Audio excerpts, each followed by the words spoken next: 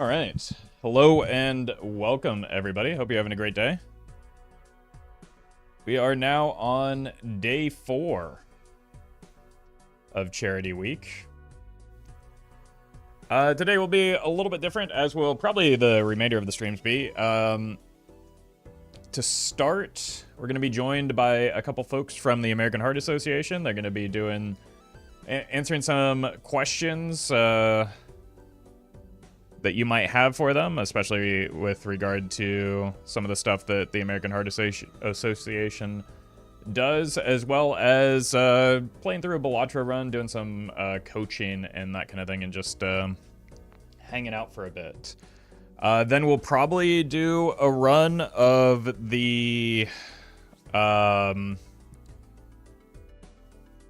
like the community high score event seed that we unlocked yesterday. And then at, 2 o'clock, so 5 Eastern, we're going to be doing some more Balatro PvP with Nemo to close things out, who is also raising funds.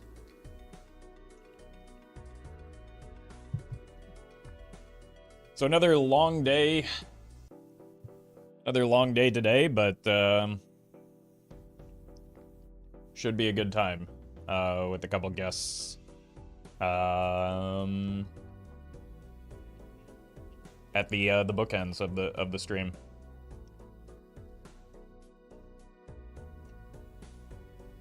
We're coaching the folks from the American Heart Association is what we're going to be doing.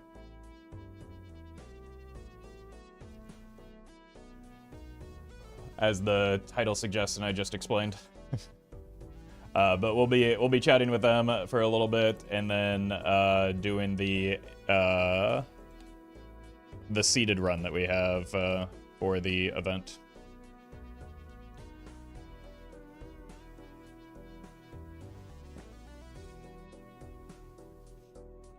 So we'll give them. We're not scheduled to start for another few minutes, so we'll give it a few moments, and then we'll get started.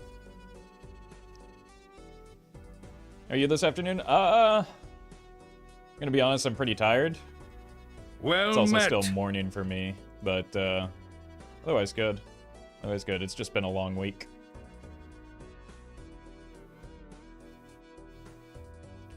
Joker, thank you for the prime. Appreciate that.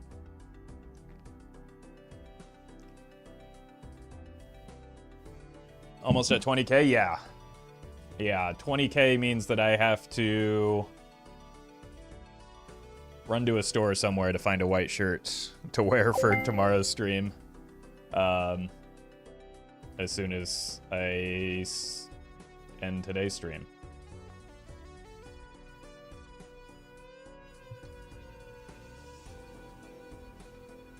Wait, where did Wild Man? Thank you for the donation, appreciate that. But yeah, everyone has been absurdly generous, and we've far outpaced the expectations for what I was anticipating raising this week. So, and we still got 3 more days. So,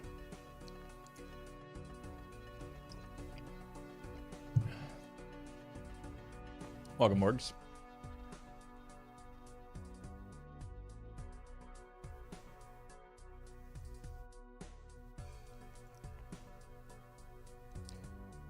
Oh, thank you, Collie. Thank you, Collie. One thing I will add to that is we may not actually end up going through the AHA 2025 seed after seeing Doc yesterday. I think that may be maybe a little bit overwhelming given the possibilities associated with that one. And we may not have enough time to properly explain and optimize that. So I think we'll probably just do a more casual run so that we can, I don't know, make the focus a little bit less on Balatro and more on the organization that we're raising funds for.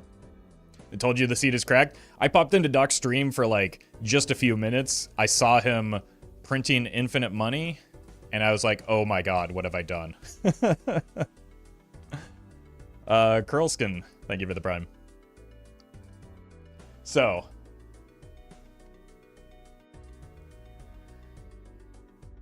we'll see how it goes. Well, yeah, we'll probably try it. We'll try it either today or tomorrow for ourselves for sure. But yeah, I've seen a lot of folks put up good scores. I saw the results that Doc ended up hitting Nan-Inf on the seed.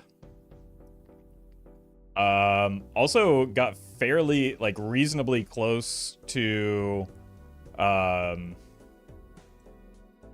making it past Anti-32 even, it looked like, right? I guess not that close, no. Closer than one typically gets on that type of run.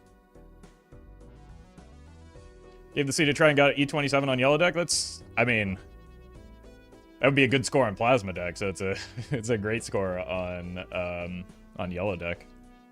Well done. Well done. I think most people that I've seen have run it on plasma for obvious reasons, but, like, I think that's the highest score I've seen on a non-plasma run.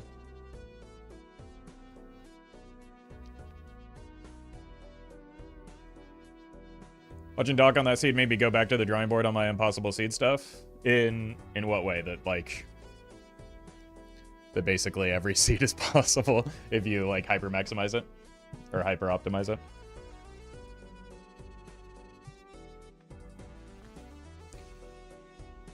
Like, I know he was using the Soul program, but I feel like that's a good representation of kind of that point that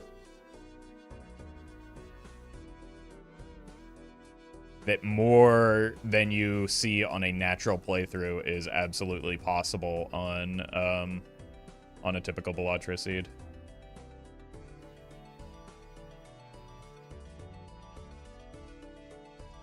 Thought like 3% of seeds could hit Nan-Inf. I think something like 90% of them are Nan-Infable. Yeah. Yeah, obviously that's with, like, perfect information that you don't typically have. But I think it does... It still demonstrates a good point.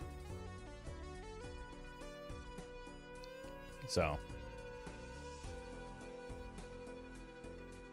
It was fun to see him do that.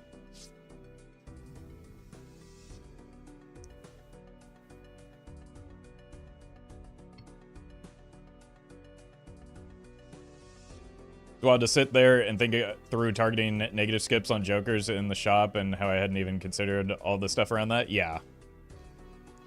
That's I know that, like, within the Balatro Discord, there's, like, the seeds that people post, as well as for certain seeds, like, hyper optimizations like that, where you, like, actually count the number of rerolls before taking a negative skip just to set up something based on that. And it's like...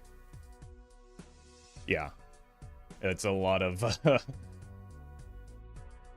it's a lot of optimizations that you know, you just can't do without that perfect information of the seed. Abdullah, thank you for the membership. Appreciate that.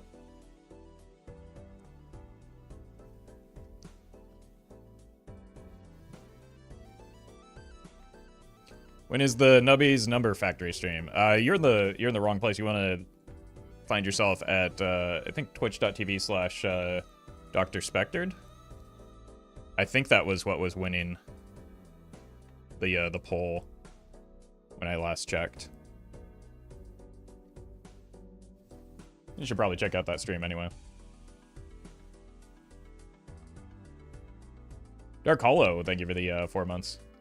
Appreciate that. Thank you for that support. I do not like that game. That game's weird. I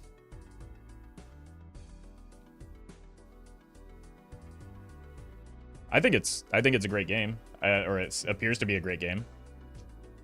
But, like, I don't know. The best way for me to, like, kill my channel and my main source of income is to just play games I think are great. I can assure you that. This is it's a game that I would love to play off stream.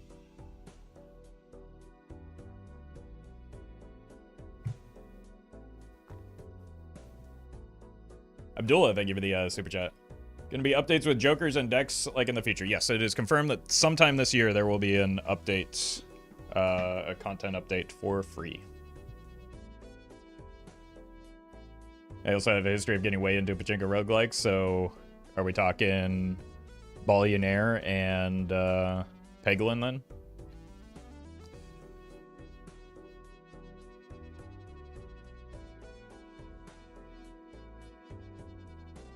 Because I've definitely I've definitely dabbled in each of those as well.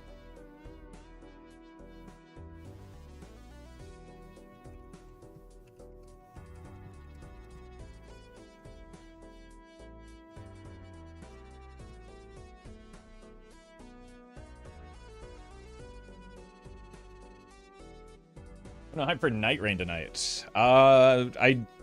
Yes, but I also doubt that I'll have the capacity to play it by the... I woke up this morning and I went to edit a video and I just sat there staring at my screen.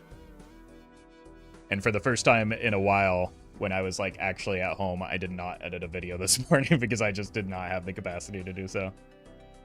So, hopefully by the weekend I'll be recovered and able to do that again.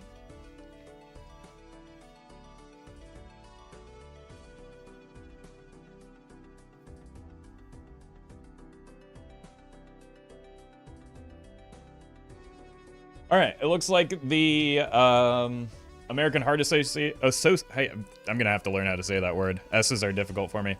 Looks like the American Heart Association folks are ready, so we're going to have them join the call. I believe that the first portion... Well, we'll let them decide what they want to do. Let's start the call, and we'll get into that.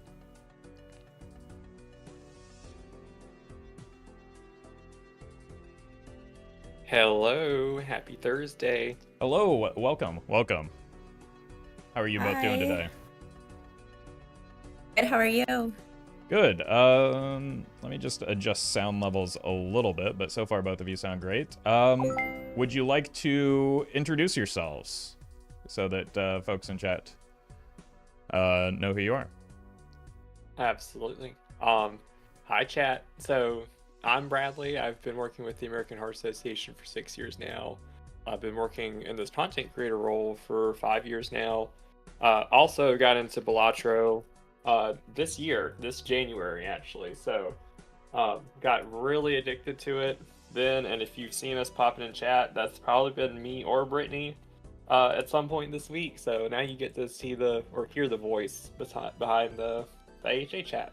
So there you go. Don't say our condolences. I fully love Balatro. It's been probably the best travel game ever. I look forward to many plane trips and car trips playing Balatro. It's like time travel has been invented. But I'll hand it off to Brittany. Thanks, Bradley. Hi, everyone. I'm Brittany. I have been with the Heart Association for almost 9 years next month. I worked with our school-based programs for 7 years before this, and so I moved into the live role about 5 months ago, so this space is still a little bit new to me, but like Bradley, I got Balatro from my brother for Christmas this last year, and I am not good. I have zero strategy, so excited to learn some things today, but I enjoy playing it, especially on a flight. I play pairs, and that's about it. So I was gonna say, Brittany's on pairs. We love pairs. I'm a pairs girly. That's all you'll get out of me. Everything else goes over my head. So look, some tricks and tricks. I mean, you say it like it's a bad thing, but I think that's like the Doc Spectored approved approach to to Gold Stake at least. So there is definitely some benefit to playing pairs. That's what we like to hear. Now, if after this I can be bold enough to play straights, then I will feel great. Okay. Well, I mean, depending on how much time we have, we might be able to make one or both of those work. Straights can be a bit of a challenge, especially because you can't really make your deck consistently draw them. Is one of the difficulties there. So before we get into the coaching, did we want to have maybe like a brief Q&A from chat so they can maybe learn a little bit more about the organization, or did you have anything that you wanted to share specifically about what the American Heart Association does and how how you ended up there. I'll certainly say a few things. Brittany, you chime in after me, and we'll certainly take some questions from chat. But I just want to say thank you to everybody because, first of all, I'm personally very passionate about all of this. This is a cause that's very close to me. I'm 28 and have already needed some heart procedures myself. And it has greatly extended my lifespan and the lifespan of my family members and given me so much time back with people like my mom. So lots of people have been personally impacted. I know many people in chat have as well. Not to mention, this is the #1 killer in the world, and we are the oldest charity that funds cardiovascular research, and the biggest. So last year was our 100-year anniversary, which was a really big deal. So we're just excited to see how many people are actually excited to just give and just be here and be present, and just support this charity event. It's been a ton of fun working with Roffle, and we just appreciate everyone being in chat. I'll let Brittany tag along, and then we'll take some questions, I guess. Would love to hear from y'all. Yeah, I just reiterating what Bradley said, we're so thankful for all the support. Like every single dollar, I saw an anonymous $3 donation just came in. Like truly every dollar makes a difference within our impact. I have a personal connection. I lost one of my uncles to a heart attack, and if someone around him would have known CPR, they think that he could have lived. And so just advocating for more people to learn hands-only CPR to save lives is super important. And I also always like to point out that even though we are the Heart and Stroke Association, we do a lot more than that. We focus a lot on mental health resources, food insecurities, and so your donations really truly go a long ways and make an impact in so many different communities, not just in America, but worldwide as well. So thank you everyone for your support and all that you're doing towards our mission. But happy to answer any questions that anybody has in chat. Yeah, chat. If you have any questions, especially over the course of this almost full week now, about the American Heart Association and what they do, now is a great time to get those answered. I will say that was me that created the amazing Dr. Spectric card yesterday. I poured my heart and soul into that, so I'm really happy that you guys liked it. Yeah, we did also, we got a great Rarin drawing as well after our matches. I'll go ahead and bring that one up right now. I did this one. Oh, you did this one. Okay. Yeah. Okay, so you're both artists then. Yeah, right. Bradley's looks really good. I mean, it looks like his profile picture, so I think you got him. Yeah, that's what I was aiming for. Yeah. I've never done pixel art before, so like this was my first dabble. I was trying to make it a gold card. I don't know if that translated through. But yeah, hey, it's yellow. That's I think that's what I was able to see you were going for. Let me see. Do we have docs in there as well? Yes. We have. Let me pull that one up too, real quick. I made his neck a little too big in his head, but I think I did a pretty good job actually. He's been working out in this picture. I think is yeah, that's what everyone said. They were like, Doc is swole. I was like, yep. I mean, yeah, after all the effort he put in last night maximizing that run, I think he's definitely got some serious gains after that. And I'll offer really this. Proud of the hat. I'll offer this again. But if we hit 25,000, I will absolutely draw one of Roffle and quote, y'all want him in a white t-shirt on the card, I think. So, I mean, we'll do it. Absolutely. What's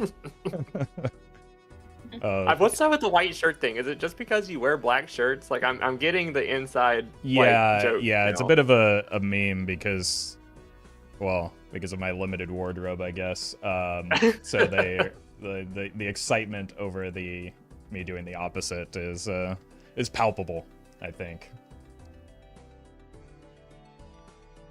I did see a question about programs and things that people should get involved in. I will say it's impossible, I think, for any one staff person to know everything that we do at the AHA. I would say just get involved with your local AHA staff. There's probably a lot going on. There's a good chance that there's an AHA gala. There's a heart walk. There's a Go Red for women, um, luncheon or breakfast going on. There's all kinds of events. Maybe even a Cycle Nation. I think we even have like a horse event where you can just ride horseback on the beach somewhere on the East Coast. I've heard that's a thing. There's a lot of stuff. Brittany, would you say anything else that they could get involved with? Learning hands-only CPRs, I know it's another big one you could do.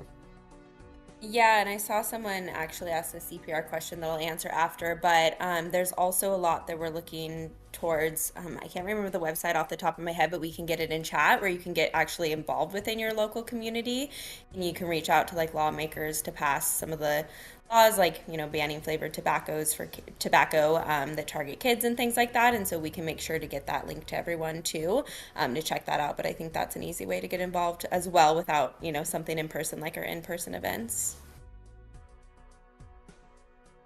And so I did see a question about how can people become CPR certified. And fun fact, with the American Heart Association, we actually do all the science research and guidelines around CPR, but we don't do the actual CPR trainings. And so those can be done through outside organizations such as like the Red Cross. A lot of local fire stations do or CPR trainings. And so that's something that is kind of you'd want to look at within your local community as well. Also love getting timed out or banned in chat for posting links. That is like the funniest thing. I saw that pop on my end too, and I was like, what? There have been a couple charity incentives where if we raised enough, they would ban us. So we have been banned probably about 3 times. That's been a lot of fun. All right, let me see. I think there are a few questions coming over from YouTube chat as well. What are your most up-to-date dietary and lifestyle recommendations to maintain optimal heart health in young adults? Thank you for all that you guys do. Is there a good maybe central resource that people could check for that? Oh gosh. So let me first say that me and Brittany are not doctors or nutritionists or dietitians or anything. So, but a bare minimum I would say is, I know we do recommend 30 minutes of either intense exercise or 60 minutes of like cardio exercise a day. So if y'all are not getting up and getting moving, at the very least, you should be. You're sitting all day. I know a lot of us are at a desk, maybe living a more I can't come up with the word, but just not moving enough like we should. You really should be getting out there and exercising. Your body really does need it. Also just drink some water. Just eat healthier in general, balanced diet. I can't give you specifics, but I know that's one thing that all of us should probably be doing is just staying hydrated, drinking more water. I will also add on the one thing too with CPR. There's a huge bit of the country right now that does not feel comfortable performing CPR if it's needed. And if CPR is actually needed, so someone's heart stops beating, and that happens in front of you, there's very little time before brain damage can start to occur or even death. So we're actually encouraging people, even if you can't get certified, to please learn hands-only CPR. There's a 1-minute video that we have on YouTube where you can just take 1 minute just to teach yourself how to do even hands-only CPR. There's science to show that even without the resuscitations, so the mouth-to-mouth piece, that it's just as effective. So please take the time just to look up hands-only CPR on our YouTube channel. Even that little bit, just helping the country and the world, frankly, get more comfortable with hands-only CPR can do a great deal in saving people's lives, because it's something like, even when someone's heart stopped beating for just 1 minute, brain damage can start to occur, and 2 minutes, they're likely gone. So it's imperative that we all learn this life-saving skill. But Brittany, any thoughts on nutrition and hands-only CPR? Yeah, I just popped into the chat. We have something called Life's Essential 8, and so there are 8 factors that contribute to your overall heart health. So some of the things that Bradley talked about, eating better, being more active, quitting tobacco. And so if you just Google that, we should be the first thing that comes up, and you can sign up for emails for tips and tricks on how to maintain a healthy lifestyle and keep your heart healthy. So that's one of my favorite resources that we have here. See, this is why we tag team it, and this is what I'm saying. Like, we just have so many things. Like, I actually totally We forgot have about it. so much. Yeah. We have so many resources. I feel like sometimes I even have to go digging because there's so many different places and so many different things that we do. Yeah, we also had a great suggestion from chat as well. No to cigarettes, yes to twerking and sports. So, I mean, I don't know that. the two forms of exercise, I think, twerking and sports. Well, y'all, I don't know. I'm getting very close to 30. I don't know if my knees can take twerking anymore. I'll be totally honest. But like, I mean, you go off, I guess, if you're. That's, I mean, fair. Then sports it is, I suppose. Maybe just a little bit of walking instead could be beneficial for most folks. So funny. I love the combo of the two. Right. So random. I just saw a question that what are some songs that have the correct beats per minute for CPR? Oh, I love that question. The most well-known one is, of course, Staying Alive. But we actually have full playlists on Spotify that are songs that are beats to Hands Only CPR. Probably something that can be Googled, but we can also get the link for that. Yeah, I love getting timed out, but I did post it. Perfect. Yeah, so anything on that playlist, y'all, if Staying Alive doesn't work for you, that whole Spotify playlist, it's called Don't Drop the Beat. There's a ton of good stuff. If you're like me and want some Lady Gaga to play, you go for it. I was going to say, we went viral as the Heart Association because Kendrick Lamar's Not Like Us is Hands Only CPR. So if Kendrick's your vibe too, we've got you. That's it's a more current and memorable one that's also quite funny to think about. Obviously not a funny situation, but like the contrast there is pretty funny. All right, do we have any other questions in chat? It looks like we're getting some Balatro related ones. Does playing hard only flushes help with folks' cardio health? Absolutely, yes. Okay. Yeah, I was gonna say, of course, that's a given. Right, especially if you're down to your last discard and you still need to draw a few hearts. That might get your actual heart rate up and improve your cardio health that way.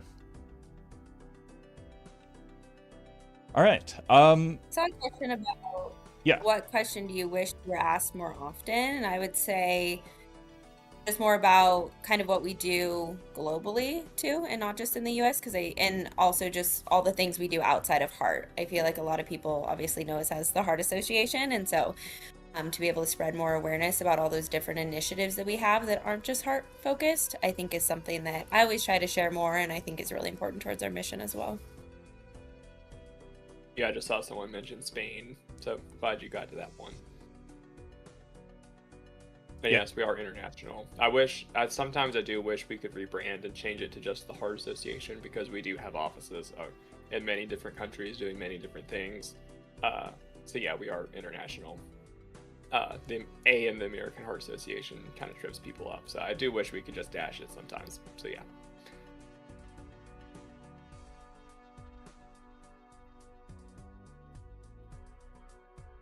I did see a few questions about our dollar and where that goes within our organization. And so a big majority of our dollar goes towards public health education. Another big piece is research, community service, professional education, and training. And then we have a very low overall cost of running our organization. So we do have the majority of our dollar, I want to say like 86, but don't quote me on that because I'm not sure. Bradley might know the exact, actually goes towards research and bettering our community too. So we have very low overhead costs.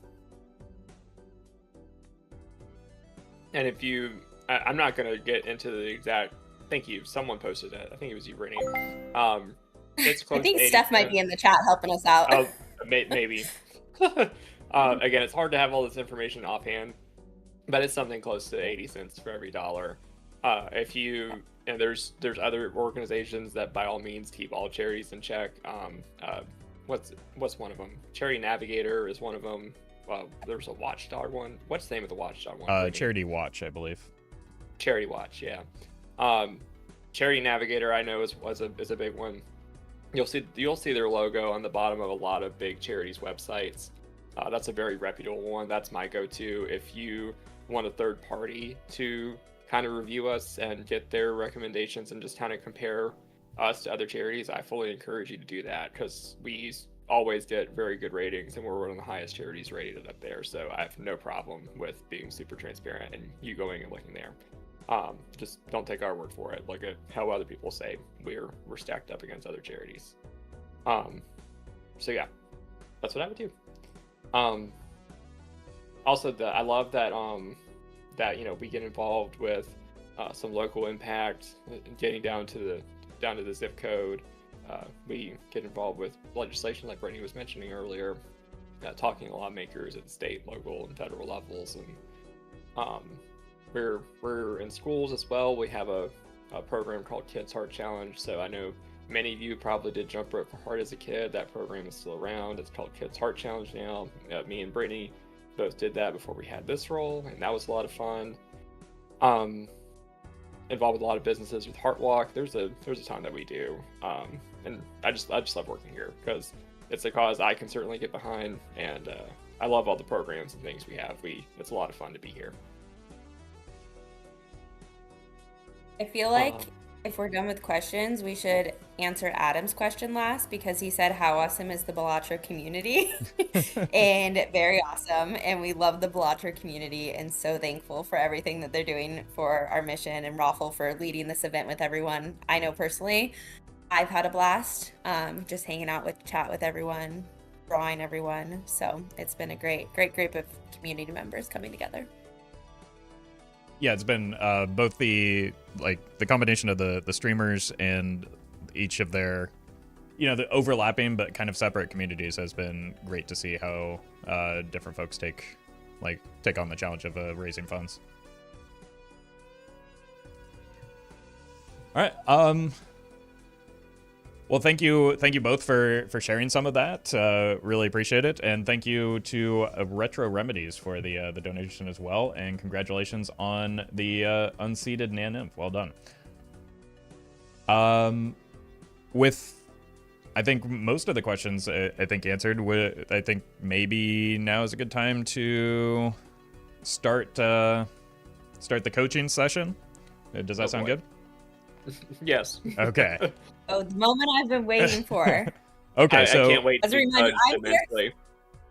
I'm here for the entertainment because I don't know what I'm doing, so I'm ready. Well, that's perfectly fine. We're not we're not going to maybe try and break any records with this run. Maybe just get some of the basics. Maybe I don't know, figure out a way to structure a run based on what you're given, which could end up maybe end up with us playing a straight build if that works out. So I know we talked about doing the AHA community seed, but after seeing Doc work his magic last night, that might be a little bit overwhelming. Nah, I mean, what are you talking about? We can. That should be. Wait, totally Roffle, you're achievable. saying we can't get higher than Doc today? I'm saying I definitely can't. No, that goes without saying. But I think that we would probably need a solid 4 hours to go through all of that. Is maybe more of the concern. So I was thinking maybe on theme we could do a checkered deck run and see if we can go about working on those heart flushes that we talked about earlier. Now, I do love a good flush build. That's a lot of fun. I did this deck and had a blast. Okay. Yeah, it is good. And especially, Brittany, if you're saying that you have trouble getting off of pairs, this deck will maybe force you to get out of your comfort zone a little bit. So I do have my Discord stream up as well. That might be a little bit more real time for you if you want to watch that, but otherwise the Twitch stream will work too. But so basically what we'll do is we'll just kind of talk through each of the plays, and you know, we don't have to make my or choose my decision. We can you know, leave it up to the kind of group consensus as well. All right. All right, so at the start, the first thing that you'll see is that you do have the option to skip blinds. When you're doing, you know, your runs on your planes, how tempted are you by some of the skip options? Oh, I'm very tempted. I skip quite a lot. Okay, and are there any skips in particular that you're a big fan of? I like skipping in the beginning. I do know, like, you need to visit the shop very often, but I feel like it's very tempting to skip it early on. Yeah, it definitely can be, especially as you increase the stakes and lose some of the money. From my perspective, and I'll just share that, the early shops, even though you maybe have less money, can be even more important just in kind of keep getting the run some sort of direction, as well as early point scoring can snowball quickly. So even though it feels like you're not getting as much out of them, they can still be more impactful later on. So that's kind of my take on skipping. That's what I've heard. Yeah, I used to blast through like so many skips, and I felt like I was getting so powerful, and then I read some advice where it's like, actually, you probably should go in the store as much as you can. Yeah. So fortunately, bad habit here. Fortunately, these two skips aren't... I don't think I've ever skipped any. Okay. But I always, the one where all the cards are face down and you don't know what they are, that one's the death of me every time. Yeah. And so I would love to skip that one. Unfortunately, you can't always skip you can't skip the boss blinds, but yeah, that one's a bit of a nightmare at times too. So I think because these skips, we don't have much money to double. Probably not worth taking, so we can just jump into the first round and try and make some flushes, I guess. So on the early round, really what you're looking for on most decks, but especially the checkered deck, is a flush with as many high cards as you can possibly get. You have basically two options, or two consistent options for beating the round in one hand, which is a benefit because every hand that you have remaining gives you extra money, and just like that early strength, the money gives you like snowballing power later in the run. So what we want to do is just kind of discard we have the heart flush here, but just eyeballing this is already pretty close, but probably a little bit short of the 300 that we need. I don't remember the exact value off the top of my head, but there is like a sum of these cards that will get you through in one. We can just maybe keep the 6 and get rid of everything else to try and find a better heart than our 5 there, if that makes sense. Why wouldn't you just like keep playing flushes? Like, you could just build another flush after this. Right, so it would be easy, but again, the goal here is to try and get through in one hand as consistently as possible. So basically you need 40 chips out of, Chad is saying, 40 chips out of your flush in order to get there. Basically you lose $1 if you have to play 2 flushes. So it will win, but it'll cost you money, which means you might not be able to afford jokers. So that is true. Yeah, so hands cost you, playing extra hands does cost you money. Using your discards does not. Oh, I never thought of it like that. It's like it's a money thing. Oh, Okay. I didn't know that. Yeah. So,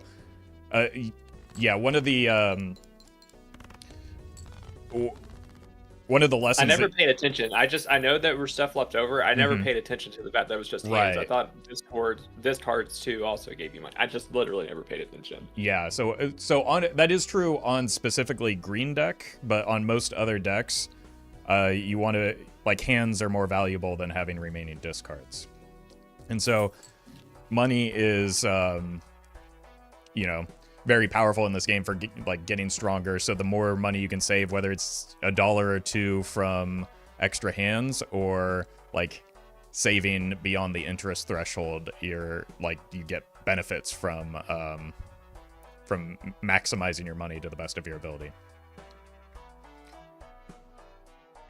Okay, so our first joker is Devious Joker, which gives 100 chips if your hand contains a straight. That could be an option if we wanted to go for a straight build. Typically what I recommend, though, is early on, rather than looking for a joker that gives you chips, you're kind of looking for something that gives you molt, because that's going to increase your scoring a little bit faster for the early game blinds than chips. This joker is fine and will get like provide enough points if we can make a straight to get through, but we do have a buffoon pack, so we can maybe get something that's a little bit stronger for that. Is it true that like the jokers that build chips are rarer? That is yes, that is true. There are fewer chip jokers than there are molt jokers. So if you see, something that's maybe a relatively strong chip joker early, you might change your mind over that just because there are fewer options with regard to building towards chips than there are molt. So especially like with this deck, I would be tempted to take the straight joker just because maybe you could, just for building flushes anyway. This is where I would be tempted to maybe do a straight build. And especially since it adds chips. Mm-hmm. Would that be wise to take this right here? I don't think it's a bad decision. I think it's the safe decision. Okay. Because you really only need one good point scoring joker coming out of the first ante. So if you're just like, you know what, I'm fine with making straights, Devious Joker is going to get me enough points to get through the early stages, I'm fine with that. That's a safe line. The Gambler's line is take the buffoon pack, hope there's something better. Okay. So it's I've gone through so many runs and I've just gotten molt and then multipliers, but never any chips. And I was like, gosh, if I just had like a chip adder, I feel like I'd be on the way to the moon. Yeah. Okay. See, and I'm all for living on the edge. I'm all like, let's gamble here. Okay, so the upside of the gamble is that, we get to see more jokers, and if the jokers in here are bad, we still have we can still afford the Devious Joker, so we can still get to the safety pick if things don't work out, and maybe there's something that synergizes with straights in here, and we can get both and be happy. So. Let's get chat's asking for the gamble game plan, it sounds like, but I think both are my kind of people. I think both are sound strategies. Worst case scenario, we spend a little bit more than we want to in this. I am also a sucker for Celestial Pacts. I do love the Telescope deck quite a lot. I'm a big fan as well. Oh, okay. So we have Erosion, which currently gives us no molt. Right. And we have Seance, which would be pretty disappointing on most decks. But we are on checkered deck, so there is a chance that we could make a straight flush a little bit easier. Yeah, I would be all over that. The spectral cards are so much fun. I agree with that, and it kind of synergizes with the Devious Joker that's already in the shop. So it's not the strongest Joker, but it could be the most fun. So I like the idea of taking it. And then because we're taking that, we probably also want to grab that Devious Joker as our safety pick as well. I smell some synergy. Yeah. So I've been hanging out in Doc's chat a lot because I just read that as a Spectred. That's my Joker. It's it's better than the typical misreading of Dr. Spectre's name that people tend to say, but all right. Okay, so this is my biggest problem. I pick stuff and then it's hard to commit to it. Yeah, so the great thing is we are still on checkered deck. We can make flushes pretty easily. 2 flushes will get us the 450 points if we're in a pickle. Right. So we don't, just because we have these jokers doesn't necessarily mean we have to commit to them. That's what we have now, and maybe we can adjust later if we see something a little bit better. So I'm gonna swap over to sorting by rank, and we're kind of close to a straight flush already. The jack obviously isn't a heart, but we could keep it. Again, this is the gamble line versus the safe line. We could keep it so that we can make our straight and win quickly, or we could go to try and fish for the seance value and hope for the best. I would be trying to build a straight flush with the hearts, I think. Okay. That's what I would do. Okay. I mean, why have this joker if we're not going to play towards it, right? Right. So let's give it a shot. And we have 3 discards, so we can kind of, as we use our discards, we can, like, adjust our strategy and maybe go for a safer line as we approach, maybe missing our draw. So that's the benefit. Unfortunately, I made a mistake of not hitting the straight flush. So I'm going to discard again and try and find it. Ooh. Ooh. So close. We are very close. So, Well, that's a lot of hearts. We love hearts. we do love hearts. We have 4 of our 10s left. I think as long as we hit a 10, we will get through the round in 1. So there's no, like... I was going to ask you, in a situation like this, I sometimes keep the 9. Mm-hmm. Because, like, I don't know. Would you were going to get rid of the 9, though? I think in most situations, so you would keep the 9 and the ace, or just the 9? I would have kept the 9, like, just in case, because it doesn't really matter. Too. Yeah. I guess I didn't have to, because, like, if you get the 10, you're good. Right. And if you get a 1, you're good too, right? Or if you get a... Actually, do we not have it already? Does it not go...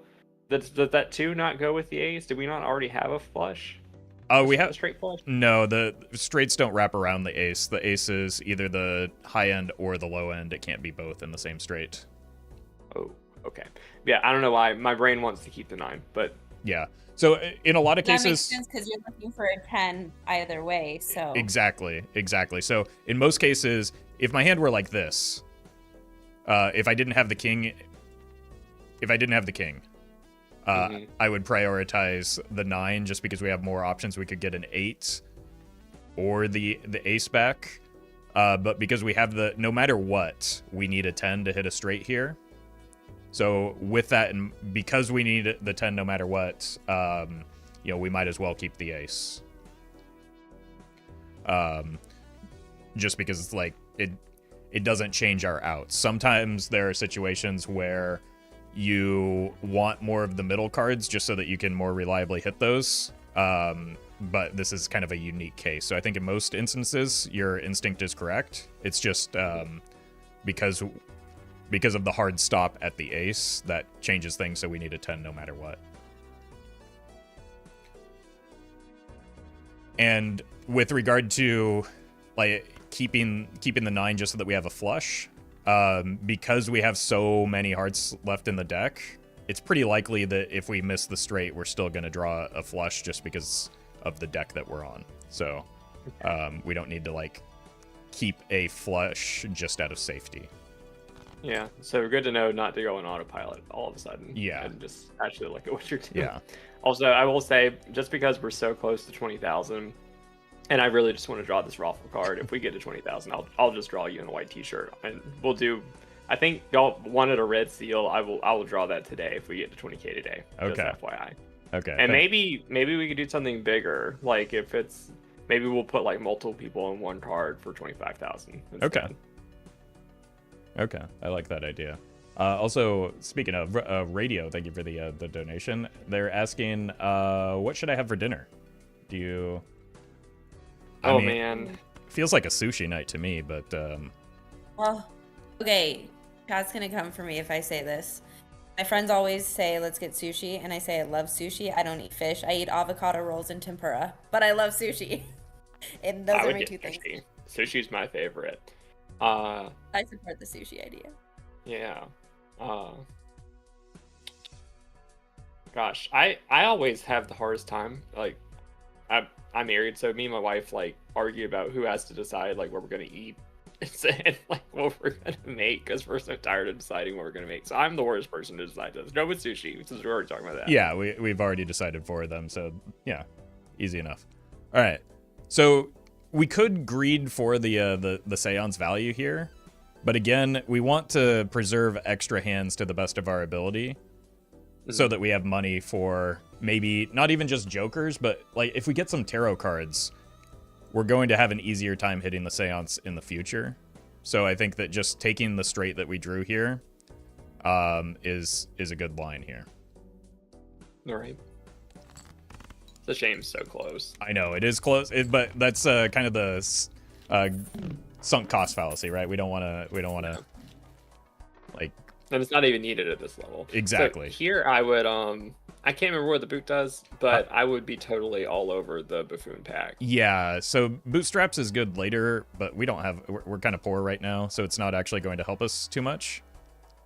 And what's important about the buffoon pack as well is that it costs $4 when we have $9. So that will take us every $5 as an interest threshold. So trying to keep that in mind and stay close to those or above those different thresholds up to $25 can, again, give you those extra few dollars that really snowball and allow you to set up your deck so that we can play those straight flushes a little bit more. I've never... I know interest is a thing, but I never broke it down into like the $5 levels before. Yeah. Ooh.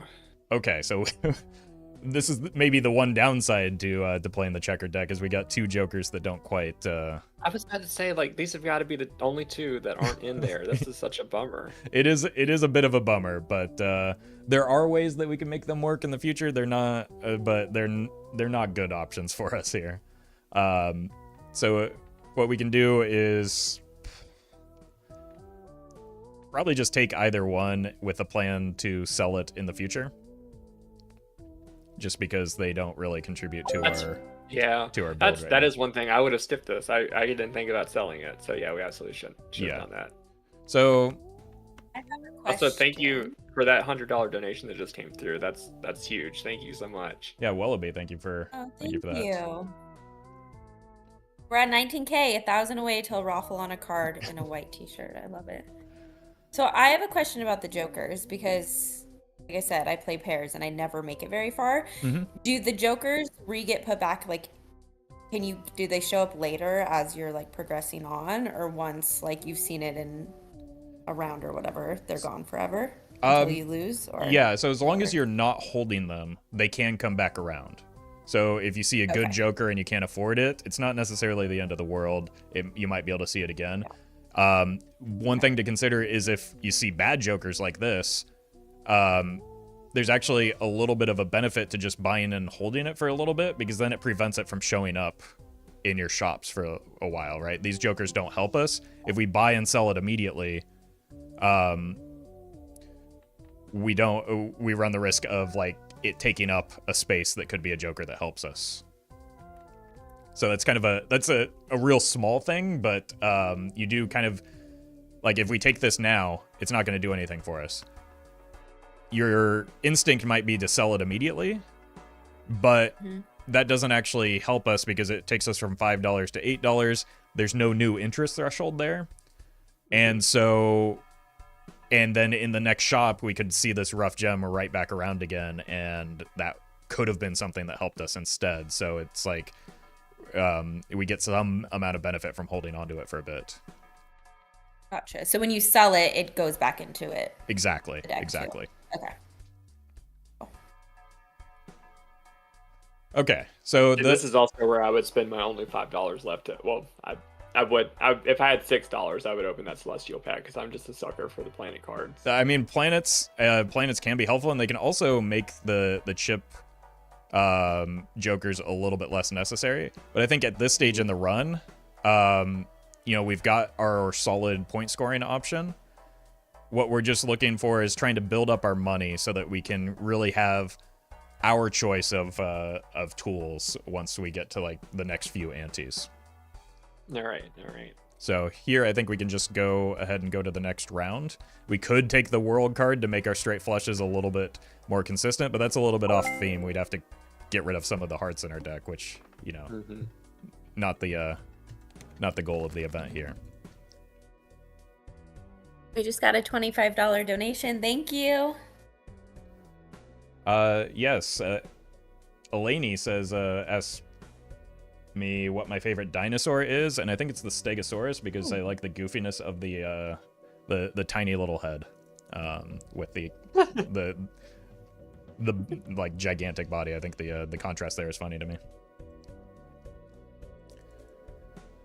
Okay.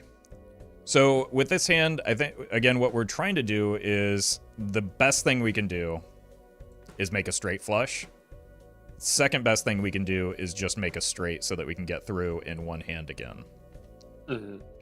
So we do have options for Dawntrix. Thank you for the donation as well. We do have options for maybe a royal flush again, like with the ace and the king or the king and the queen. But what really gives us the most options is probably this 8 through 5 round here, because we have numbers above, in between, and below that we can draw into. It's a little bit more reliable than just trying to hit. We'd have to hit. Wait, sorry. Yes. I don't want to interrupt, but do you see what just happened? Oh my gosh. Kithius. That's insane. I'm sorry, but I feel like that deserved an interruption. Absolutely. What? Kithius, thank you for the $1,000 and Holy moly. the after stream errand to buy my first ever white shirt, so that I'll have that for tomorrow's stream. Wow. Yeah, thank you so much. That's a big donation. Y'all don't have to do you. that much. That's crazy. Thank you. And Anonymous So now, just did a $25 too. Thank you guys Yes, so that much. too. That's so kind. Now I have to draw a Roffle on a Balatro card. It's- Chat, what do y'all... I feel like we have to do a King of Hearts. I feel like that's self-explanatory, but I think y'all wanted a red seal, and then what else? What else do y'all want on the Roffle card? Should it be... I'll try my best. So, like, I'm not an artist or anything, but should it be glass? Should it be gold? We'll definitely got to do the white T-shirt for sure. Polychrome might be a little difficult. Yeah. We're getting requests I don't even know for. how I would do polychrome. A lucky Oh. card? I can maybe do lucky card. We also have a potential request for making it a Joker so that it can be added to the Roffle mod that somebody, that the community has created. Oh, okay. Okay, so Joker, lucky card, red seal. Got to get that white T-shirt in. Yeah. Is there a joke with the lucky piece? Am I missing something here? Because so many people recommended that. I was gonna say they're riding hard for the lucky. Yeah, I do a lot of lucky card runs, especially because I like Lucky card. Cat a lot. Oh, I have yet to use Lucky Cat like that. I want to. That's on the list. Anonymous also asked if you've given Blueprints a whirl.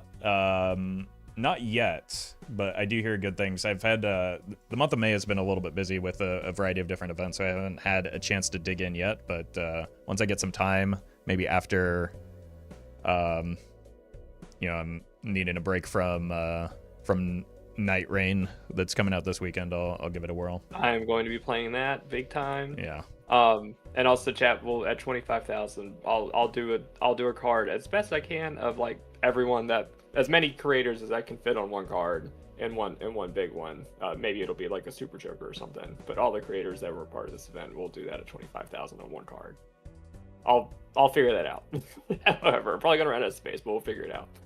Sounds good. I look Bradley's forward to will that look one. a lot better than my cards that I drew. Although I'm pretty proud of them. So I liked your green Joker quite a lot. That was pretty funny. But anyway, yeah. I normally never go for the. I always usually go for the higher cards. I usually never look at the numbered ones, frankly. So this is probably a bad habit I need to break. Yeah, so it can be good when you're looking for something like a flush, right? But if you're trying to chase a straight, you want ideally as many cards close together as possible that can make a straight. So here we have 3 cards that can make a straight, the 8, 7, and 5. Here we do have 3 cards that can make a straight, but there are only 2 options that can get us there, right? We need a 10 and a jack exactly.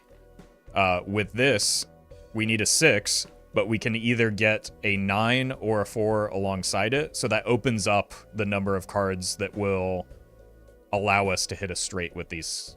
So that's why I would lean towards keeping the 8, 7, and 5 here.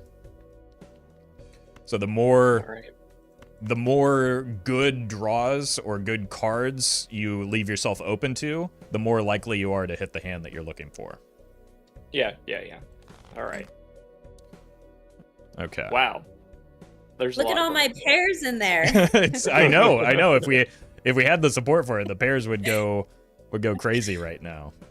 Yeah, it would. Okay. So here, I feel like that's like the beginner. That's how beginners get addicted. Because I definitely got addicted to 2-pair, like the 2-pair Joker. I was all over that. I think a lot of times when you're first starting, you kind of, you find a build that's really good, especially around a specific Joker, and you kind of like gravitate towards that in for all your future runs as well. Yeah, I'm seeing someone say I'm so weak to 2-pair. Yeah, truly. Yeah. Okay, so here we're kind of in a similar situation, but keeping the 10 and the 5 are essentially the same because we need a 6 and a 9 either way. Mm-hmm. And so it doesn't really change our outs. We can probably get rid of the 5 and keep the because we can't go 5 through 10, so it's not really connected to the other 3 cards that we're looking for. But these are all now hearts, so we can maybe get the seance value. And we do have a straight, so 6 through the 10, which is a good thing. We have 1 more discard, though, so we can maybe try and find the 9 of hearts instead, because we do have 2 of them left. But I like keeping the 9 of spades here just to make sure that we get through in one hand. Okay, I was wondering when you were going to start playing some more safer plays, because like you were way less safe than I am. I would have kept the 5. Okay, yeah. So the 5 was tempting to keep there, but it doesn't.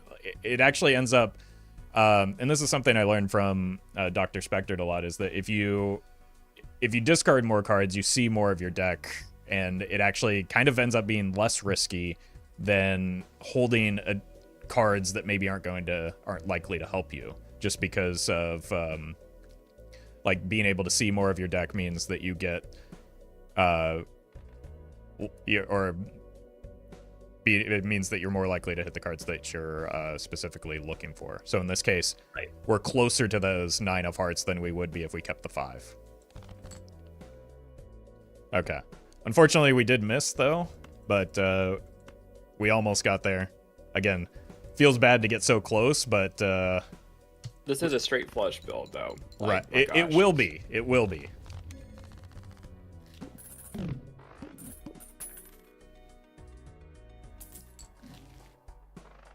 Oh, postcard, my beloved. I love postcard. Okay.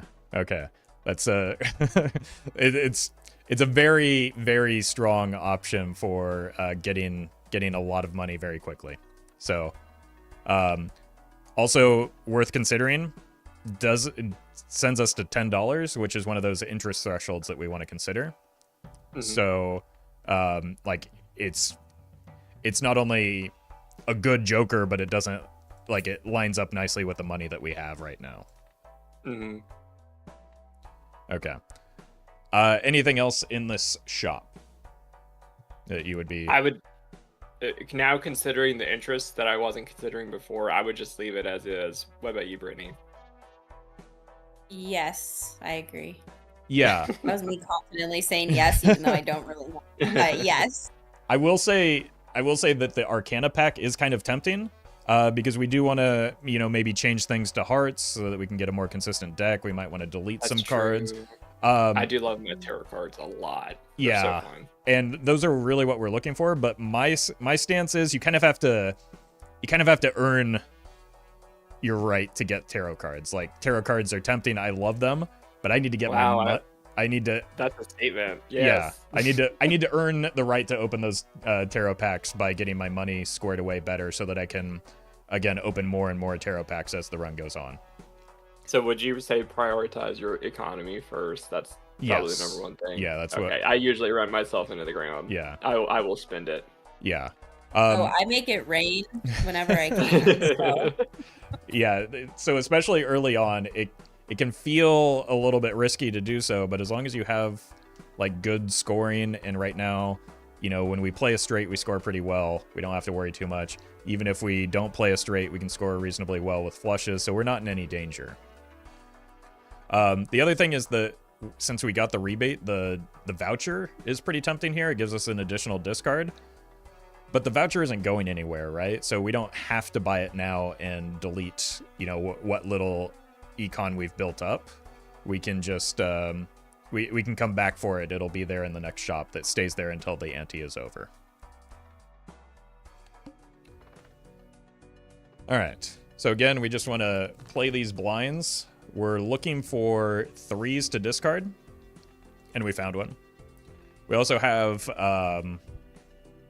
4 cards, almost a full straight already. So we probably want to keep these 4 together to give ourselves the best chance at hitting a straight here.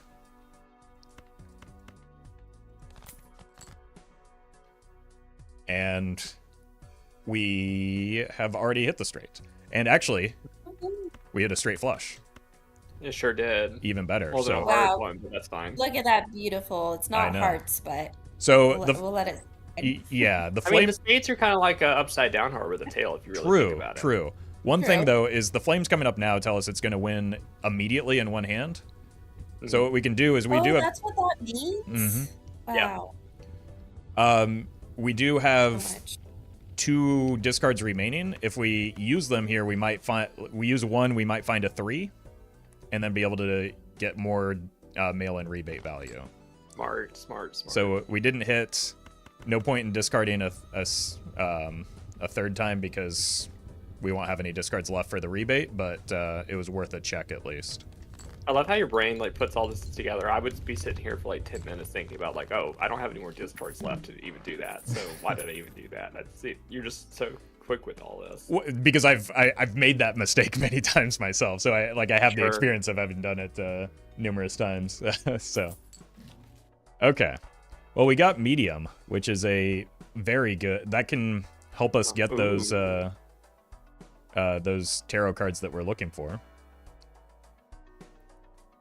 Okay. Oh, wow, we got a good bit of money now. I'm seeing the benefit of not going in debt. Exactly. Which, by the way, I'm a big credit card joker, and what's the joker that pairs well with credit card? Oh, Vagabond. Yeah. Oh, I love Vagabond and credit card. I will run myself into debt so fast. Oh, well, I mean, Vagabond is just fun in general, so I can understand that. Babai, thank you for the $100. Really appreciate that. Holy cat. Thank you. I would be tempted to just sweep the bottom, the voucher, the Arcana pack, and the Celestial. Yeah, I think that those are some of the most appealing things in the shop. What I would say is that I think if buying it's not a perfect rule, but generally my decision is if buying the Arcana pack leaves me at least $20, I think that that's acceptable. The reason is that Hermit is one of the best tarot cards, and so it can get you an extra $20. So I would say it makes sense to me to start with the Arcana pack and then see what's in there and then make a decision about everything else. You're going to break me of this spending money rule. Okay. Ooh, the wheel. That never works for me. I mean, but what if today is the day? But what if? That's always the question. Brittany, do you hit the wheel or not? You know, I never play it safe, so. What do the other two do? I can't remember. So the moon converts things to clubs, which we don't really want. Yeah. Strength Meh. tends to be a little bit awkward if we're trying to make a straight build. let alone a Right. straight flush build. So I'm Wheel's biggest hater. I think it might be the best choice here. Yeah, that actually. The only way I could justify strength is like maybe we could like get rid of some 2s or some 3s and like Right. maybe get more of those. So it's more, I don't know. But Wheel definitely makes the most sense here. All right. Watch it work. Oof. That Could've been hurts. good. That always hurts. Yeah, it does. It does. So we missed a little bit on the Arcana pack. We do still have the rebate to get our money right. I think that opening the Celestial pack makes sense, but I think we want to wait one more round on the voucher just so that we can get our money really in a good spot for that. Oh, definitely. Yeah. So and the reason we want the Celestial pack here is we are a little bit light on scoring still, so something like hitting the Saturn or a Neptune can really like make our lives a little bit easier. So Neptune is straight flush, Jupiter is flush, Saturn is straights. These are the three. The problem is these are the three best planets for us. So we kind of have to make a decision about about which one to choose here. I think that there's an argument to be made for any of them. Yeah, that's tough. I feel like these packs are playing very cruel jokes on us. I don't disagree with you there. I would be tempted. Gosh, I don't know. I guess maybe just the straights, because we're always going to be playing straights. I don't know. That's what I would probably do. But that's a more safer option. Yeah. And so here's what I'll say. I think that you're I think you make a good argument for it, and I don't disagree with you. I think that if we're going to choose between Neptune and Saturn, I think we want to go Saturn, right? Because as we just saw, our straight flush is already at a place where it wins in one hand, so we don't get as much immediate benefit from it. If we don't hit a straight flush, which has been the case, we don't score enough with a regular straight right now in order to beat the blinds, so getting extra levels in Saturn could be beneficial.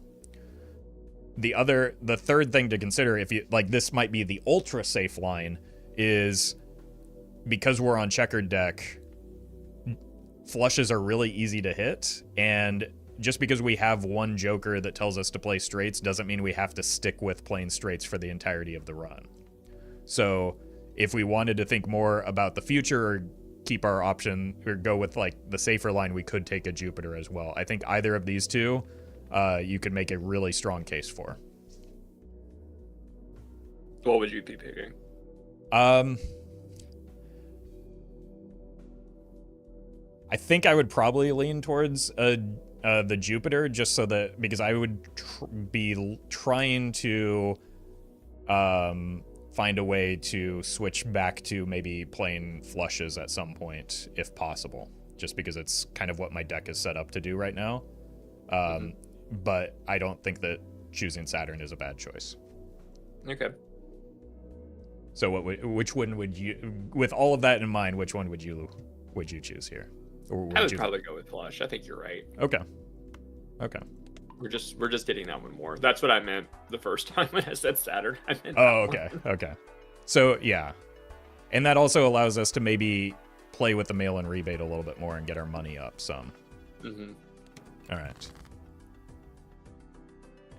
So, like in this instance, we have the 10 that goes with our straight, but we kind of want to discard it. So if we do that, we still have the ability to hit flushes as like a backup plan. Wouldn't we also use the seal now? So yes, because we're going to keep putting things, so go ahead and get that. Yeah. Okay. Exactly. That the earlier you can use it, the more information you have, and the better decisions you can make based off of that. Ooh, Hangman. Do love a good Hangman. Very helpful, but maybe not so much for this deck. But I don't know. What do you think about Hangman here? So like we talked about when we're trying to decide what cards to discard, you can use the Hanged Man to cut off some of the high and low end pieces. And if your deck is mostly just stuff in the middle, it's going to be more likely that you hit that straight or straight flush.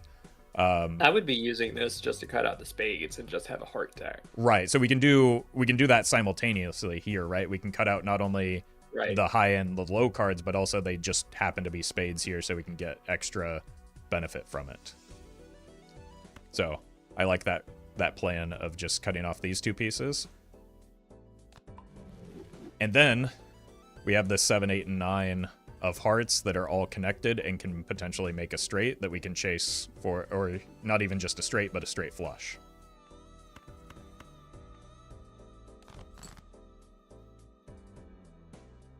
Okay.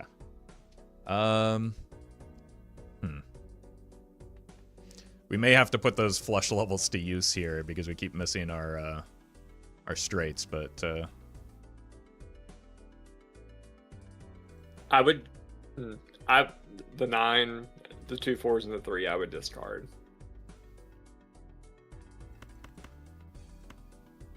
Okay. I think that's fine. The one thing I would say is if the queen, we can't make a 7 through a queen straight, so it doesn't actually help us if we're looking to draw the straight flush, because if we hit a 10 and a jack, we already have the straight flush. So I would actually include the queen in that, but I think that. But see, this is my bad habits. I'm all for the face cards. I love face card builds too. Yeah, like these are my bad habits built in. And so that's like the difference between maybe poker and Balatro, right? Is in poker, you're incentivized to keep those face cards and high cards because those can really make the big hands. But Balatro, that's a little bit less important. Just because you get a lot of your point scoring from the jokers and such. So close, but so far away. Yeah, that's so nice to look at, but it's just... I just need one of them just to be a heart. I know. Yeah, Either this 10 or the 5, but we can still get a fair amount of points from a straight here thanks to the devious joker, and then still maybe get out of here in 2 hands, I think. So we can play this straight.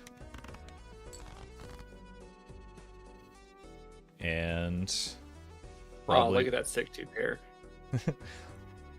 Well, we do have a 2 pair, but we also have a flush that's leveled up here too. So I think that very nice flush, yes. Yeah. So I think that that level in Jupiter makes this a little bit less painful because we didn't get through in 1 hand, but we did get it in 2, which is nice. Also, I don't think we use any of the same things for our cards. I use the Among Us, Shovel Knight, the Fallout cards, and then there's one more. I can't remember the 4th suit, but I definitely don't use any of these. I think it's strange that we don't have any crossover at all. I used to use the Among Us ones for a while as well as the Fallout ones, but Divinity is one of my favorite games, so I had to swap over to that once it came out. Never played it, but I'll have to give it a shot. It is, yeah. I don't know if you played Baldur's Gate 3, but it's pretty similar. And I still have to beat Elden Ring. Like I'm gasping for air. I feel like Peak is dropping every 2 weeks. I can't take it. I know. It's so behind. It's difficult to keep up. It is. What is the voucher? So the voucher. Never. Oh, Brittany! My goodness. The voucher gives us an extra discard. I play pairs and hope for the best. Like I don't even stack things. Like my brain is learning a lot here, so I'm excited to actually try. Okay. Yeah, so it gives us an extra discard, which is nice for both hitting a straight flush if we want it, as well as the mail-in rebate. So this is our last chance to buy it because we're about to go into the boss blind. Can you only use it 1 time, or is it like a permanent thing? It's a permanent thing. Permanent. Yeah. Okay. Yeah. So yeah, you gotta be buying those vouchers. They're so helpful. Right. It'll be with us for the rest of the run. So we can grab that now. And here we can also, because we got that voucher, we might be able to make straight flushes a little bit more reliably. So we can maybe get a level in Neptune as well on our way out. Good thought. But we just deleted some of our aces, so we probably don't want the Scholar here, unfortunately. All right. I don't think I've ever really used the Scholar. I feel like, well, I know there's an ace build out there, but I always struggle to really wrap my head around what that would look like. Yeah, it's not one of my favorite jokers because it can be difficult to reliably hit your aces, even if you have a lot of them, and you really need to have a lot of them to make it work. Okay, so we do have to be a little bit careful on this boss blind, because if we're trying to make big hands, it can be difficult to do when we can't use our hands as discards, right? Because the boss will steal things from us. So in this boss blind, I tend to play a little bit safer. So I would probably just throw out a flush here, see if I can get, because I don't have anything that like is very close to a straight, or especially not a straight flush here. I might just throw out a hand that's just okay, and then make a decision. Okay. Oh, those two discards hurt. Yeah, that's so. Here though, we do have the benefit of now we have the 8-9 Jack of Hearts. We can maybe look for that straight flush with these three cards. We also get a chance to discard this 10, and we can maybe hit the 10 of Hearts and either the Queen or 7 of Hearts alongside it. This might be one of the worst blinds for this build. It's definitely up there. Yeah, it's it is not kind to us. I remembered I did a face card build, and I got it to the point where all my cards were face cards, and they were like glass cards, like lucky cards, and a whole bunch of stuff. And then I got to the blind where it was like all face cards were debuffed, and I was destroyed. Like, it's just nothing I could do. Yeah, the boss blinds can be rude sometimes, and this one is up there. So we do have another flush, but we have 3 more discards. I think we can get a better chance at maybe hitting the straight flush, which will probably get us out of here and give us some breathing room. Look at that. Oh. We're so close. That's so nice. Look at that. Yeah. So all we need is that 10 of Hearts. So would you discard the 8, 7, 7, and 6 then? Exactly, because no matter what, the only out for us right now is a 10, and specifically a 10 of Hearts, so we should just look for that card. And we hit. Look at that. I'm in the purple one on top of that. Yeah. But we can't use it because we'd have to discard it. That's a shame. Exactly. So we probably want the spectral card more than the tarot card here. One thing before we do play this hand is we're at $23. The final interest threshold is 25. So in this situation, this is where I'd want to sell the rough gem, just because that takes us. Oh, look at that! That gives us an extra $1 for its sell value, basically. So smart. Look at that. I see. These are the layers. Yeah, and that's again one of those things that several hundred hours of experience will eventually get you. But okay, so we got Hex. Bosses really stress me out, so every time one's beat, I'm like, woohoo. Yeah, it's they especially that one. It's that one was very, very nasty for us. So keeping no repeating hand types. That's gonna be even harder. Oh my gosh, that could be a little bit of a problem for us. But the good news is we have a lot of money. We do. So we can use this ante to maybe get a bit stronger here. So one thing we do need is we don't have great point scoring jokers. So we probably, we've got a lot of, we can spend $13 here and still be above the interest cap. So interest stops at 25, right? Exactly. So we've got, yeah, okay. we can get a little bit more spendy now because of how much money that we saved up in the early game. So I would start with the buffoon pack here just to get a sense of what we're looking at. Okay. I can't remember what the gift one. The gift one adds $1 of sell value to everything, or all of our jokers and consumables. The Oops All Sixes doubles all listed probabilities. I feel like I'm more tempted to take gift card because I feel like the probabilities thing just isn't doing anything for us right now. It's true. So this is another situation where the gift card is the safe play, because you're going to get reliably very good money off of it over the course of the run.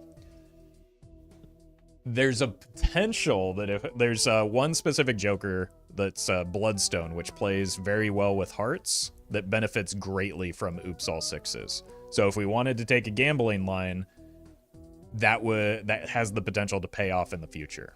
So it's that situation where we're stuck between the safe line, which is very good in the gift card, and the gambling line, which is bad now, but has a lot of potential in the future. So, again, no wrong choice. I'll let the two of you decide which route we go here. What do you think, Brittany? I think gift card. I know I'm a gambler, but I feel like playing it safe. Okay. I think that would... I think more often than not, that is the... the play that's, like, going to reliably pay out. I think it's probably the more likely to be the good play. Okay. Now we can also buy the Arcana pack. Before we do that, though, I like to grab the Sun card. Yeah, the Sun's very nice here. Yeah, and there's a chance we might want to use it in the Arcana pack, so buying it now gives us the option to do so. But it can also help us, when we're in the middle of the round, make the straight flush, which we might need. So we can buy the Sun, open the Arcana pack, and then decide what we want to do. Now, I like all three of these, but I can't remember what the other two do. We obviously know what the wheel. Yeah, Molt card. I was like, wait, I thought we didn't like the wheel. Okay, Well, Bradley likes the wheel, we decided. So I like both of these. I feel like this is when you definitely bench the wheel. Yes, I would agree with that. And so when we're deciding between the card enhancements, we need to ask ourselves, what is our biggest need right now? And so do we need money, or do we need point scoring? And specifically Molt is kind of what the Empress is asking. If we look at our jokers, we don't have any Molt options right now, so in this situation, I would lean towards taking the Empress, just because that solves a problem or a gap that we currently have, right? We have good money, we have 2 econ jokers, we have no point scoring, that's true. We have limited point scoring, I guess. I'd probably Molt the Queen. Well, actually, we want to do hearts. That would be my instinct if we weren't trying to do heart stuff, but yeah. So I'd probably still do that anyway. Okay. So because we're doing heart stuff, I would recommend the or the 4. Yeah, the 4 and the 3 ones down there. And we don't want, because of the build that we're doing, we don't want to do both of the 3s, which might be a normal thing to do, just because grouping up on a specific number tends to be valuable. But here, because we're trying to do straight flushes, we can't do 2 3s in the same straight flush. That makes sense. Yeah. Okay. And so here, what we can do is now carry the Sun card into the next blind with us, and that'll make it easier, hopefully, to like hit a straight flush in the middle of the round.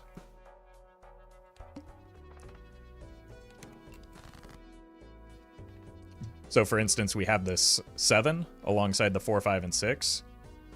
If we find a 3 or an 8, whether it's a heart or a spade, we can make that straight flush by using the Sun card here. So we can kind of see the benefit to holding on to that in the into the round with us. So we can discard everything that doesn't work for that and just... Well, what about the sun? Would we want to convert? Well, I guess we can wait until we get the flush. Exactly.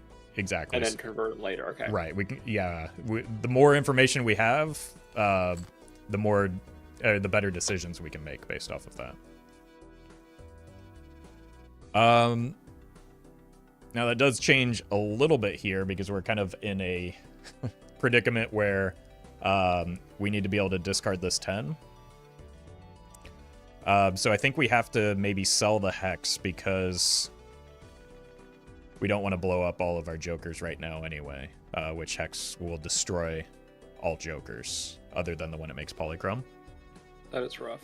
Yeah. So I think we can sell that and then use our discards like we were planning to and just, you know, not be too... lose a little bit of value, but it's okay. And then we want to keep the 7 because that helps us with the straight flush. And then we hit the 3. So now we can use... we can use the Sun card to convert all of these into hearts, and then we have our straight flush. Nice. And we get to use the wheel, which is a... And we get to use the wheel. Okay. Of course. Well, that's all right. So we want to play our enhanced cards and then just make our straight flush, and that should be a pretty good hand. I'm so glad there's a nope emote, because it hurts the same every time. It just... Yeah. It hurts a little bit more because of the nope, though. Look at that beautiful credit card Joker.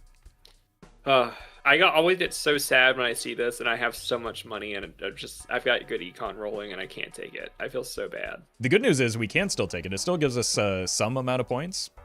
That's true. That's true. And because of the gift card, that's one of the benefits to the gift card. When we are eventually going to sell it for sure, but when we do, it'll sell for more, so it might actually not only not cost us money, but actually gain us money because of the gift card. So that's kind of the benefit. I was about to say gift card, actually, that makes a lot of sense here with the chips and the gift card. We'll just rack up money for it later. Right. So we can it's buy an investment. Exactly. We can buy that, maybe look at the Arcana pack as well and make a decision from there. Ooh. Okay, so Devil card, again, that's a gold card for us. Judgment gives us a random Joker, and High Priestess gives us 2 random planet cards.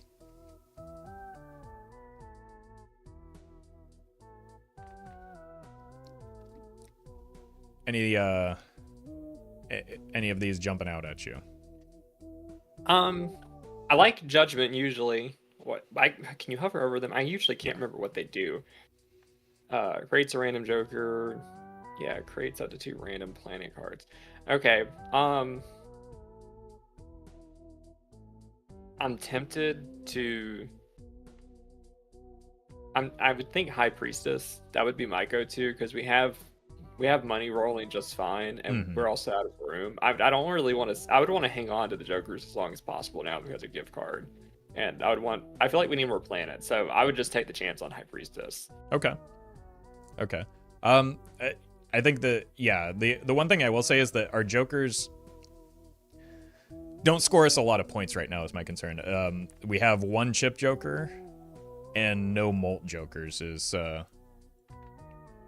so I don't know. I think it's a tough choice between the High Priestess and the Judgment. I think either one is fine. You're taking a bit of a gamble either way. Yeah, that definitely. was my only thought, which now I feel so validated, was that we don't have multipliers. So Judgment with the hopes of getting a Joker that can add that. Yeah, so I think no matter what we pick, we're probably going to want to roll the shop to try and find a Joker that gives us some Molt, because it's, you know, that seems to be our biggest need right now. So I think what I would do in this situation, I know we just bought it. I would probably sell the credit card still, just because chips are kind of taken care of, and take the gamble on the Judgment in this spot.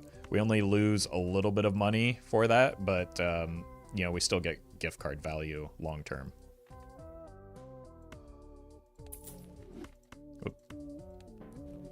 Okay.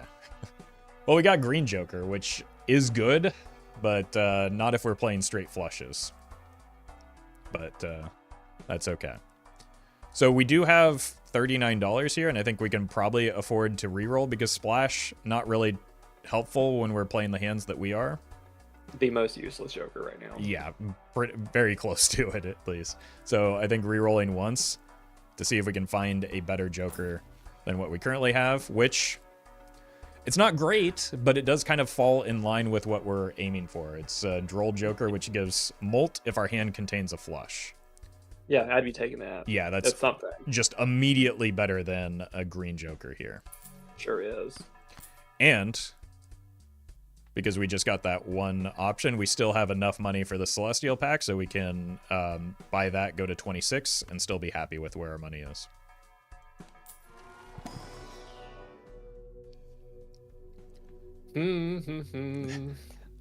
Yeah, it's kind of that. Here we are again. Yeah. So what I'll say this time about when it comes down to Neptune versus Jupiter, we currently have 2 jokers that give us additional score when we play a straight flush. Mm-hmm.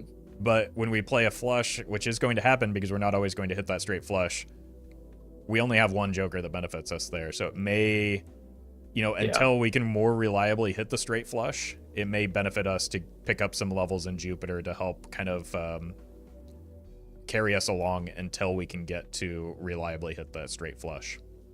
Okay, I was gonna say the opposite. It's good to know. I was gonna say we've added more hearts and we've got these other 2 jokers now. I was gonna say let's just go for the straight flush one, but I didn't know you would go for Jupiter. Yeah, I will say that I think we're pretty close to being able to make the straight flush dream happen. Yeah, but I don't think we're quite we're not quite there yet. We can't reliably hit the hand just yet. So you're right. I tend to, it's again bad habit coming through. I once I see the dream even a little bit, I try to ram through a lot of things in general when I play this game. Yeah, and I think long term that play still has a high probability of paying off. Right, there's a lot of times where you're going to be rewarded for that play, and I don't think it's a wrong instinct necessarily. Well, I probably fail more of my runs than I actually get through AT8, so there's probably some lessons to be learned. All right, so here, we don't really have a. I'm tempted just to get rid of all the spades. Yeah, I like we're either playing straight flushes or flushes is kind of where we're at right now. So I like that plan.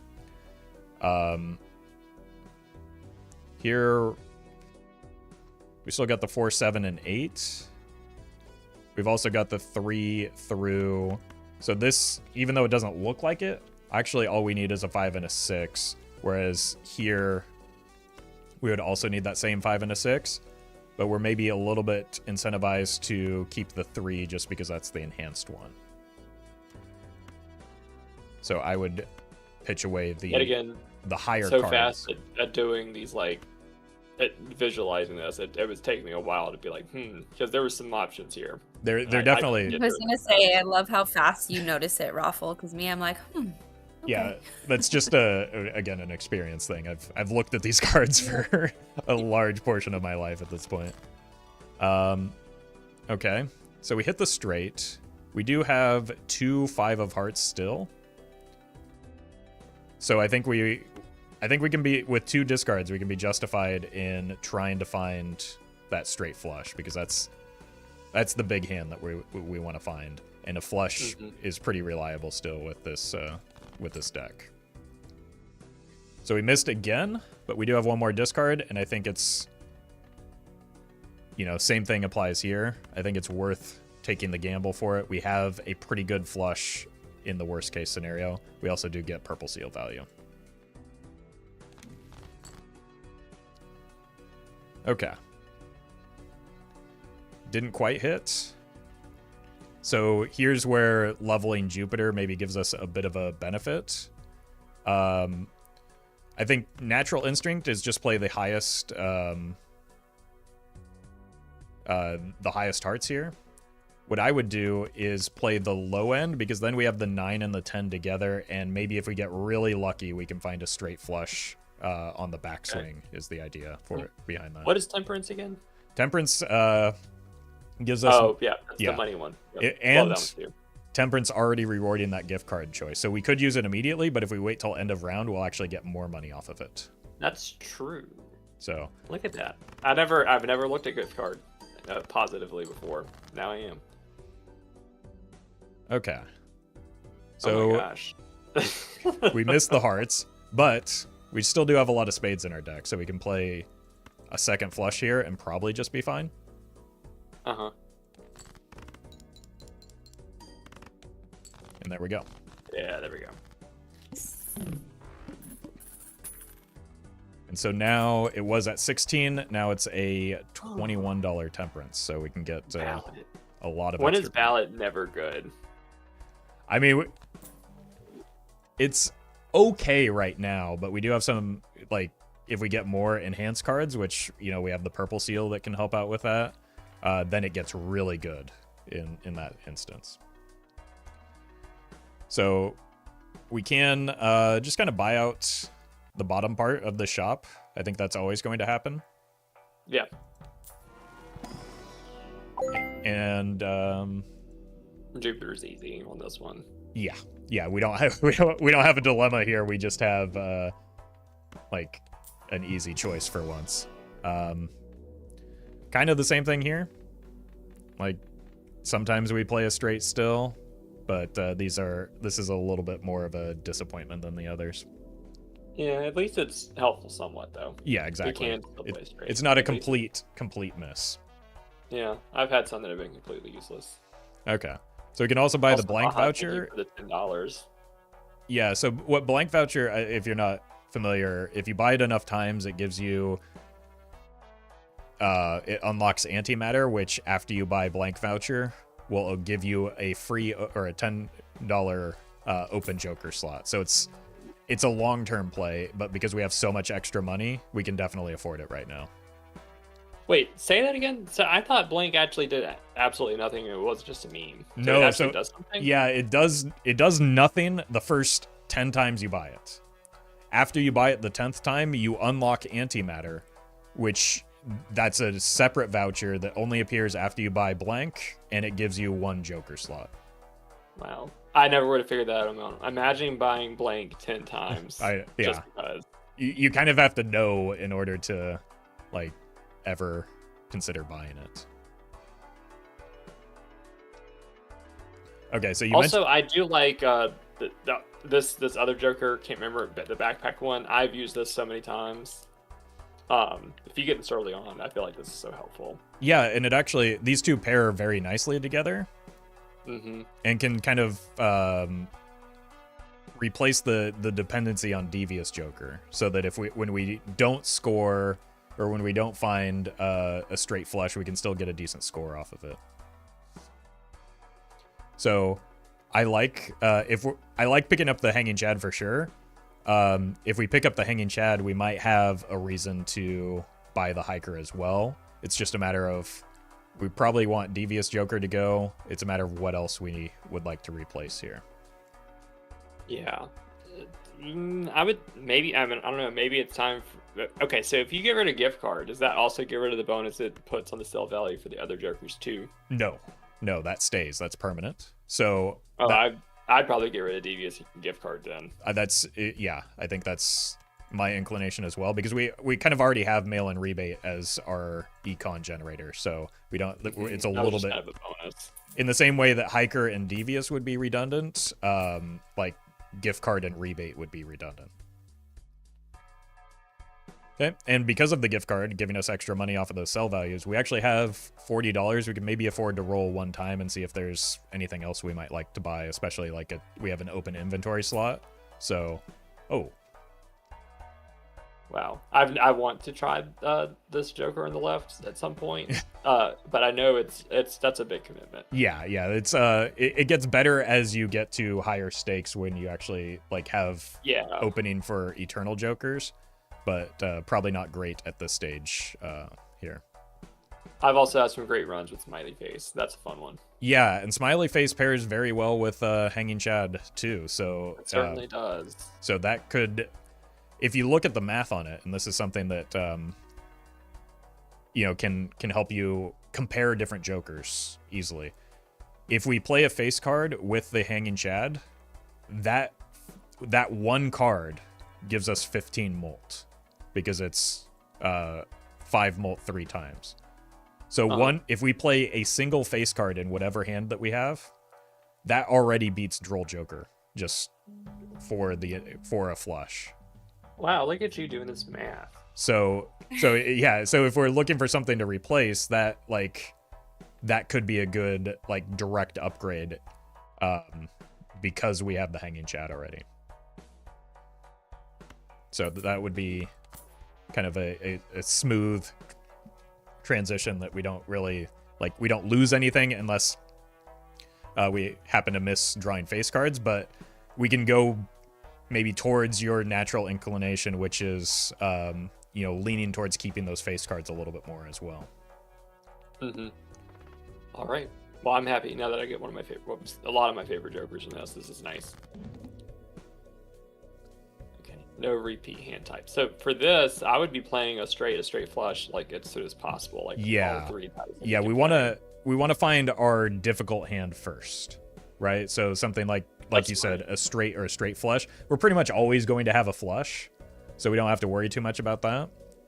One thing that we could look at here as well, because we have the Smiley Face now, we're a little bit more flexible in the hand that we could play. We have a 2 pair.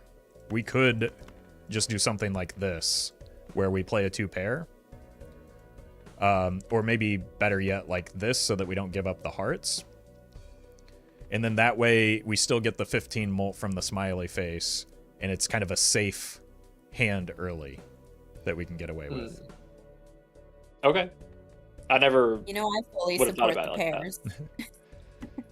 So that would be, we can kind of also get a sense of where our score is going to be after this, and then, decide, well, how many more hands do we need? Do we need 1 flush? Do we need, 1 straight and 1 flush? We can kind of get a better sense of what we're looking for here. That was honestly kind of nice. We could just two pair our way through this thing if we really needed to. Right. Or as long as we're playing enough face cards, the hand doesn't really matter, is kind of what it comes down to here, right? So what we can do is we have a queen with maybe a flush. We could get that flush out of the way, because we're so close in score already.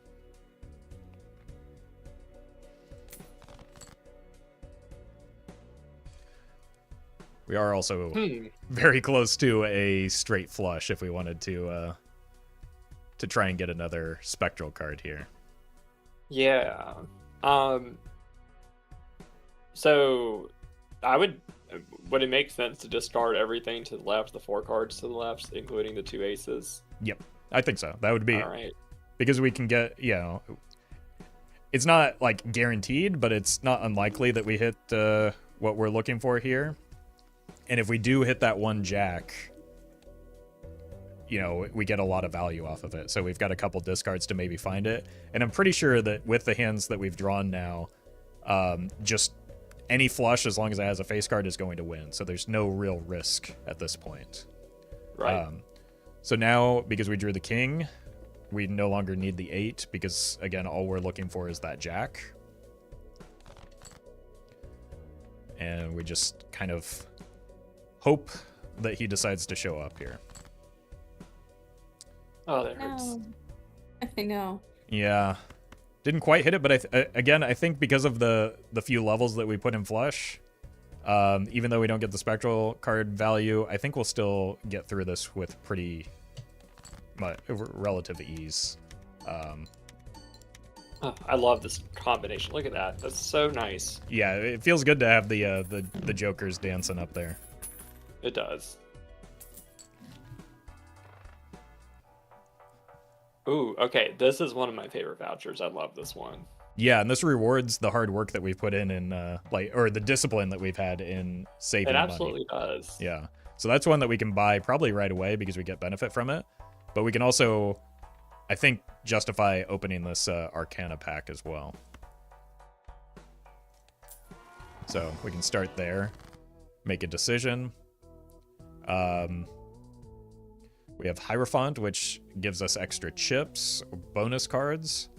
We can make some spades with the world. Random Joker, or Temperance, which gives us the money again, and Strength. Oh, okay. I would be almost tempted to take. There's a lot of different things. Yeah. So can you just kind of like hover over them? Sure. Real quick. So I like the money option. Okay. I would be tempted for Temperance or the one on the far left. Just for more score, that would also stack. Well, I guess Hiker is already taking care of the bonus points. That's kind of irrelevant now. I would just go Temperance so we can keep buying stuff and stay above the interest tab, I think. Yeah, that's. I don't have to say anything because you said everything that I was about to say. So, yeah, I think it's the bonus card normally would be very good, but it's a little bit redundant with Hiker. Is the. And then now. I'm keeping up. I'm learning. Yeah. Now we can buy the seed money. And that means we want to stay close to or above 50 as frequently as we can. The one thing that I'll say is that I would be willing to buy this Justice, even though it loses us a little bit of money, just because it's so good with the hanging is shed. so helpful. Yeah, exactly. So we don't necessarily want to use it just yet, but it gives us, a lot of big potential later if we need it. All right, so we are discarding aces and still trying to find straight flushes where we can, but we are kind of seeing that flushes are scoring pretty good right now as well. So we don't have to discard as desperately for the straight flush,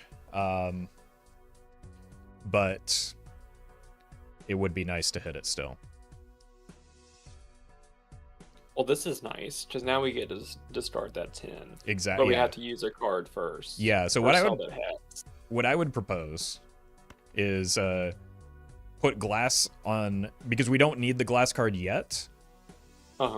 So we want to kind of put it on a card that we're incentivized to discard, because if we don't need it yet, we don't want to risk it yet. So we can put it here and like keep discarding it until maybe a situation where we need it. Okay. That makes sense. My natural instinct is to put it on the king and go ahead and score it now, but you're right, it absolutely could break. Right. So it's because normally, yes, the king would be the better target long term, but we don't need the score now. We can save it for later, and just kind of,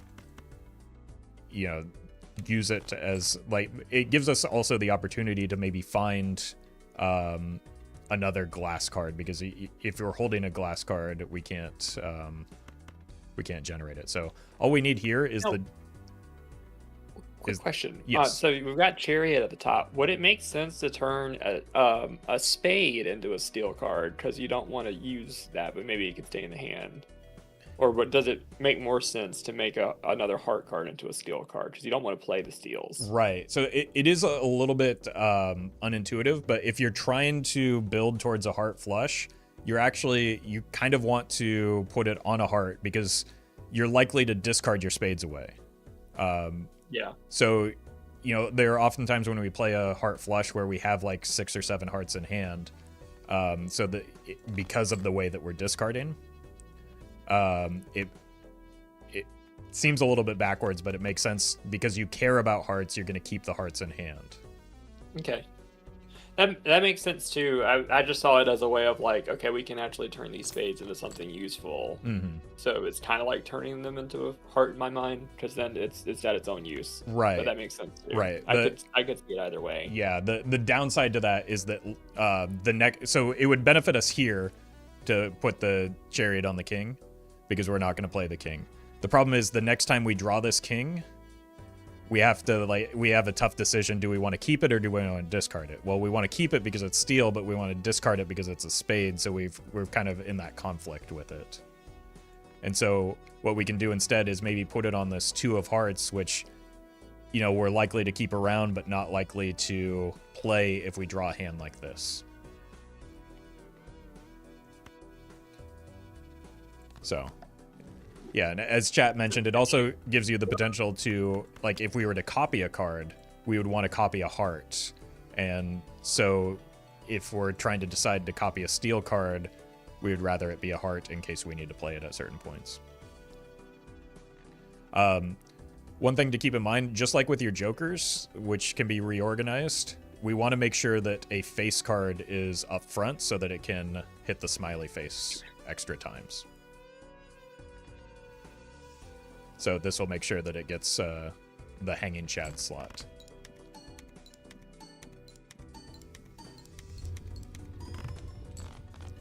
And our score is doing pretty good. Yeah, that's actually, this is a very, I would be very comfortable at this point. Look at that beautiful spectral pack. I'm so excited to open that. All right, let's start there then. I think that's a good place to start. Oh, You mean the great. Spectred pack? All I read now. Oh, I get what you're saying. I thought you said I said it wrong, but No. Oh Normally it is that way, Bradley. Normally it's that way.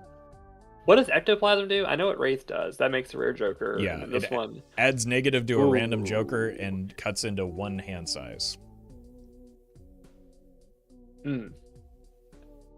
Man, I feel like hand size is too important with how hard it is to pull off straight flushes.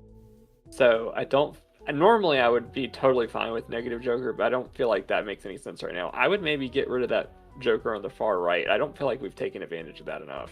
Okay. So I like the way that you're thinking there. So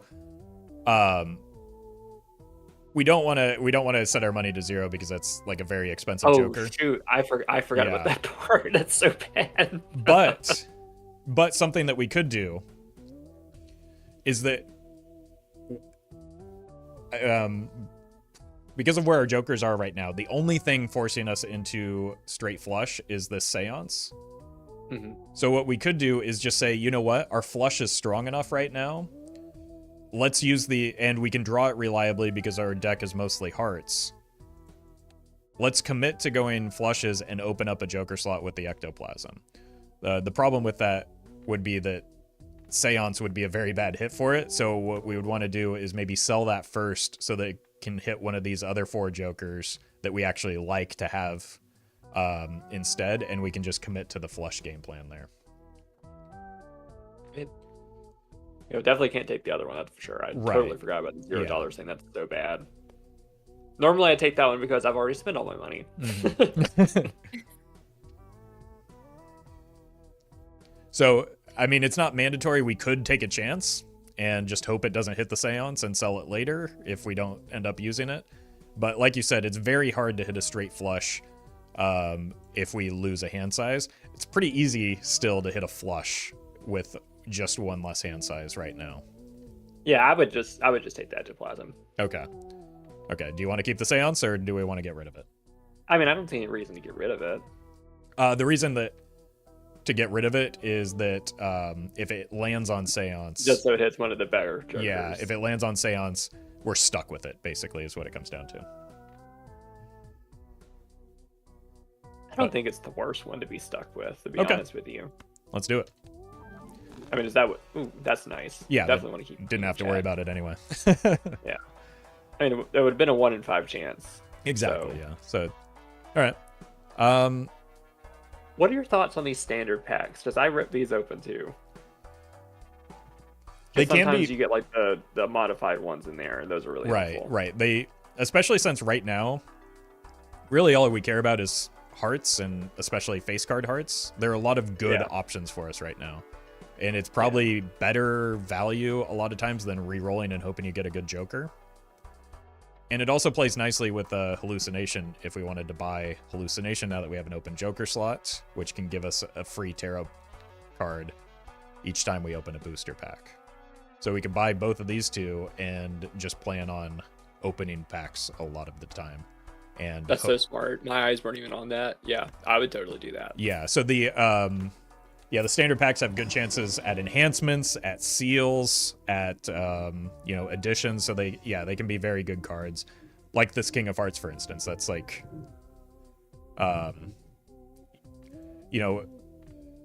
we don't have to play it, but if we do, it scores a lot of points. It also just makes it more likely that we hit a face card flush draw. Yep. The deck's pretty vanilla right now too. I think everyone likes to get to the part where it's not just plain white cards anymore. Yeah. And so if we roll here, we probably won't be able to afford anything without going below the interest threshold. We're also just kind of cruising with our score, so we can just go next. And unfortunately, not the best boss blind, but we are looking to play like the heart flushes now. So I think just discarding for a heart or discarding for a flush is probably what we want to do. And then if we happen to hit a straight flush, just be okay with it. Even though they're not hearts, I think our best bet is maybe playing these spades right now, just because we have two face cards and we have we only need to hit one more spade for the flush. So I would just discard this way. And then... and of course they're all hearts. Right. So we can, every time we miss a spade, it makes it more likely that we hit the spade. So we can just keep going until we hit. And then we have our draw.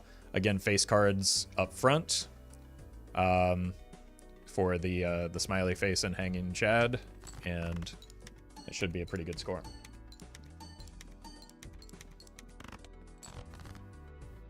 Okay. So here we have the opposite, where we have more hearts than spades. The concern is, though, that we don't have any face cards, which is where a lot of point scoring is coming from. So even though it might seem risky, I would like to discard these two fives as well, just because getting one of these face cards of hearts is going to be very important for our score. Mm-hmm. Okay. Now we don't have to worry about that because we hit the king. So we can play this up front, make sure we get our enhanced cards in, and then just play the highest cards remaining.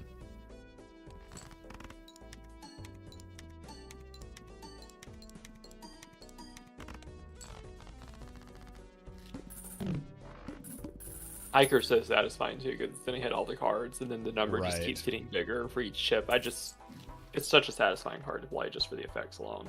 Now look at this. The scary face plays really well with smiley face. I love pairing those two together. It does, especially with hanging Chad. Mm-hmm. What a good recipe. Yeah, we're definitely getting some things that work very well together.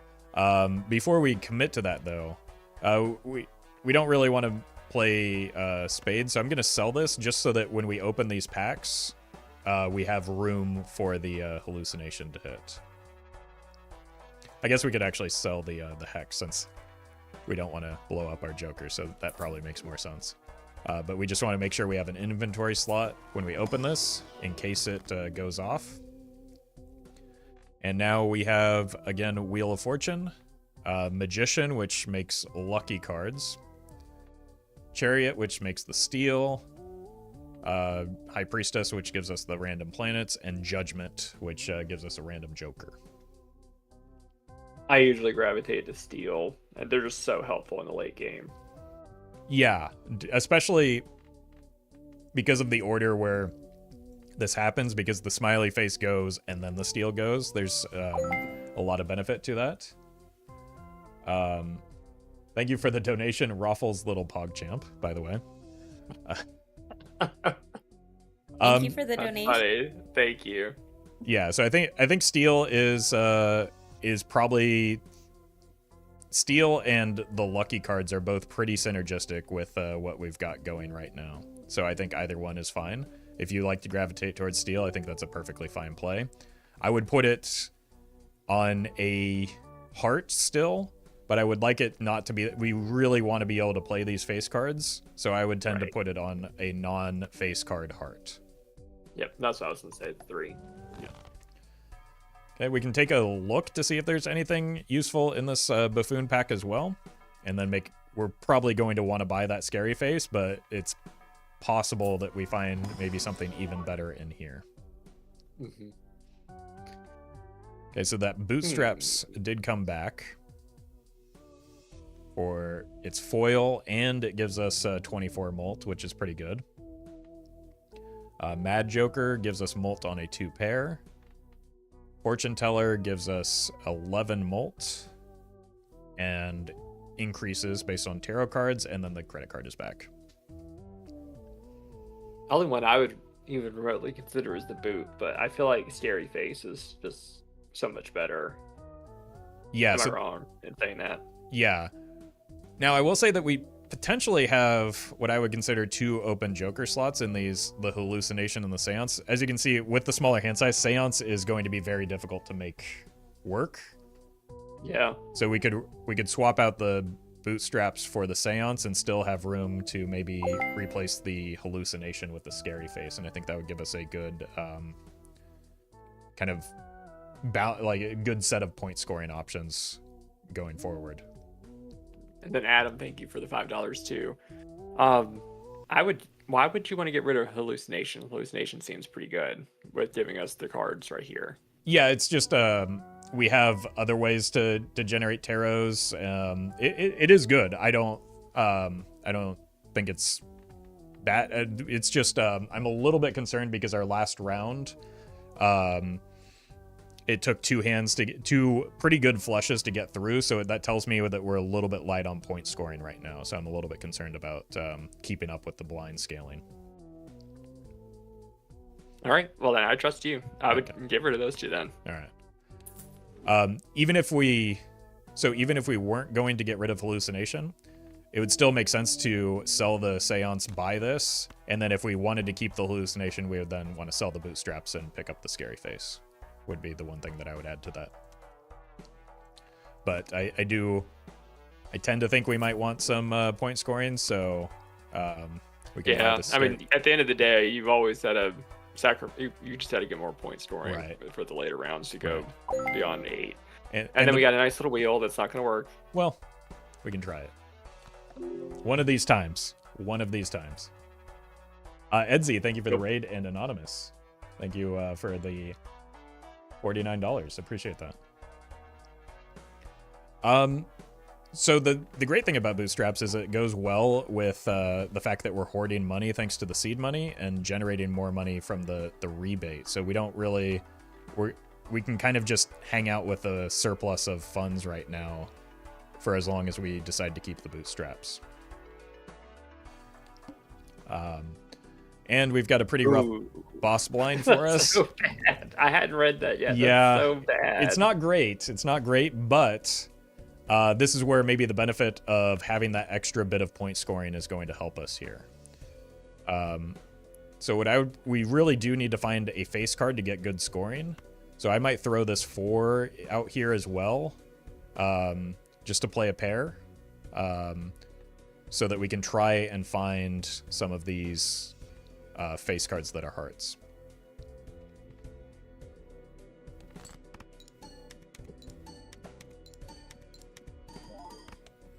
Okay. So not a great hand, but it actually scored pretty well, in part because of the enhanced card from the Hanging Chad, but also that a little bit of extra score on the bootstraps might be making this a little bit less scary than it otherwise would be. And then here we just want to make sure that we play the Jack and the enhanced card, and this should do it for us.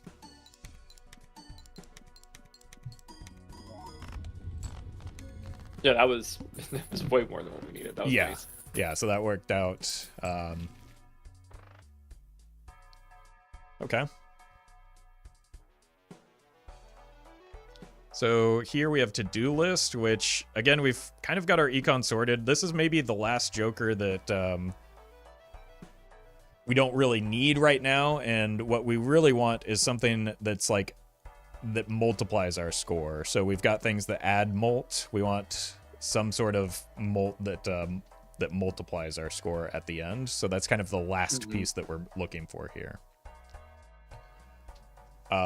So what I would do in this situation is these don't really help much for us because they don't. We're not building towards 2-pair, and to-do list is a little bit unreliable.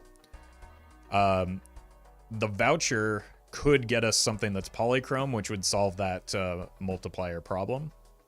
Yep. And then we can also just open these packs and not really worry about re-rolling because we want to save, within reason, as much money as possible for the bootstraps here.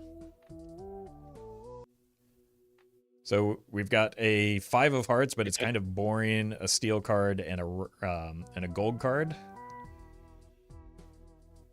I guess take the 5 just to have more hearts. That's more helpful than nothing, I guess. But I mean, this isn't very exciting. Yeah. So sometimes in situations like this where the cards don't necessarily help you, occasionally the best play is just nothing, right? Because we saw the difference when we play a face card versus when we don't. And so even though it's a heart, it makes the flush more likely, but it makes the face card less likely. So I would lean towards just maybe skipping these because they don't play into our game plan of the face card hearts. Yeah, that was my backup. Yeah. All right, and then we can open this, and so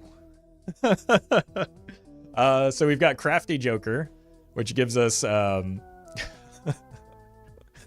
80 chips on a flush, and we've got Photograph, which is maybe the best possible Joker we could have found in this spot. I was about to say, this is just going really well. See, I was telling you, I like to play face cards, and I've just projected it into the world here. I feel like we can't not take that. We have to take it, and it's a bit of a chat's going crazy. It's a bit of a meme on my channel because it pairs really well with Hanging Chat, and I take it all the time. So yeah. We have the choice. I think now this is such a strong Joker. We probably have the choice between selling the melon rebate for it and selling the bootstraps for it. I think I think either is fine because this just takes our run into a spot where we're in a sure does. Yeah. I think I don't know. I mean, I have no idea at this point. Yeah. So the one thing I'll say is I think because of the timing of when this happens, so the way that scoring happens is the played cards scored. So we're going to get the face cards re-triggering with smiley face and then doubling with photograph. And that's going to make a really big number, maybe in the hundreds or something. And then after all of that, that's when the bootstraps plus 26 gets added. So because of the timing of it, it's no longer actually doing all that much. So could you not put it in the front? And does it not trigger that way? No. So the way that it goes is it's played cards.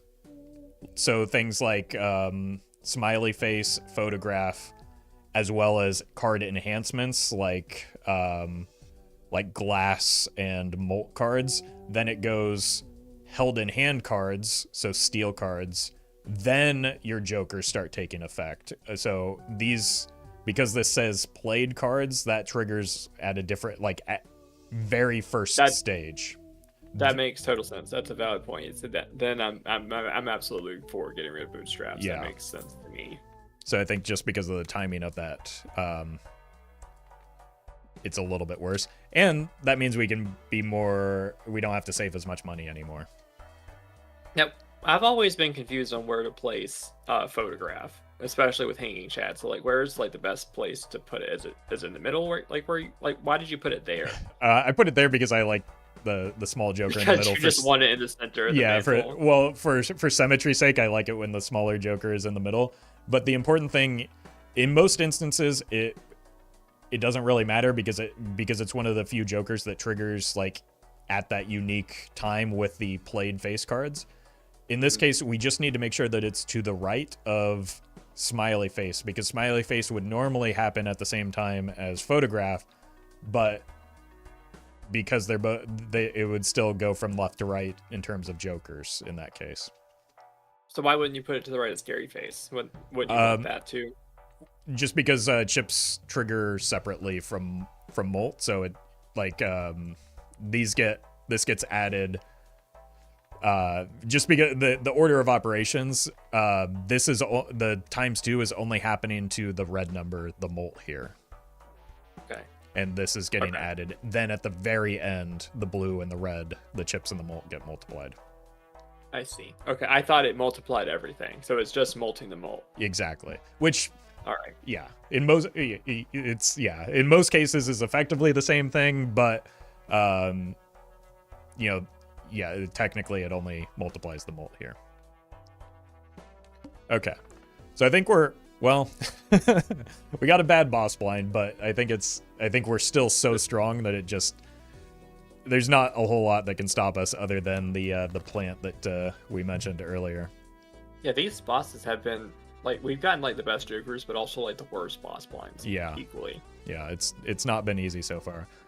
We do have a face card that is a heart. I would try and avoid playing this 10 right now and maybe just discard it because we don't need the scoring. And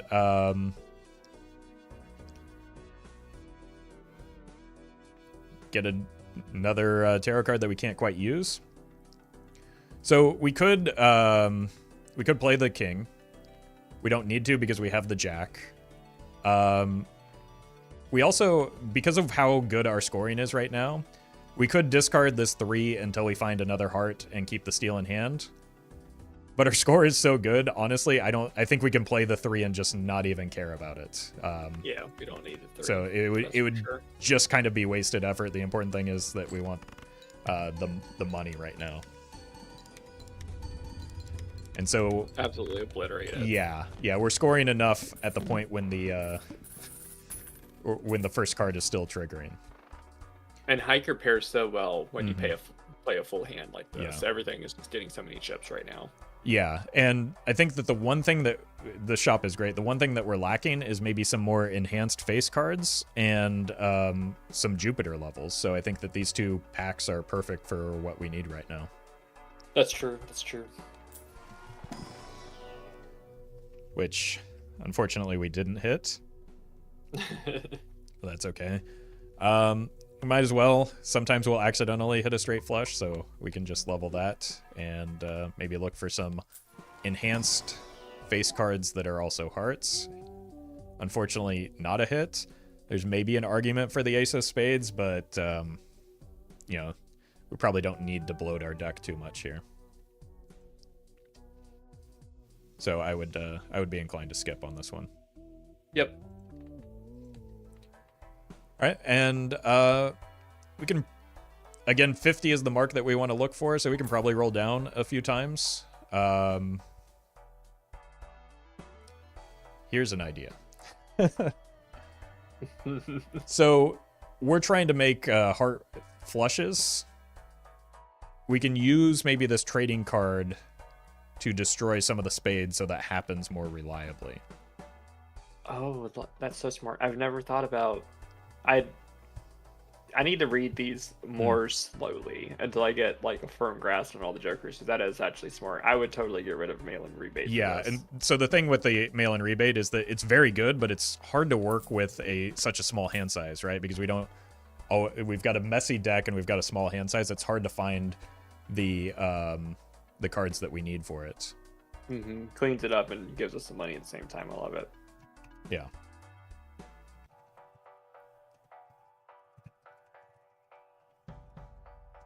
All right. So again, 50. Other than that, I don't remember what this Joker does. I'm going to assume it does nothing. Oh, the hack. Yeah. So that pairs more with if we're looking at low end cards. We're kind of pretty tunneled in on face cards right now. Yeah, that kind of makes sense why I don't like it. Yeah. Just like I never play it. All right. Yeah, we can probably get away with 1, maybe 2 more rolls. So let's take a look. We've got reserve parking, which we want to play our face cards, not hold Another them. one I'm very familiar with does it yet again. It's face cards. Yeah. Like I'm telling you, I have just like brought all the face card energy to this today. Yeah. Yeah, and then we've got Mime, which we've got 1 steel card and 1 gold card, but not a whole lot else with it. And we also don't really have much room in our jokers at the moment, so I think our build is just kind of in a good spot, and we can go next. And the one thing that we want to do is trading card is dancing for us, we just want to discard 1 card for it to make sure that that gets deleted, and look for our heart flushes with the rest of our discards here. So we hit 1. The important thing is that, again, we want to make a flush, but most important is that we also hit a face card in order to get our score from the smiley face, hanging shad, scary face combination.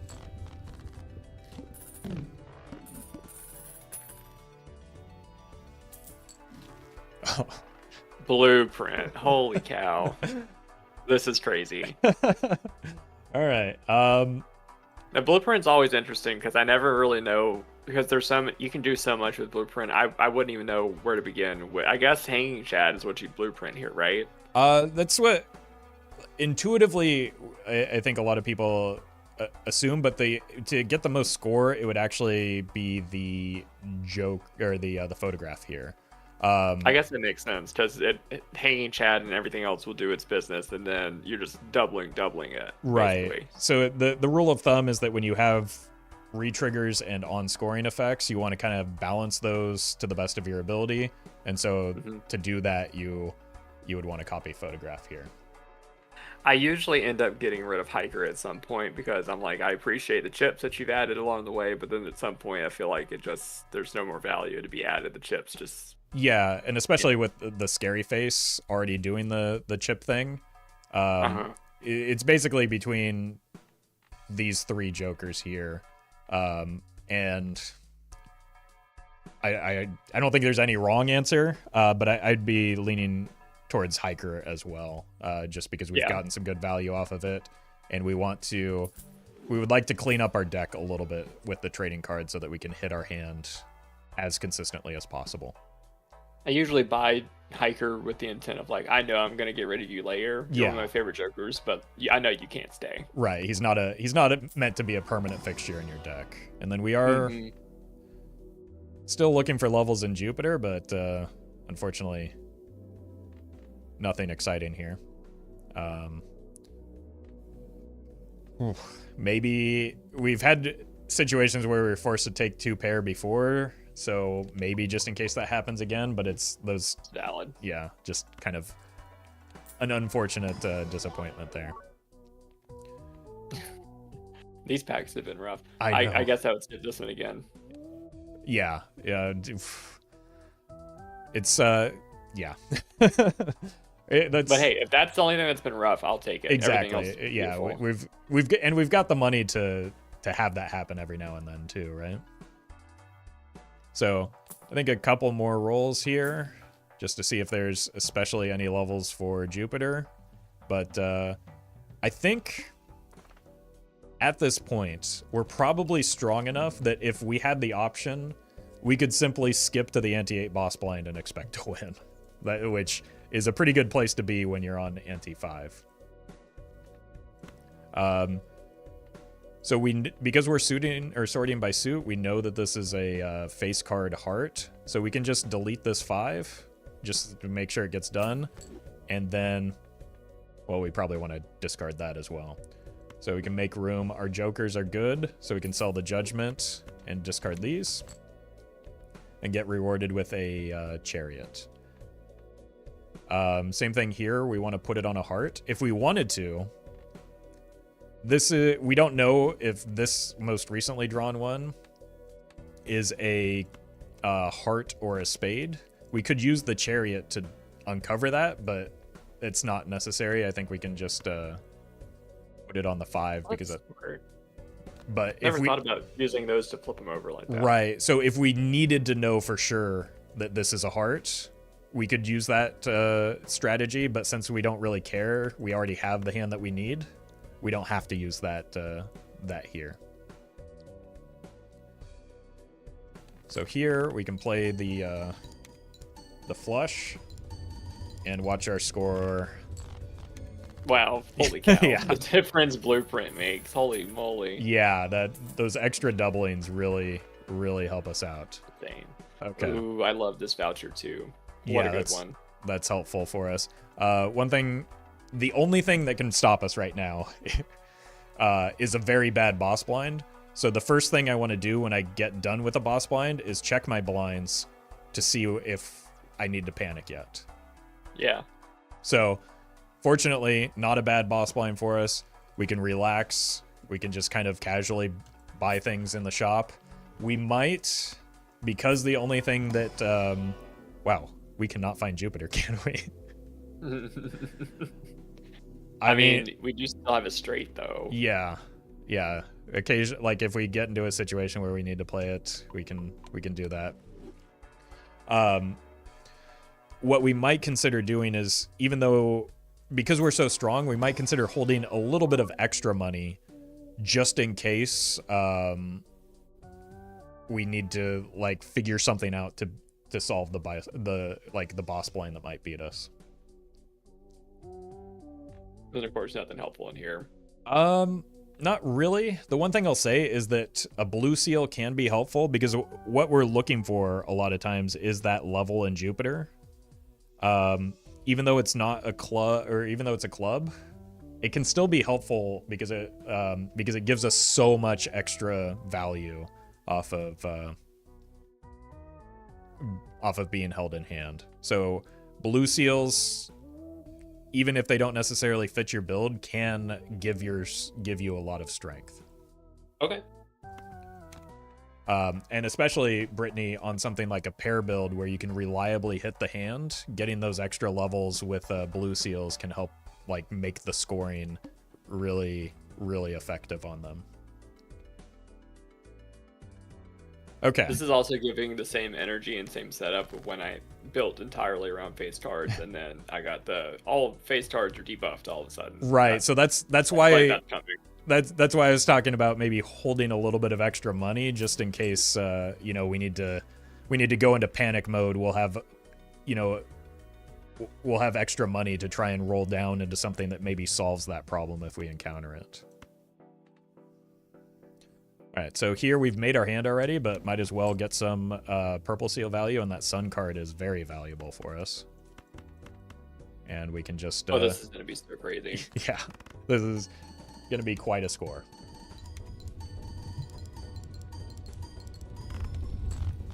Awesome. They're so far ahead. I do know that the score creeps up so fast, though, in the next few rounds. Like, it gets ridiculous. Yeah, that said... the baseline for an anti-8 boss blind is 100,000, so we're pretty far beyond that. We're clearing that, but yeah. Once you get into the endless stuff, though, especially like the numbers just go crazy. Yeah, that's a nice looking 8. I wouldn't be upset with that. Yeah, I think it's probably fine. Again, it's a heart. It's an enhanced heart. I think we're just okay with that. Yep. Extra money, even though we don't need it right now. Again, it can help us solve a problem that we might encounter. And I don't know, maybe 8s are the secret, but now that's a nice little 8 that you can do a lot with the blue seal. I'm also a sucker for stone cards, even though we can't play them right now. I want to get to the point where you've got that stone joker and you can build like the whole deck out of stones and everything. I would love that. I want to give that one a shot one day. Yeah, it definitely. I can confirm it's very fun, but in this case, doesn't quite fit the build just because we can't play stones alongside the flushes, apparently. All right. I think this was going to have to be my last round, by the way. Okay, yeah, no problem. I know. The good news is that the run is kind of on, like... it's going super well. The work has been done already, right? The setup is complete. So it's just disgusting amount of numbers. It's right. Awesome. It's just a matter of kind of clicking the right cards each time to get things going. So if you do need to go, then that's no problem. Okay. I think I'm gonna wrap it up here. This was very fun though. I have this was I don't know, like you have rewired my brain, which has been very nice. I'm definitely going to look at this game a lot differently now. So this was awesome to just like get direct coaching from you. Brittany had a great idea in this. I don't know how much she took away from it, but I took a lot away. I'm definitely not going to be as splurgy as I was. If I had money to spend, I was spending it. I think So I'm gonna have way more self-control, is what you've taught me. yeah, and I think that that's everybody's inclination when they're, when they're first starting out. It takes a lot of you have to be comfortable with the game in order to maybe not spend as much or know Definitely, where yeah. your limit is. But And before we go, yes. what was your next incentive? Like, I'm gonna do the group Balatro card for chat at 25,000 if y'all get there, and then didn't you have something else at 25,000, or did I make that up? I think I did have something. Yes, we're going to do the experimental version of multiplayer has a battle royale mode that we're going to try out with chatters, kind of similar to how we did the 1v1s yesterday with chatters. This will be a way that we can get maybe more folks involved in that. So that'll be fun. So that will be our next milestone, which I just went ahead and activated now, so it's up there. So along with the card, there will be another session similar to what we had yesterday, which was a lot of fun with the with chat playing against me in Balatro. All right. Well, let's get there. Thank you so much to everyone that's already donated. 20,000 is already incredible. If we can get to 25,000, even more amazing. Thank y'all so much. It means a lot to me, and I'll let y'all go. Enjoy the rest of this run. This is a good run, Roffle. Yeah. Thank you for joining us. Thank you for helping us learn a little bit more about the American Heart Association, and thank you to Brittany as well, who did have to step up for another call. But thank you both for joining us today. Absolutely, happy to do it. This was fun. I'll see y'all later. All right, bye. Bye.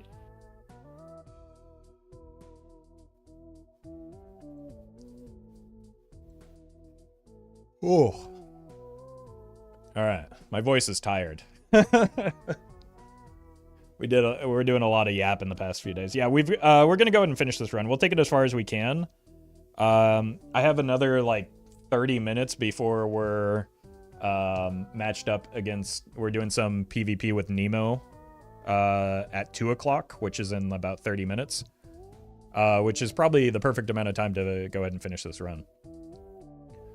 So thank you again to Brittany and Bradley for joining us. They've been putting in a lot of effort getting this whole event together. They've been doing a lot of outreach for other streamers, a lot of planning. So they worked hard to make this whole event possible, and I do appreciate their time throughout this. I'm going to take a short break to get some water, and then we'll continue this run. I'm probably taking this queen and turning it into a heart because a red seal is kind of crazy. This run is pretty absurd.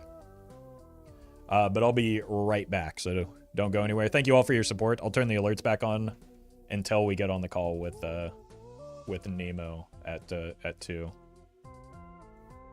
So, BRB.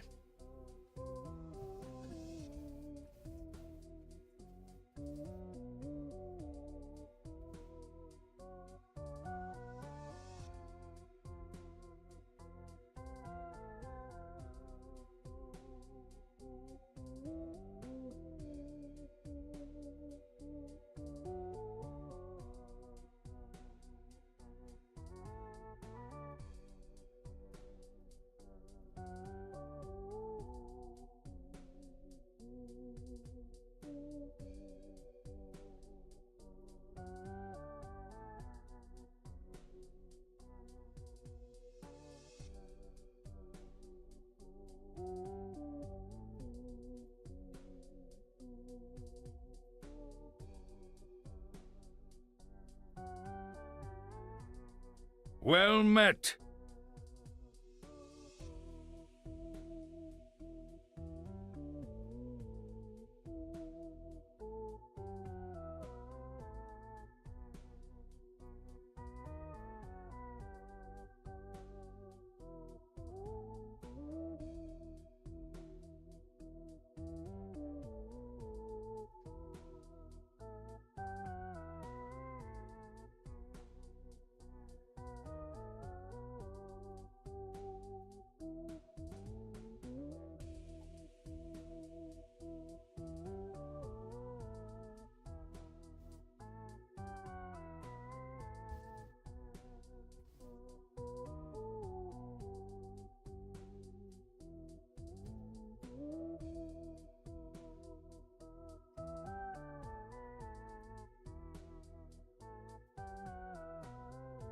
Queen. I give you the 2 months. All right. We're back. Well met. Who's that? Mr. Keister. Thank you for the prime.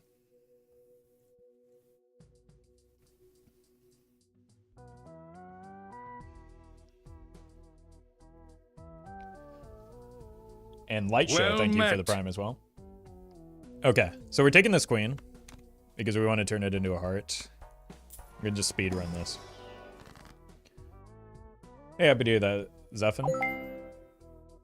Thank you all for Well met. the support and being a great audience, as usual. Willow, thank you for the prime. And Anonymous. Holy. Thank you for the donation. Wait, that didn't refresh. Thorn, thank you for the donation. Appreciate that. All right. Look, what are we not gonna make some lucky cards along the way? This is a Roffle build, isn't it? All right, let me edit the stream title for the first time.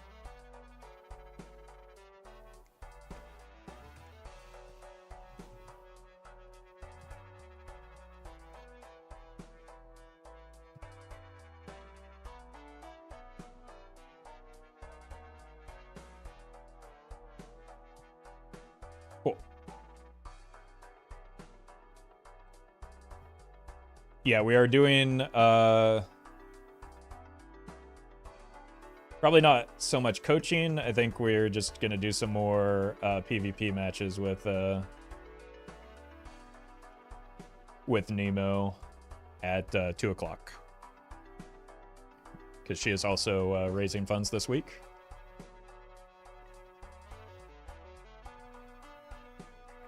Does Roffle get itchy when he skips a magician? I wanted it, but I don't want to. I felt like I was maybe already overpowering their decision making enough as it is.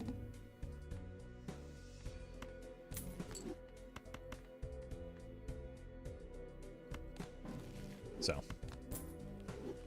I didn't want to. Chat already accuses me of bullying enough. Well met. Turbo Dish, thank you for the sub. You plan on playing Deltarune when it comes out? Look, don't shoot. But I haven't played Undertale, so.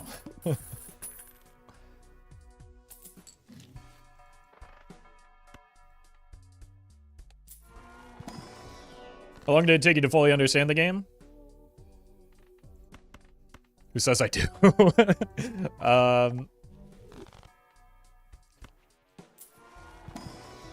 I'm telling Shay. Speaking of, I believe Shay is streaming some Balatro for this event on Saturday, so drop Shay a follow.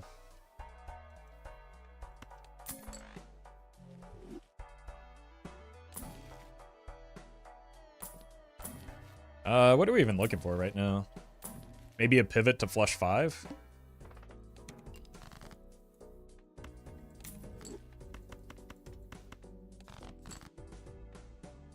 Look, we don't need the scoring. We need the lucky hits. Sock? Yeah.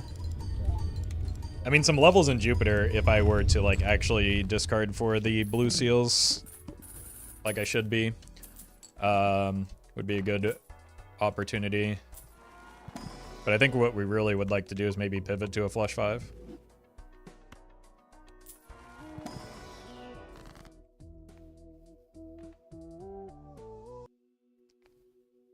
Do we go for the Death Gambit again?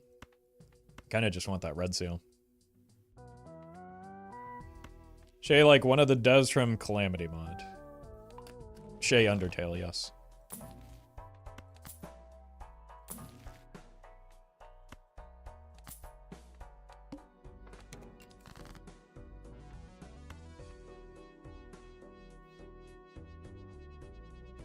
Honestly, we probably just want to start murdering non-face cards at this point.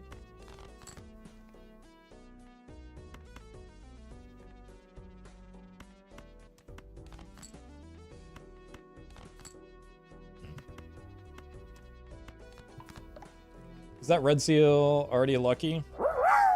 No, we need to change that. Cineme, thank you for the bits. Despite the bullying allegations, I think the coaching was great. You're a really good host, and I can tell you care about the guests you had on stream. Well, thank you for the kind words. I don't know if I deserve all that, but glad you enjoyed it. True, that is true. I only bully Rarin, and that's because we're friends. Like, I've met him in person, so like we have the rapport established a little bit more than like random strangers that. So that's just a different dynamic, is really what it's intended. It's not deserved. It's just like, I don't know, male friendships and how they work, you know.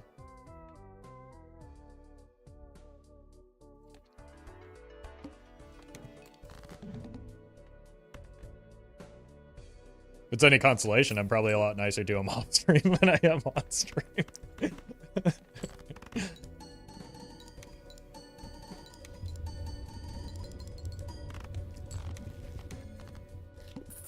Does Ryan bully you in different games? Well, he chooses the games that we play almost like 90% of the time. They just happen to be the games that I'm good at. Although he bullies me in Hearthstone sometimes still.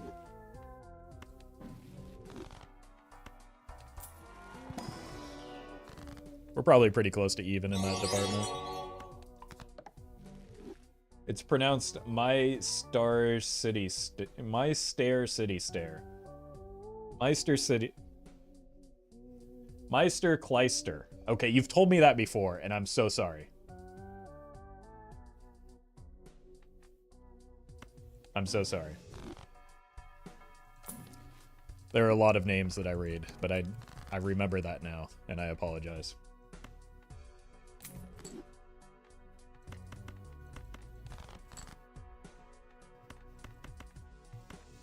Here, that's a decent temperance. Sure. Well met. I'm Groot for real. Hold on. Vin Diesel, is that you? Welcome to the stream. Thank you for the prime. Oh wait, no. Does that mean you're coming for revenge after I sold the family yesterday?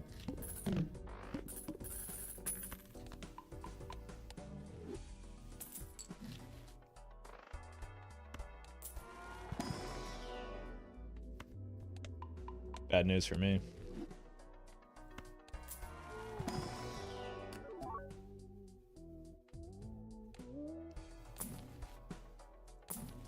Why not lucky card for Chad money chance? Pretty sure it wasn't a face card.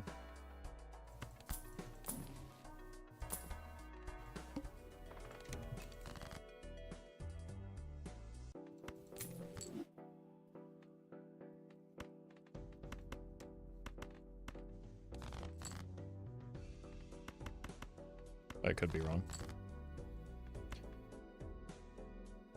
You know odds for Soul Gem and Black Hole. Somebody knows it, not me though.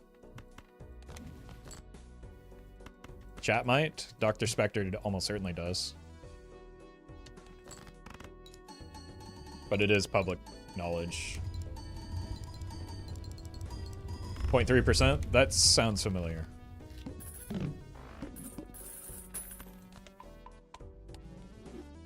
Is Black Hole trigger the hands you haven't played it like Flush 5? Yes. Yes, it does.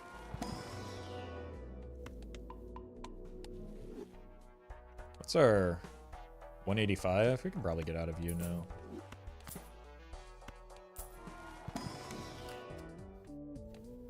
Just because our scoring is so good.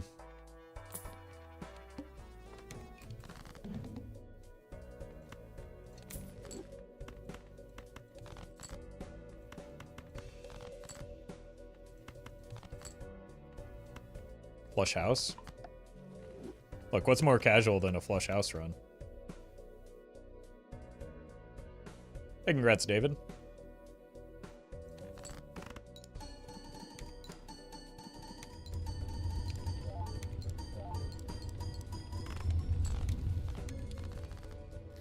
Flush House would be good practice for PvP as well. This used to be a straight flush build. Look, I sincerely think we got more procs off of Seance in this run than any run that I've ever done in my life. So I consider that a success.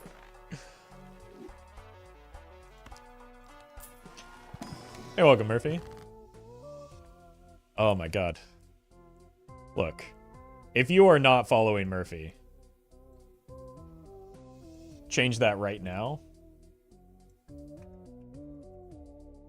Because his streams are always great. But this week in particular have just been outstanding. Outstanding. So drop a follow. Watch him on YouTube as well. Very entertaining streamer. Putting in a lot of work this week on making the charity stream a lot of fun. I can't stop watching every time he's doing his thing. How good is Ouija early? Good on Jokerless, less so elsewhere. The hand size is pretty brutal. Like, as we can see now.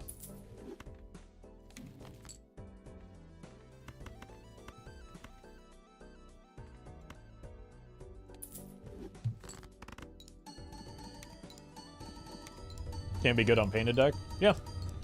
Yeah, because you take less of a hit, and you need to make up ground somewhere.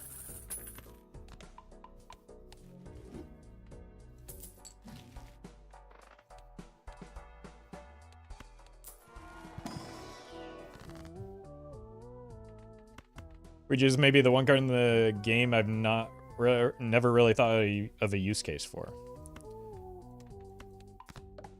Have you considered that it's the strongest early game play in history and streamer's an idiot for not considering it, according to one of my YouTube commenters in the past? But it does have its use cases, specifically in, like, it's pretty good in Jokerless if you get it early.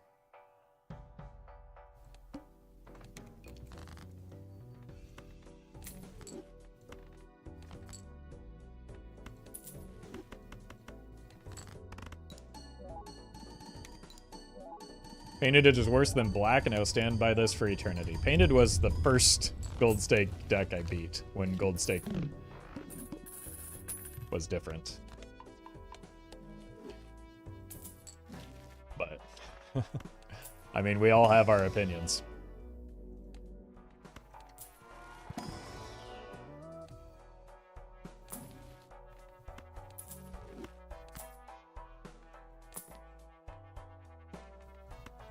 Alright, well, okay then.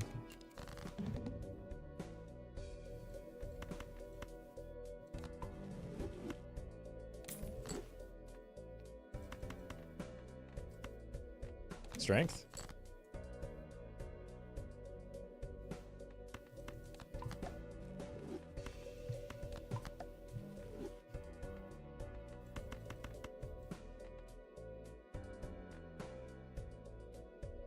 Sure.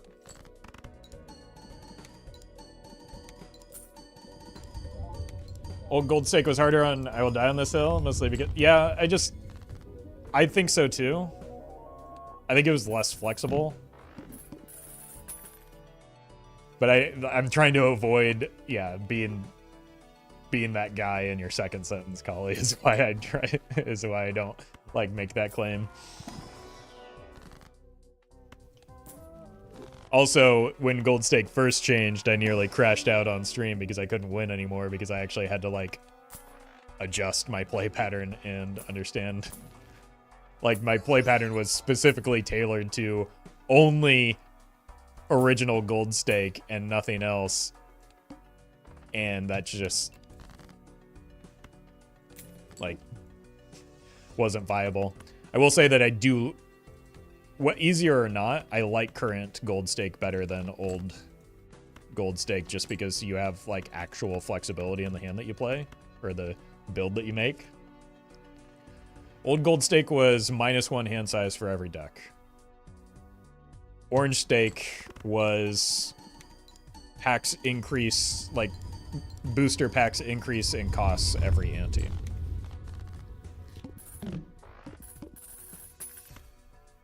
So you, like, once you got past, like, ante 3, booster packs were no longer a realistic option.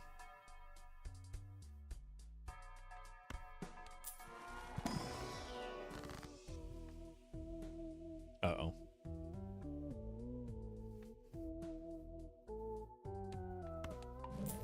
That was a bad choice. Guess we're jacking it now.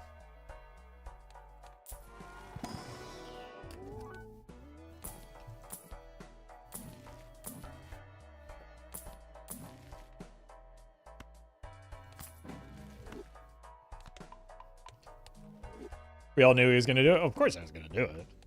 If I didn't have Omen Globe, I might not have, though. I will say that. But because I have Omen Globe, I can pretty reliably get a Deja Vu eventually. So I'm not super pressed about losing my Red Seal right now.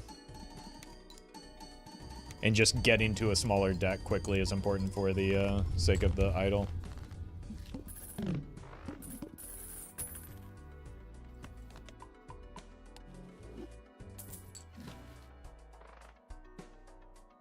Old Orange Stains would have made sense if it was just a flat +1, $2 on all boosters without the scaling. I don't know. I'm not a game designer. I just know that one feels a lot more fun to me than the other.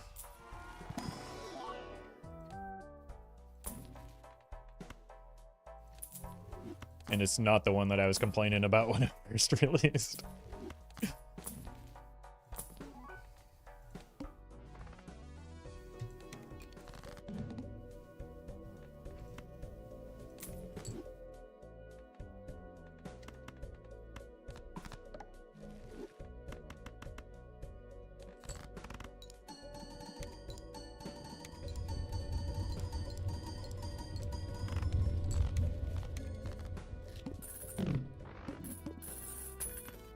People in your ear gonna talk like, what? -1 discard seems a bit harsh. I'd imply the game is still growing, so that would be cool. But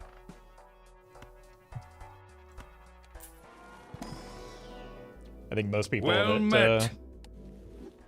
most people that are going to be playing in a year from now are probably playing now. Do I need another purple? Emilio, thank you for the 2 months.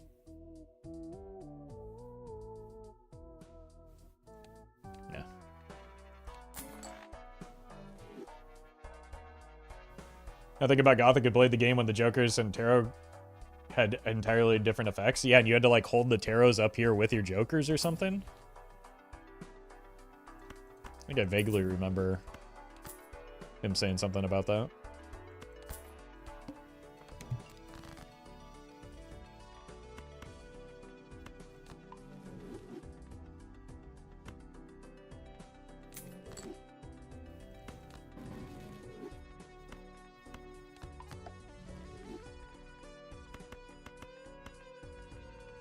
Six of Hearts, I just like murdered all of them.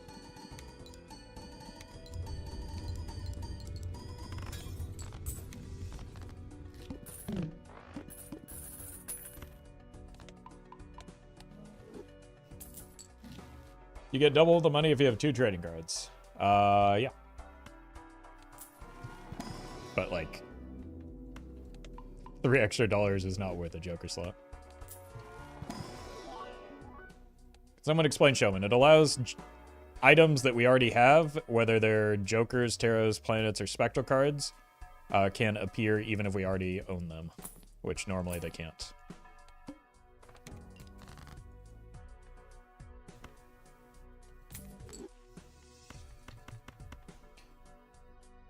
There you go. Murphy's got it. Yeah, it's Hugh Jackman. Also, it's clones. Clones is how he does it.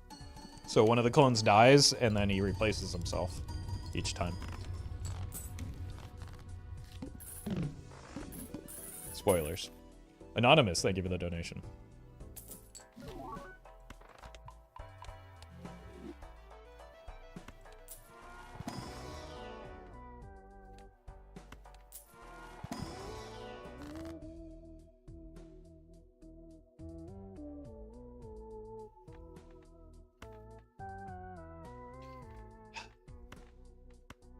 did not find the red seal yet.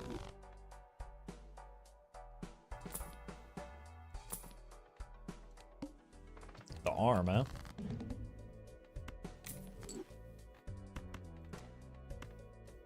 Probably just playing a flush here.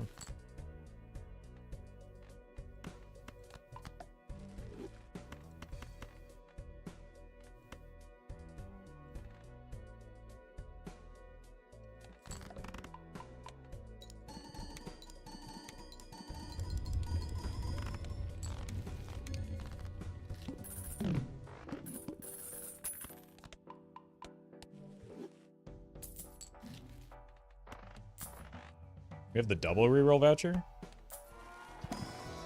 And I really lost track of this run. Rarin. My god. Were you streaming Hearthstone this whole time? Are you okay? Thank you for the raid. Oh, Nine Kings, okay. Oh, thank god. Whew. When I started streaming, you were playing Hearthstone, so I was like, I was, holy. I still haven't had a chance to try that. They sent me a review key, though, so I need to, like, actually get on that when I have a chance. But, I don't know. I feel like Night Rain's going to take a lot of my off-stream time soon. Anyway, welcome Raiders. We just finished up we're working on finishing up a run that started as a coaching run for folks from the American Heart Association who are continuing to raise funds for. In about 10 minutes, we're going to swap back over to PvP. We're going to take on Nemo, Chess Woman Grandmaster, and multiplayer Balatro Addict, from what I understand.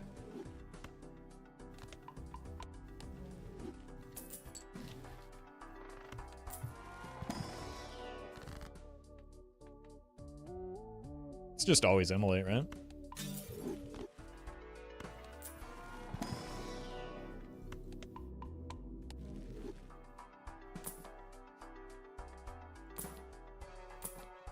Could have had the double training card dream. Cat. My lucky cards don't trigger though.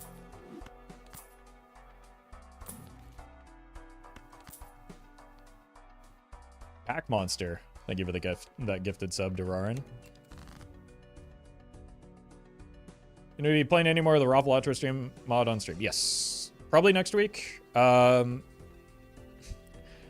It's been a long week, and I have other commitments for the event to finish up, so that's going to take the priority for the rest of this week.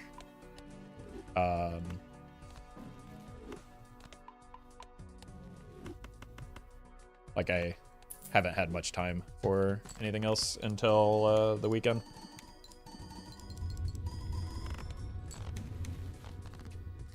About Balatro PvP, I don't know, like, because it's still in beta. I don't want to put that on the devs just yet, because there could be, like, stability issues as well as just balance issues. But long term, maybe we could. Maybe when we do, like, if we do another one of the community PvP days with chat like we did yesterday, that could be a good option for it. But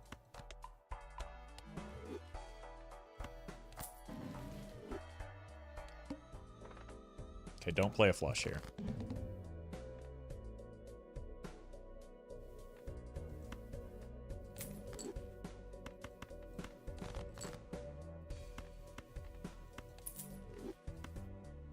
It's Night Rain weekend.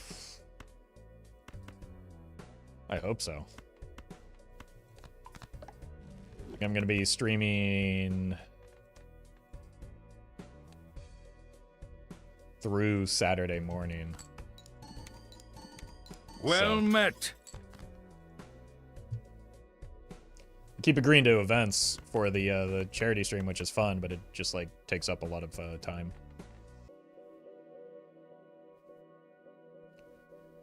Bex, thank you for the 3 months.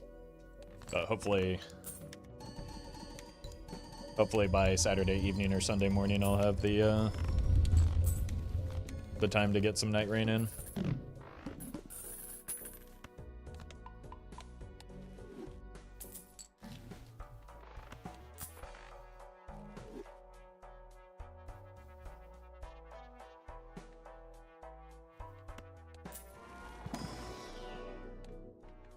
Still haven't unlocked Flush 5 somehow. Do I have the capacity to? Well, that would explain why.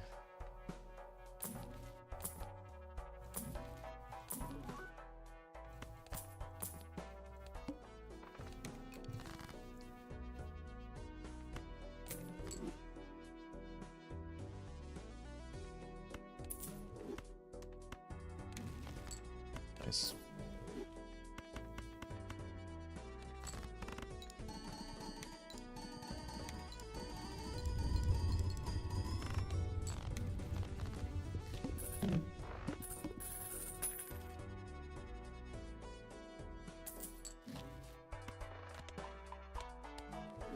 Surely this is the perfect time for a Baron pivot, right?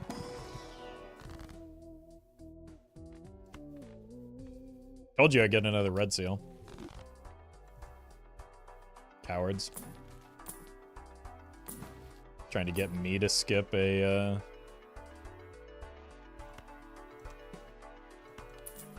an immolate for no reason.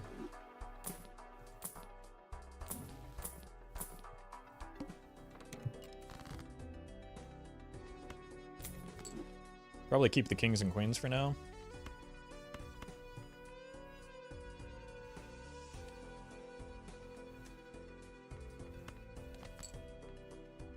I'm the world's greatest discarder. Told you. I should have put that on a king. I'm never gonna hold this fella.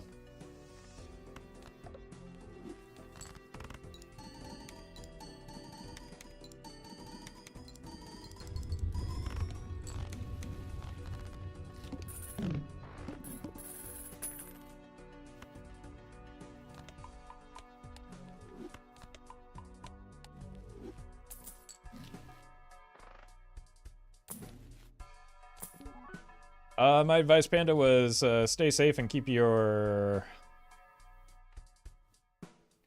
documentation on hand as much as possible. Yeah, Polly's giving you some good advice there. Make sure people know where you are.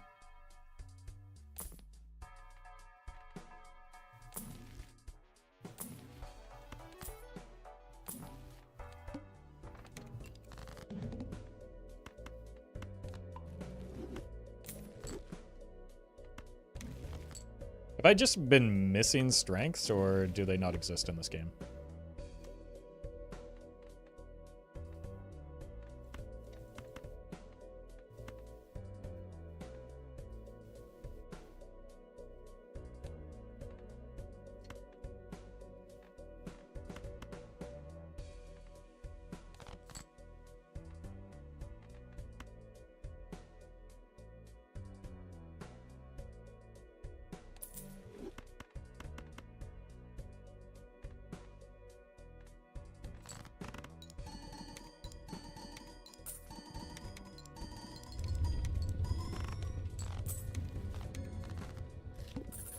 King of Hearts, huh? Strength never existed? Oh. Well met. We sure about that? Camo, thank you for the 3 months.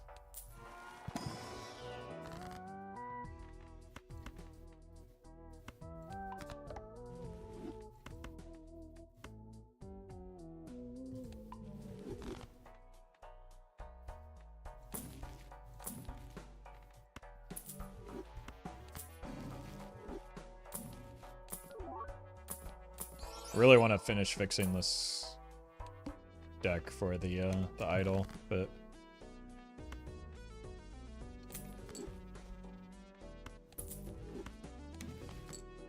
okay. I think that's probably close to good enough here.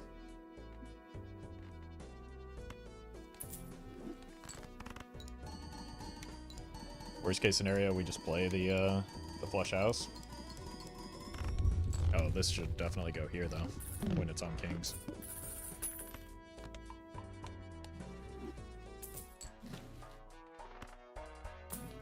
Okay, we're set.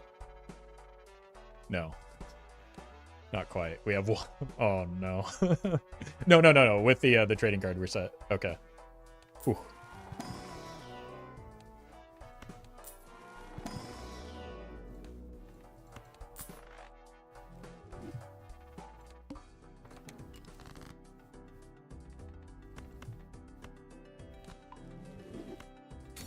We've done it.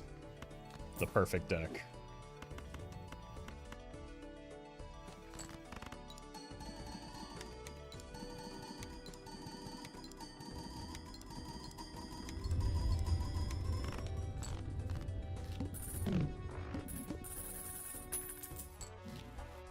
Money, seed, question mark, question mark, question mark, question mark. That thing I bought?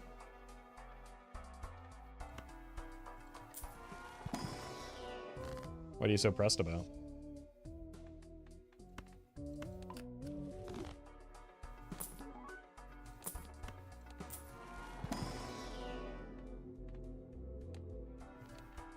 Okay, I have to reroll that.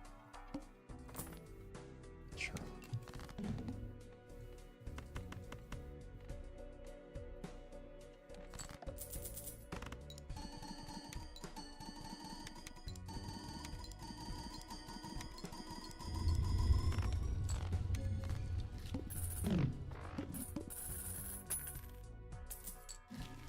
The irony of having a full idle build and having to abandon it in like 3 minutes.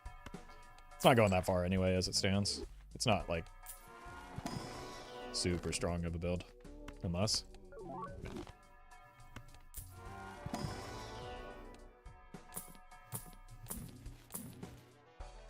There we go.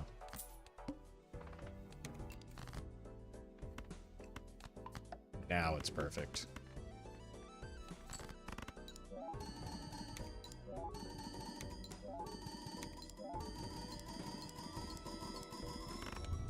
What happens if you don't win in that hand? Well, I die. But that doesn't change if I play a second hand anyway, so.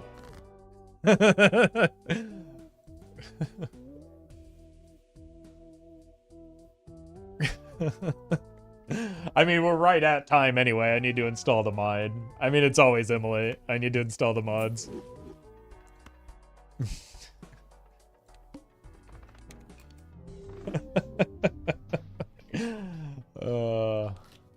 Perfect. Told you I wasn't going very much further.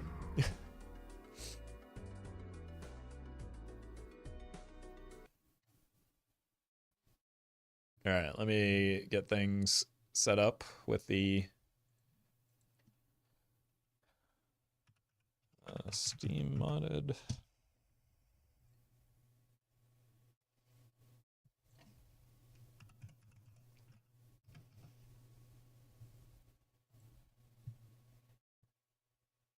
Best Emulate ever? I mean, it's maybe arguably the most impactful.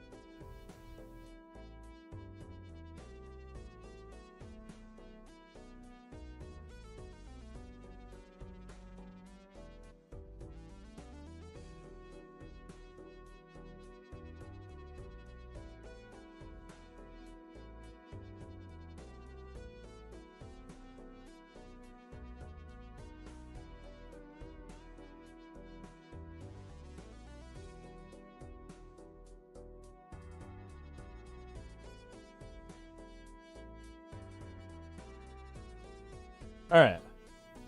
I think we're all set.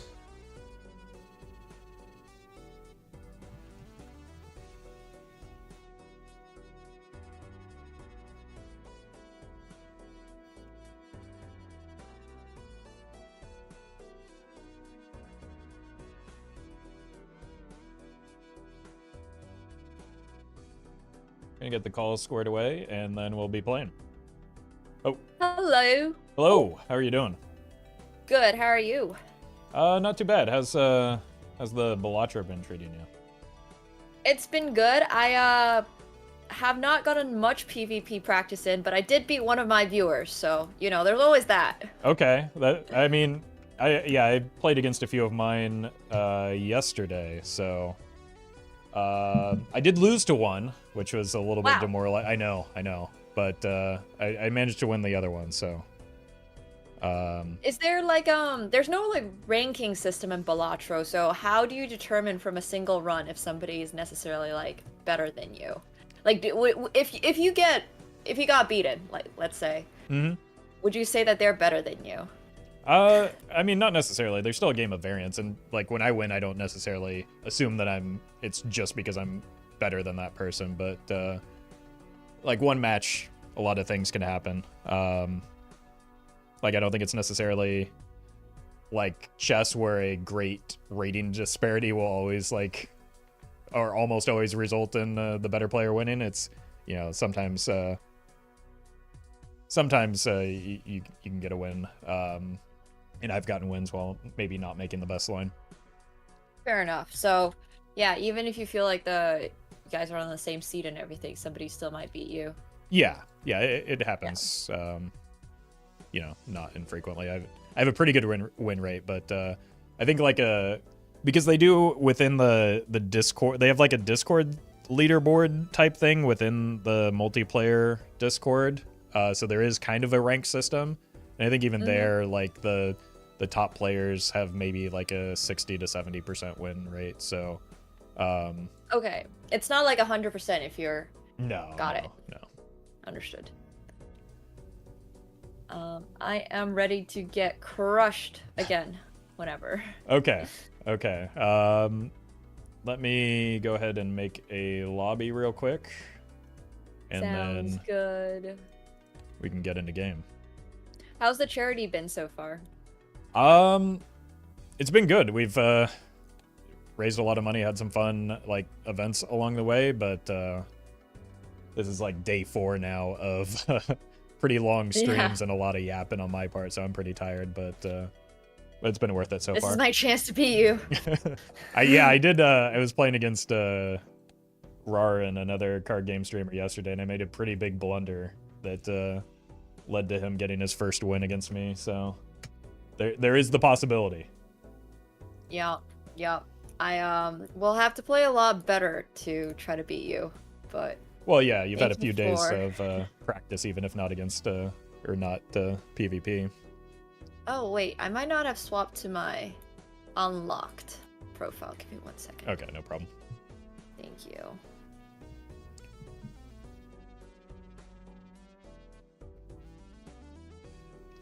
How's the event going for you? I saw you were pretty close to the goal yesterday when I popped in.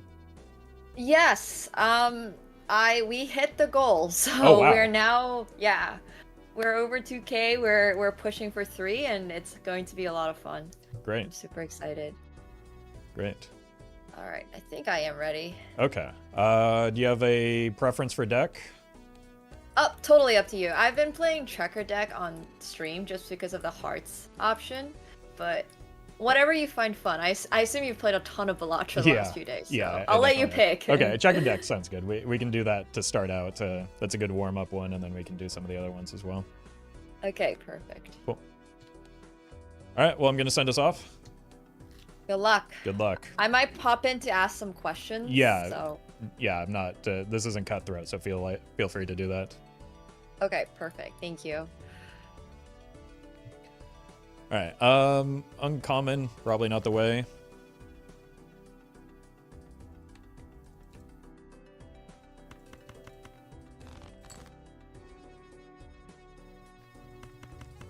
Is that enough? That's 40, right?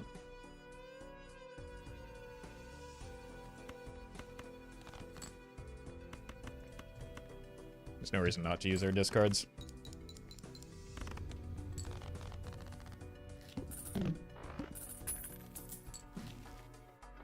Probably buy the Jupiter. Definitely want to look in the Buffoon pack, though.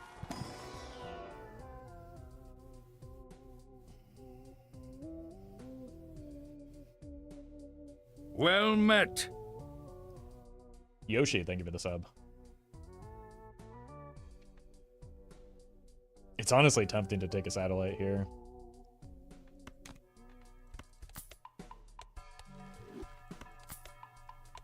If I didn't see the Jupiter in the shop specifically, I probably wouldn't have taken it.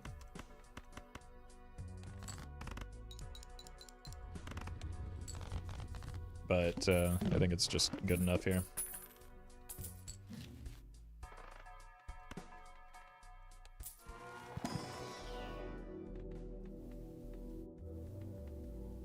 Probably just go Pluto. I think we're in a situation where we're likely taking... God, with that Pluto, the raised fist might have been worth considering. I just kind of tunneled in on flush, given that we're on checkered deck.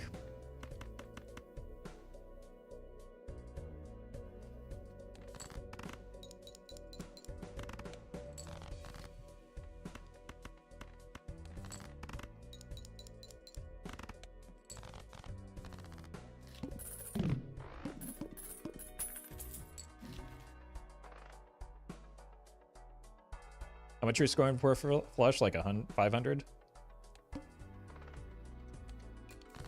Just save money here. I feel like the one benefit to checkered deck in PvP is that you can greed a lot more because you're relatively safe.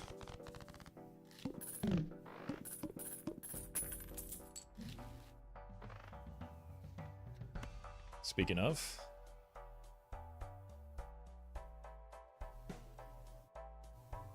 It's cost me 10. We're buying out the shop. Is this... It'll be 6 to 8, 12, 14, 22.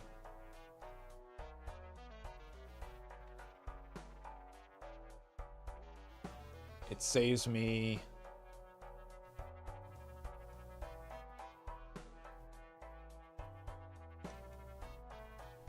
So we can afford it. How much does it save me? It saves me $2 or $5 at the cost of $2 of interest. I think I'd buy this first in case of a hermit still.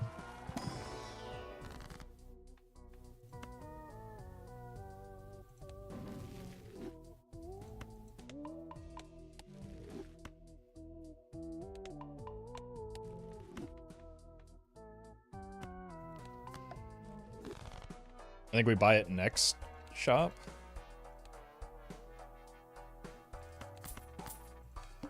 So it costs a little bit less.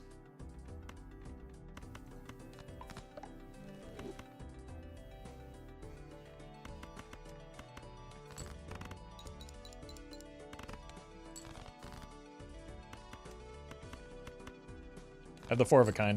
There's no reason to risk glass in PvE at this point.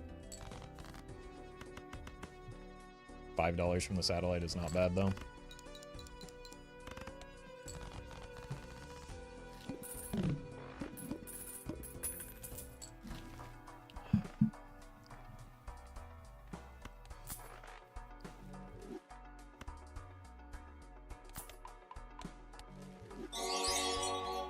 What's that? JJ, thank you for the super chat. Just conceded a game after tapping with 10 card hand. How's your day going? Well, you don't have to concede after that. You can just live with the shame. I've done it many times. Welcome to the stream, though. Hope your day improves.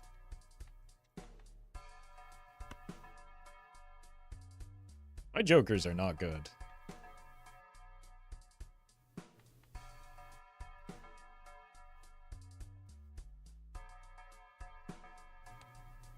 We could hit pair, straight, and full house. I think this is just a fine option. I think we just go next. I don't...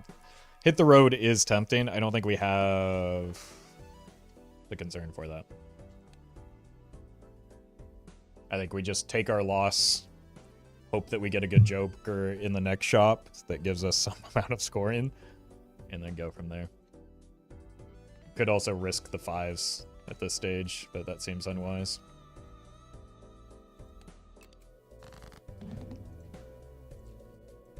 Hello.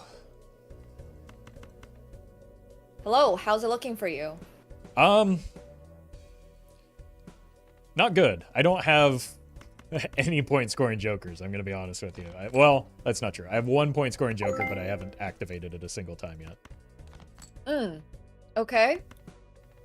I gotta admit, I don't think I'm in much better shape. Okay.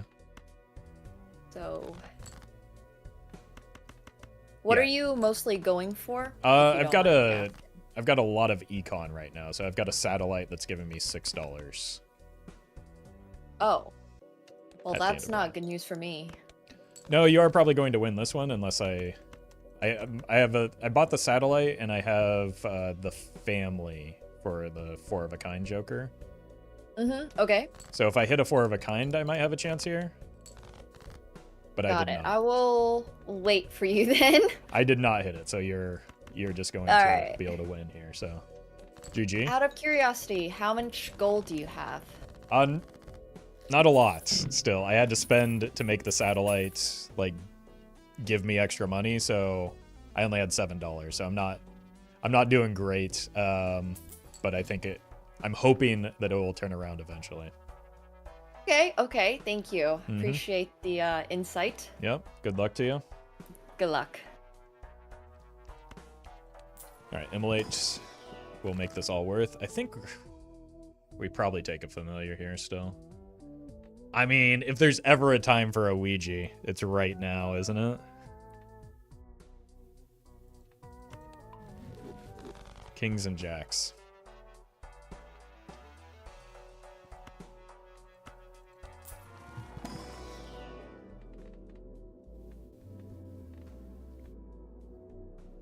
Sure. All wild. Yep, and that's actually pretty good, not only just on checkered deck, but in multiplayer in general. So we do need to play 2 pair now.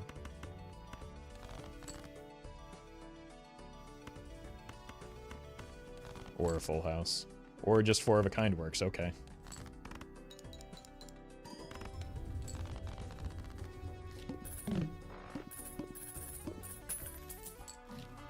Okay then.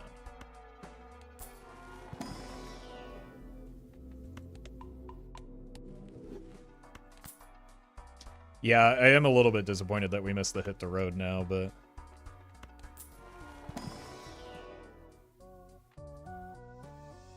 Take another jack. We need to play towards 4 of a kind. Well met. Hey, it's Matt Wade. Thank you for the 2 months. Appreciate that. This probably doesn't win, right? Cool.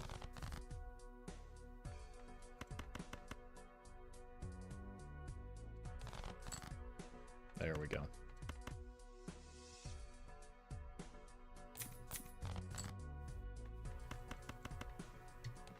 All right, money is under control. If we can get our deck fixing squared away, uh-oh. Suit me?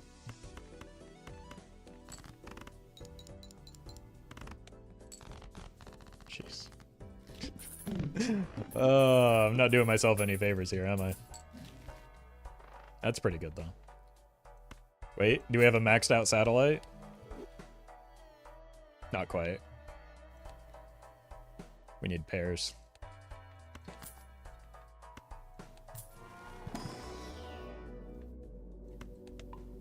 I think we just need to go for the 4 of a kind game plan.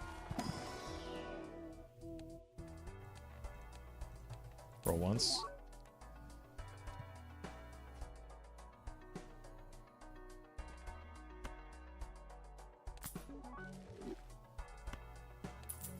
Kind of need the chips. Okay. I don't dislike this setup.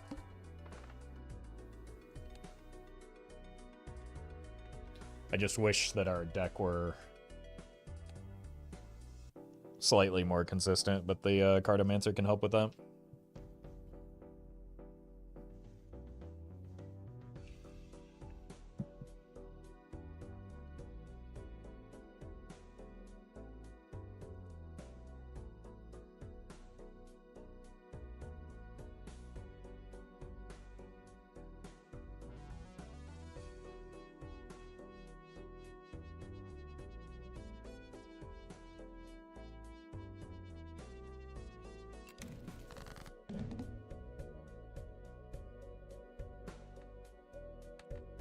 Alright, how are we doing now? Any improvements? Honestly, not really. My scoring is still going to be the same. I picked up Cartomancer and mail-in rebate, so hopefully a little more money down the line in the future, but... Yeah, I picked up both of those too. I think those are good choices for you. Yeah, I think my point scoring got a little bit better, and then I'm also getting $8 off of that satellite now, so... $8 per round, or? Yeah. How much gold do you have? I'm still at 21. Well, 26 now, but yeah, it's helped a little bit, and my deck is slightly more reliable. Okay. But I don't know. If I don't draw my hand, my point score, like, I've got a risky setup, I guess, is where we're at right now. Fair enough. Fair enough. I have no idea how much I am scoring on anything, so it's a bit of an adventure. Yeah, it can be difficult to gauge because you're not necessarily playing your best hand into the, like, small and big blind.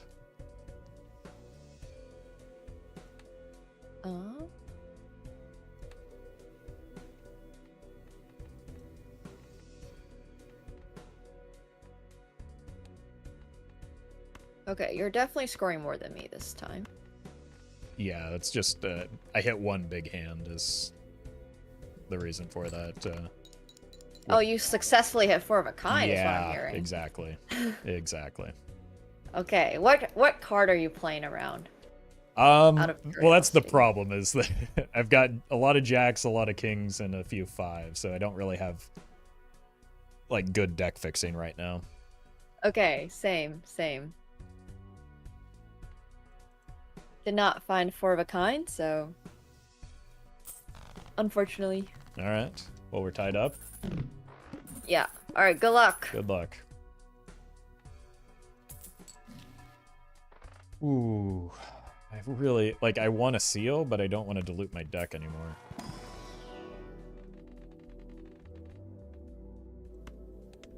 It's probably the most likely pivot point if we're going to have one.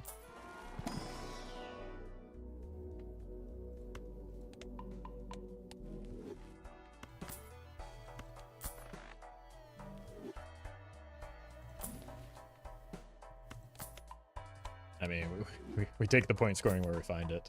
Mercury doesn't exist, that's fine. I don't really need it. I think like $8 is just fine off of it right now. Oh.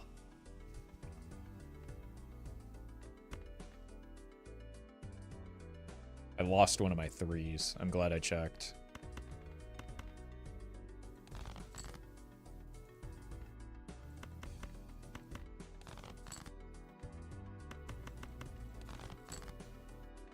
Neat.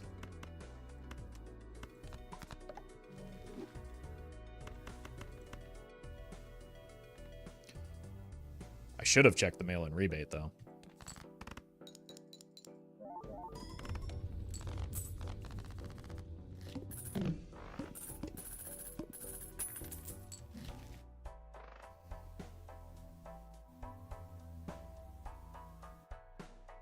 We're probably taking the arrowhead with instead of the throwback.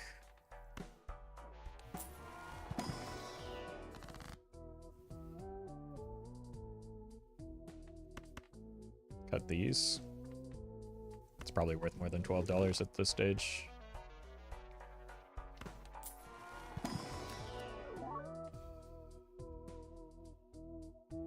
Four queens. We'll just find strength.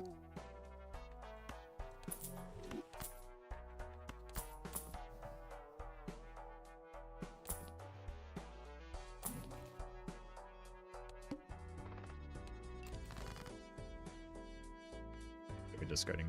Oh, okay.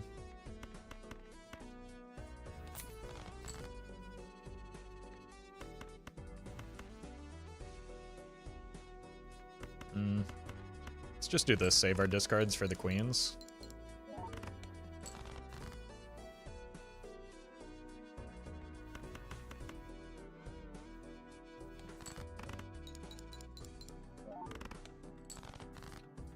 Scoring a little bit more than I would like it to. There's one though.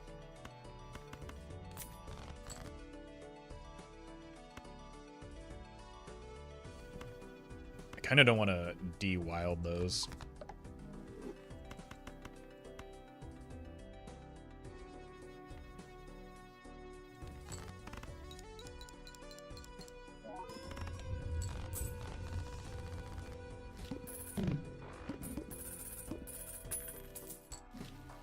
Okay. The astronomer would have been nice for helping set up the satellite, but it's probably a little late now. Kind of got our money going.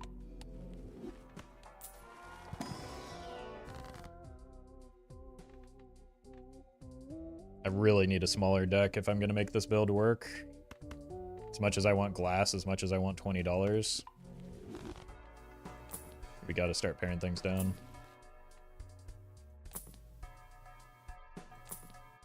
Oh no. Who dies here? Probably you.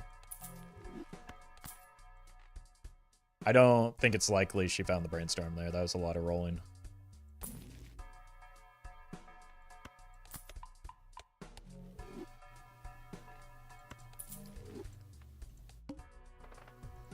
It's possible though. She has the rebate. She has the rebate, and she got the life loss buff.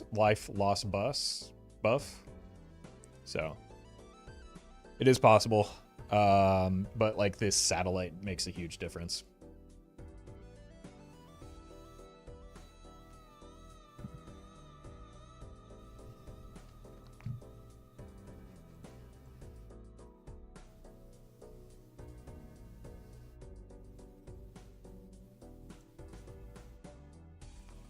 When I play the queen, I just missed it. I thought I was one hand lower than I was.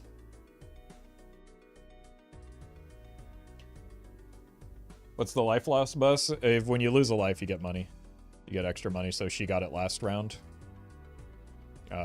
Which means she went into the ante with additional money, but like the satellite probably gave me enough to offset it.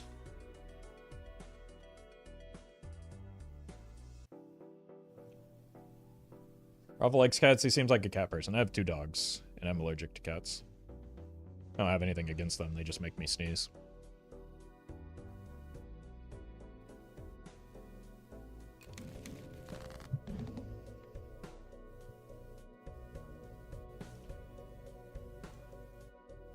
Hello. Hello. I had the chance to make a lot of money in my future, but I did not take it. So, you're lucky. Okay. I'm curious as to what that was, but I sold mail-in rebate when I found Brainstorm. Oh, yeah. You found the Brainstorm. Okay. Yeah, I did. Okay. I wasn't sure if you were gonna like I thought I rolled pretty deep for that, but okay. Okay, so you have it too. Yes. Yes. But my deck is still a little bit messy, I guess is my concern right now. That's alright, so is mine. Okay. It does make me feel better.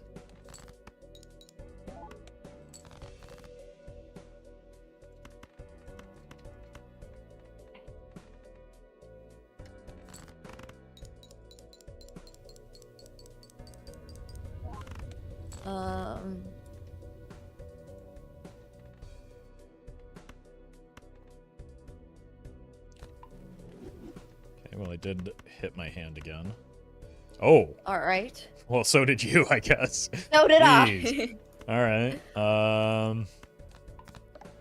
It's a little bit concerning. Yeah.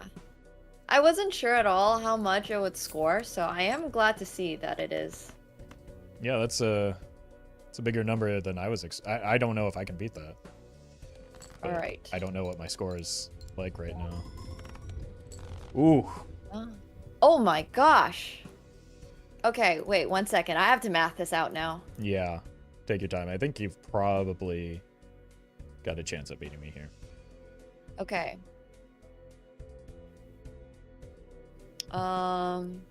I have to move. Well, you also have brainstorm, so you know how it feels to have to move a bunch of its jokers around. Yeah. But...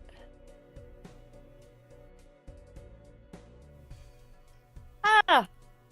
Man, I probably could have hit 4 of a kind with my queens, but I did not draw for it.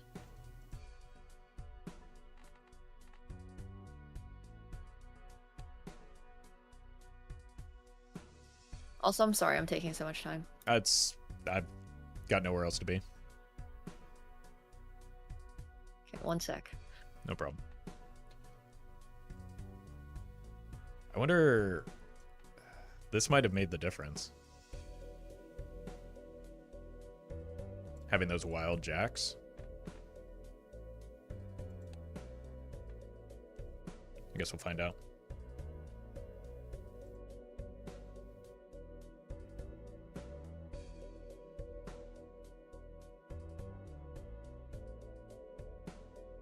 Well met. Real Taller. Thank you for the prime. Ooh. Ah, bummer. I could have probably tried drawing for a queen, and it was like... Okay. I was gonna get there, but... GG. GG. I don't Alright. have many queens, so I don't know. Did you, where did you find those, or did you find a strength somewhere? I just have 5 queens. It's not even okay. that many. Okay. It was just worth probably going for. Yeah, I guess I don't. Do you have any other point scoring jokers right now? I just have Lusty and Arrowhead, so Okay. they're both kind of like playing against each other, so it's not great. Okay. But yeah. Alright, good luck. Good luck. I do think we kill the Arrowhead now.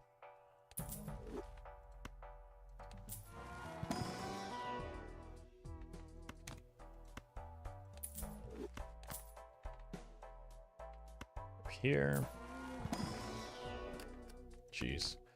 We really do want to find strength for those jacks, I think. If not the queens. Probably the jacks. Jacks into queens.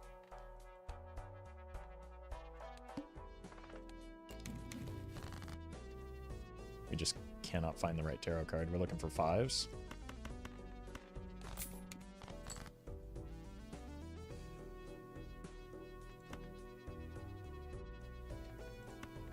Still want to play for jacks right now. We don't need to keep them wild unless we want to find an idol or an ancient joker, which we do.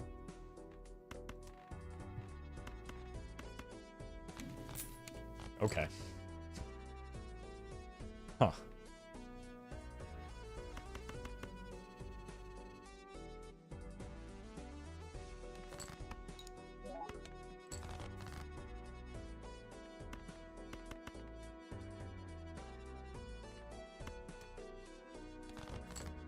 Beautiful.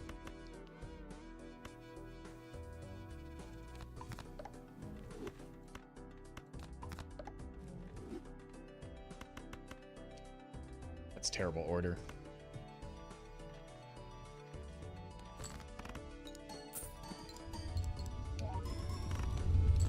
Because I really want to have those strengths in the Fool.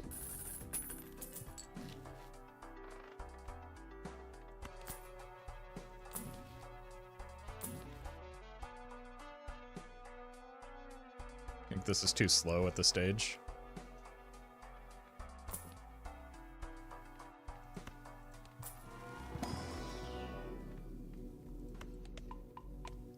Just trying to find another tarot card, but couldn't find one.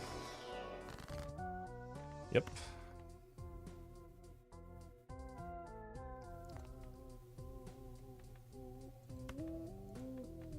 Let's Let's actually use this here. Go here.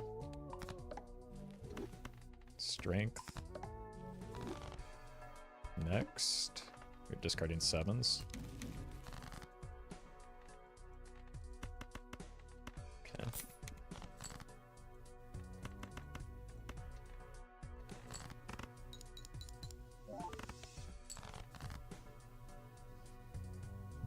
Jeez. Alright then. Well met. Storks. Thank you for the prime.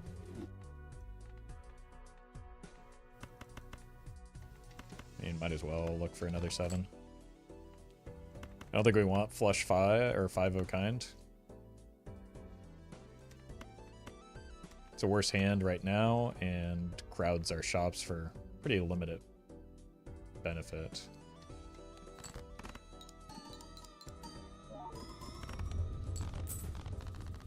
We'd rather try to unlock and play towards flush 5 if we can.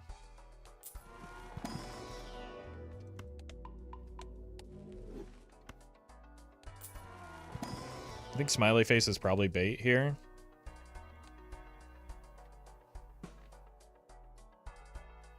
It's almost a 2x, but I like the combination of these two with the brainstorm right now. I think that's more likely to give me a slight edge, even if I lose short term.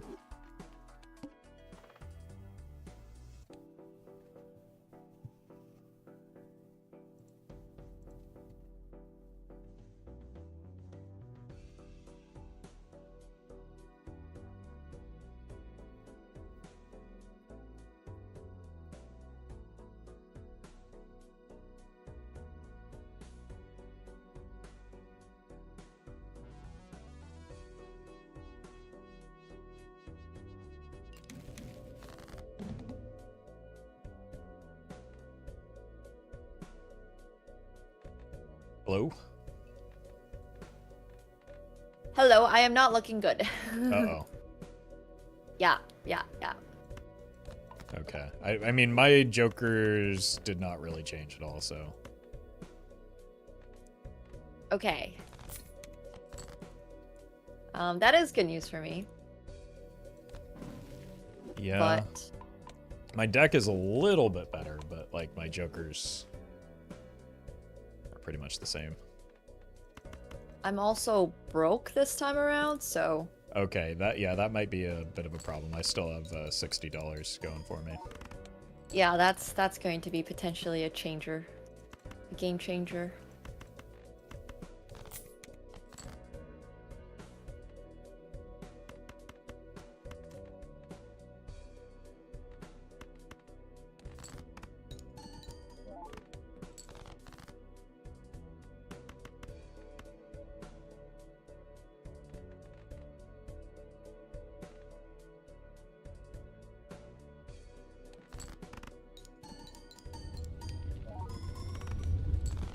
Okay.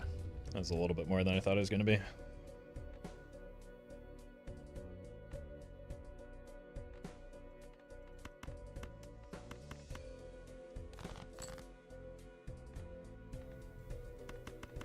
I might be dead. Oh, I didn't realize you were on your last life there. Yeah, I got one more. Oh. All right. Okay. Wait, no. But I don't know how I'm gonna catch up now that I've shot both my econ and my deck building. Yeah, it's a tough spot from behind. Yeah. Yeah. All right. All right, good luck. Good luck.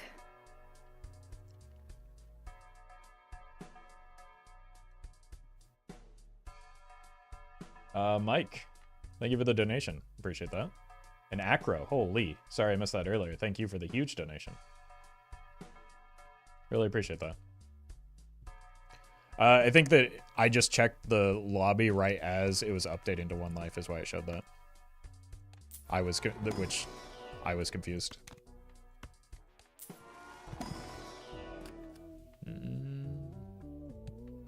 Probably don't need that here. It's a little late.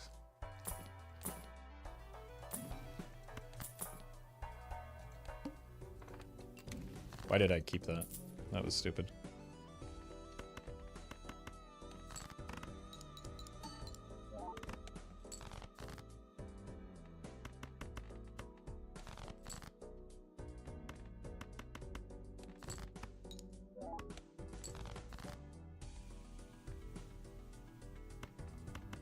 Come on.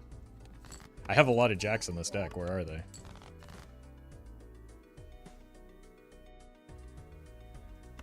Okay, that's extraordinarily bad. Okay, at least we hit.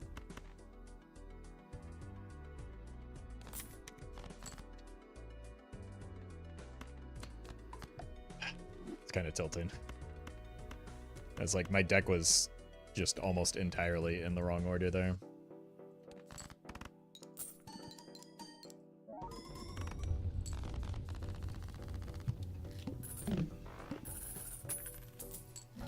Yeah, well done, Nintendo.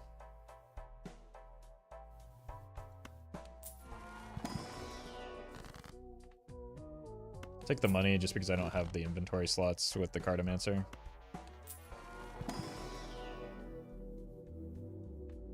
Oh hey, we finally got pairs leveled up.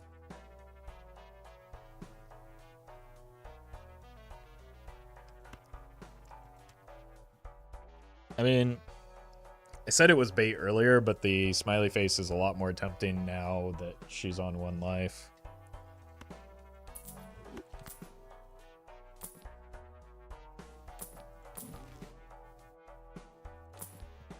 Be a little bit more aggressive in her play.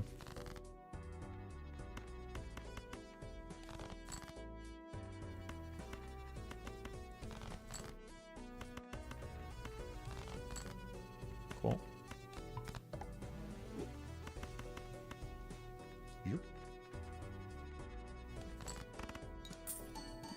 Yeah, getting an additional... Like, we have a pretty reasonable expectation that we can hit 2 4-of-a-kinds now with how many queens that we have. 12 queens.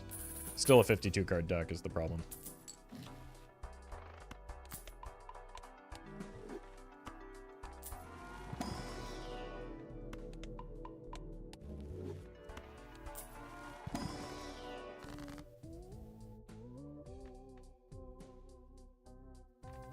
I think it's got to be you.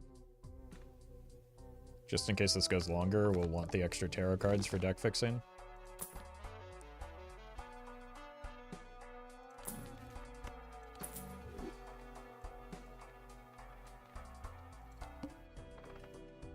Alright, I think we're in a pretty good spot.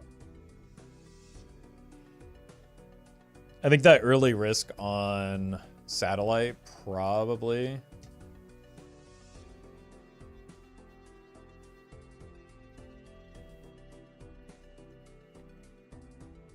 probably is what gave me the edge here.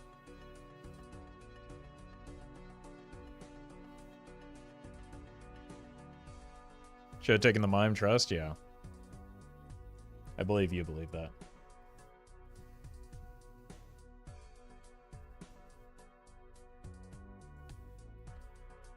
Wouldn't popcorn be better than the photo?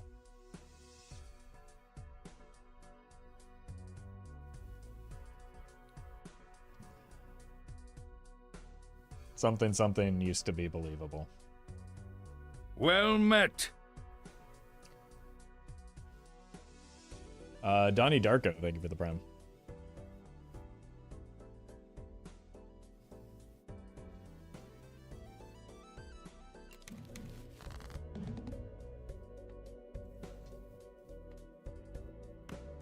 Alright, is the comeback happening? It is not, sadly. Okay. But it could be worse. I actually just hit driver's license on my random joker on a judgment, so okay. That's pretty insane. Well, I don't have that, but that's pretty good. Yeah, that's pretty good. I'll take that.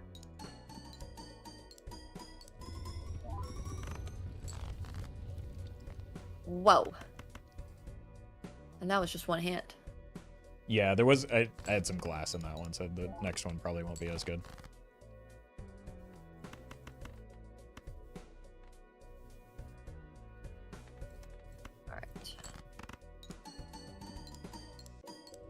My draws have been a little suspicious. Well met.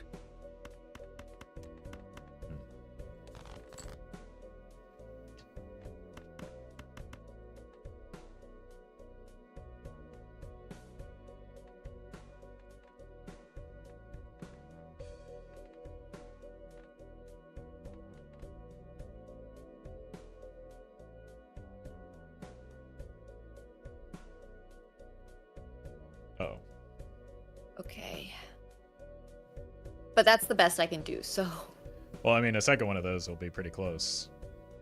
Yeah. Oh. More than close. Okay. I think that's just a driver's license difference right now. Yeah, I can't beat that. Oh! Alright. Maybe there's something Okay. to that comeback. Whew! Alright, good luck. Good luck. Alright. I think it'll be fine. We've got a lot of money. Got a lot of deck fixing stuff. Espa, thank you for the raid. Hope you had a good stream. Congrats on the 41 streak, by the way. Is that right? I know it was over 40. 42?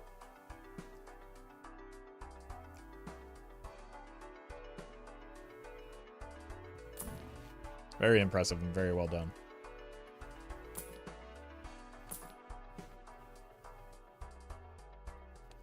We're currently doing some multiplayer with Nemo. And trying not to fall behind after an early advantage. I hope you had a good stream. And thank you for the raid.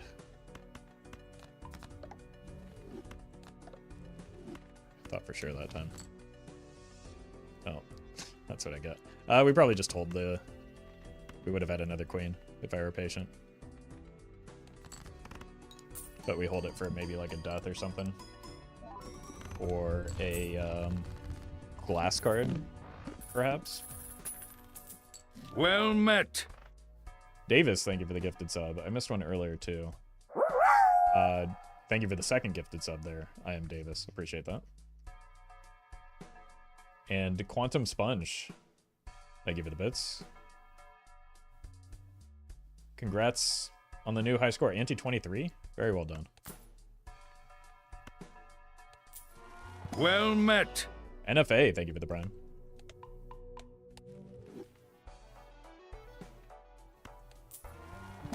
Queen? No queen. Alright. Save that for a good... I said a good one.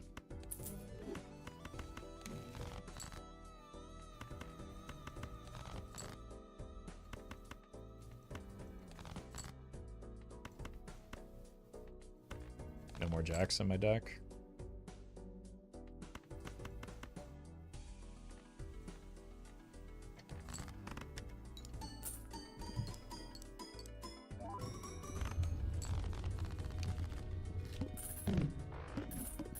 Alright, we will probably want to use at least... Never mind. Probably use at least one of those though. Jeez.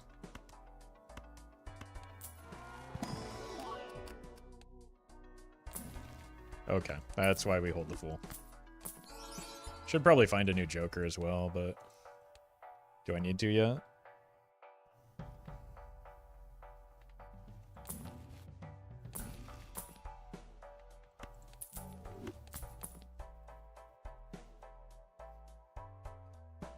Bad timing on that one.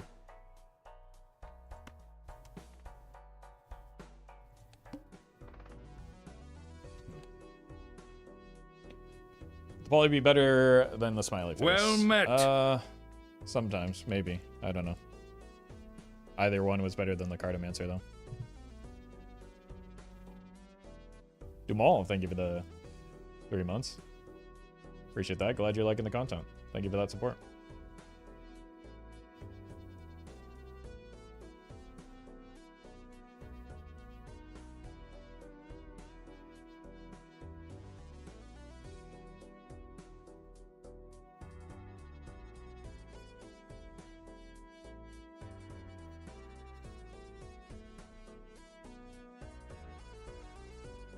So we probably want to save that for the glass queen if we can.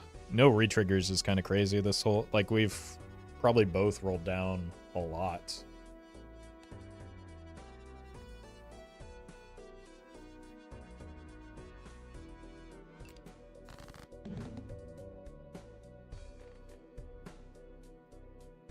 Alright. Well, that last round you forced me to get out of my Cartomancer finally, so... I don't get tarot cards anymore.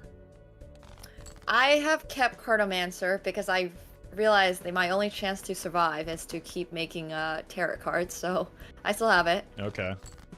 It's probably... Yeah, it's probably a good choice. I miss it already, but... What do you have right now? Not a whole lot. I have the Brainstorm, the Family, Smiley Face, Photograph, a negative green Joker for some reason, and Chaos the Clown. Okay. I don't exactly know what they all do, but... Most of them, I'm going to be honest with you, do nothing. So... Fair enough. I wouldn't worry too much about that. It's mostly just the Brainstorm and the Family doing some things. Okay.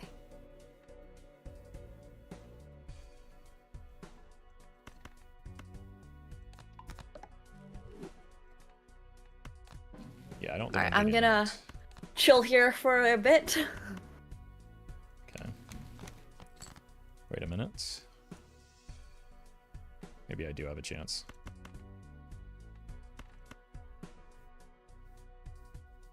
Well met.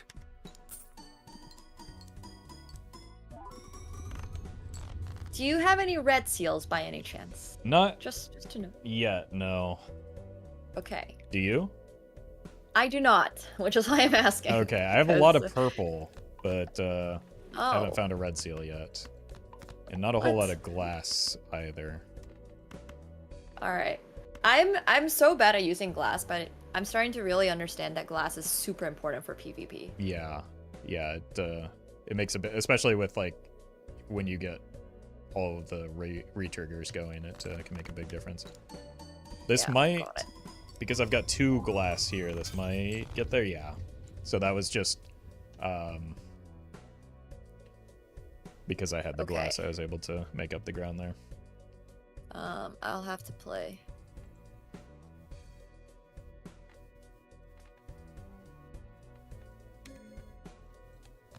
Oh, no. Alright.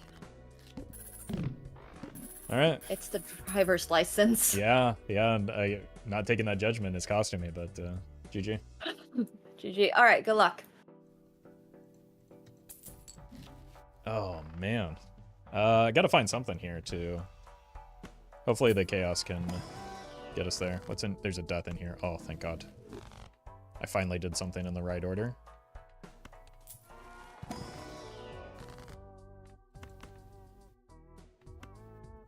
Let's kill you 2 nerds. Gonna be a little bit more spendy here, with it being the last ante and all.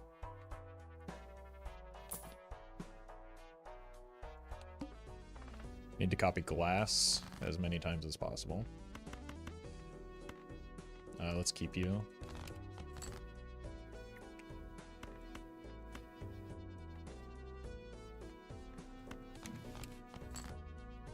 Come on, man.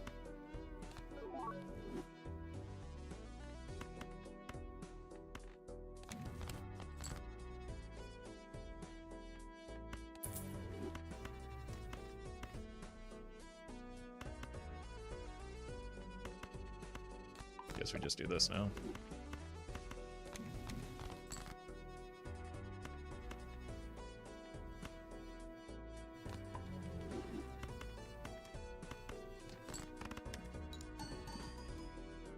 Still have 8 queens in the deck. I think we're guaranteed to hit. I would just rather... Okay. The glass, it turns out, is impossible to draw anyway, so I have nothing to fear.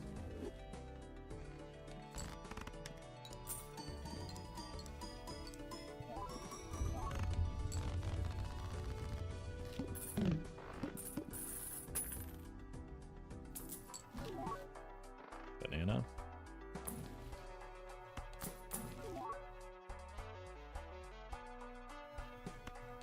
We can get a sock, that might make sense. kind of need every little edge we can get.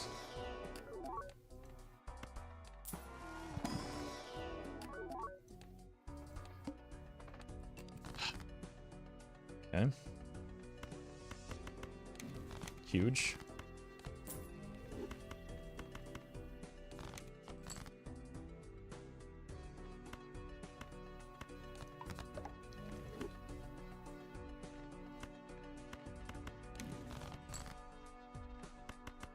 See if we can get at least one more purple here.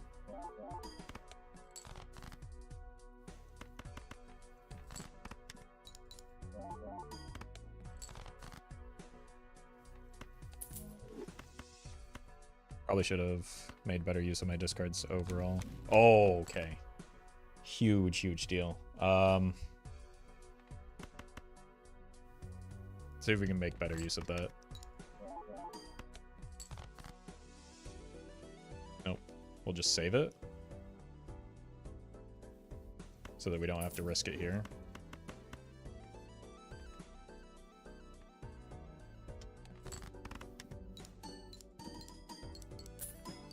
That's a big deal. Alright, I need a Chad.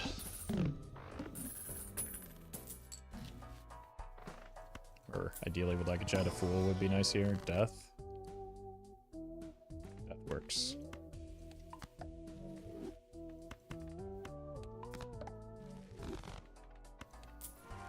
Fool me. Well met. I want to be able to see the whole deck. Jasmine, thank you for the 4 months. And we just roll all the way down here, right? This is the, yeah. Oh, hey. I found the driver's license. That means it's a rare for her, though. I don't think that there's many rares that would matter at this point.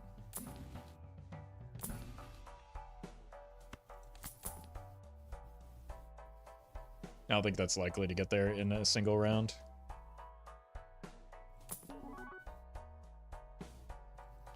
Alright. Blueprint. Oh, yeah, blueprint. I mean, that would require a lot. She didn't get as much money as I had rolling into this ante, I don't think. We have a hanged man in the Fool.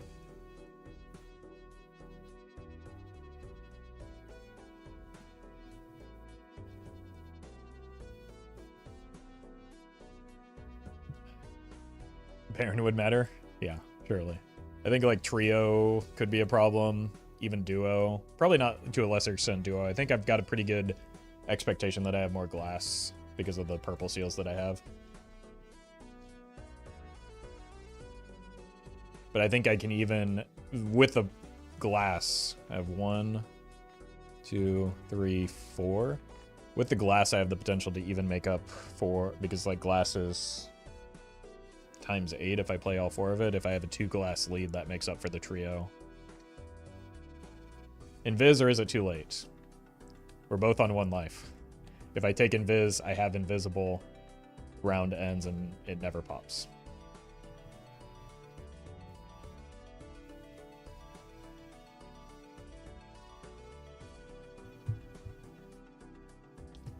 The thing is that like most rare jokers aren't good for this build.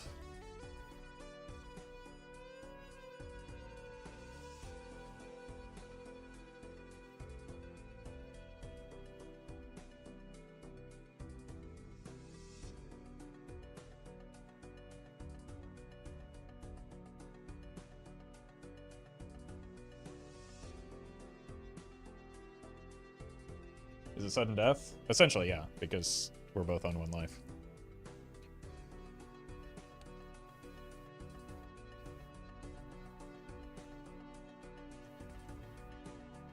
So we have 5. We discard 20. 20. So we do theoretically see our whole hand. All that matters is playing the 4 glass cards. There's a world where if we hit 5 glass cards due to a death or a justice, that it might make sense to do 5 of a kind there. Well met. I think it'll be base 12. No, it won't be. It'll still be better to play 4 of a kind.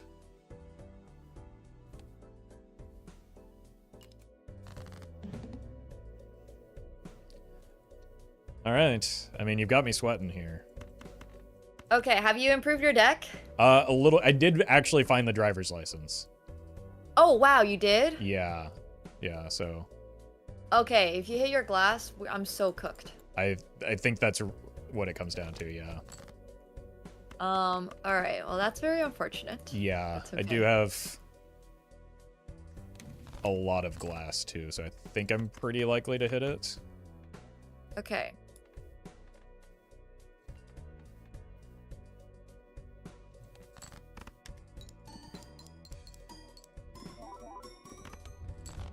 Yeah, I think my biggest mistake was not getting any glass, and I've been learning this lesson for a little while now, so I am learning to get glass. Yeah, there weren't honestly many opportunities for it in this run though, so it makes sense. And I still do have to hit my glass. I think I see every card in my deck though. Well met. It's not good news for me. No, Oops. so I think it's guaranteed that I hit all of my glass. It's just a matter of, is that enough? Okay.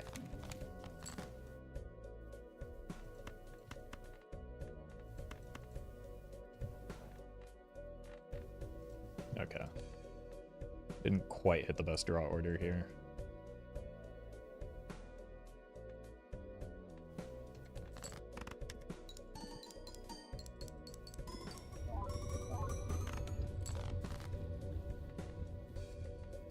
Uh-oh. Yeah. I think it's still gonna be close because I have to. This is my glass hand, but it's only 3 glass instead of the 4 that I have. Okay. So That's if you have, what I got. okay, if you have one more, I got a lucky. Oh my gosh. I got a lucky card molt hit that probably helped me out a lot there too. All right, I think I lost. That's all right.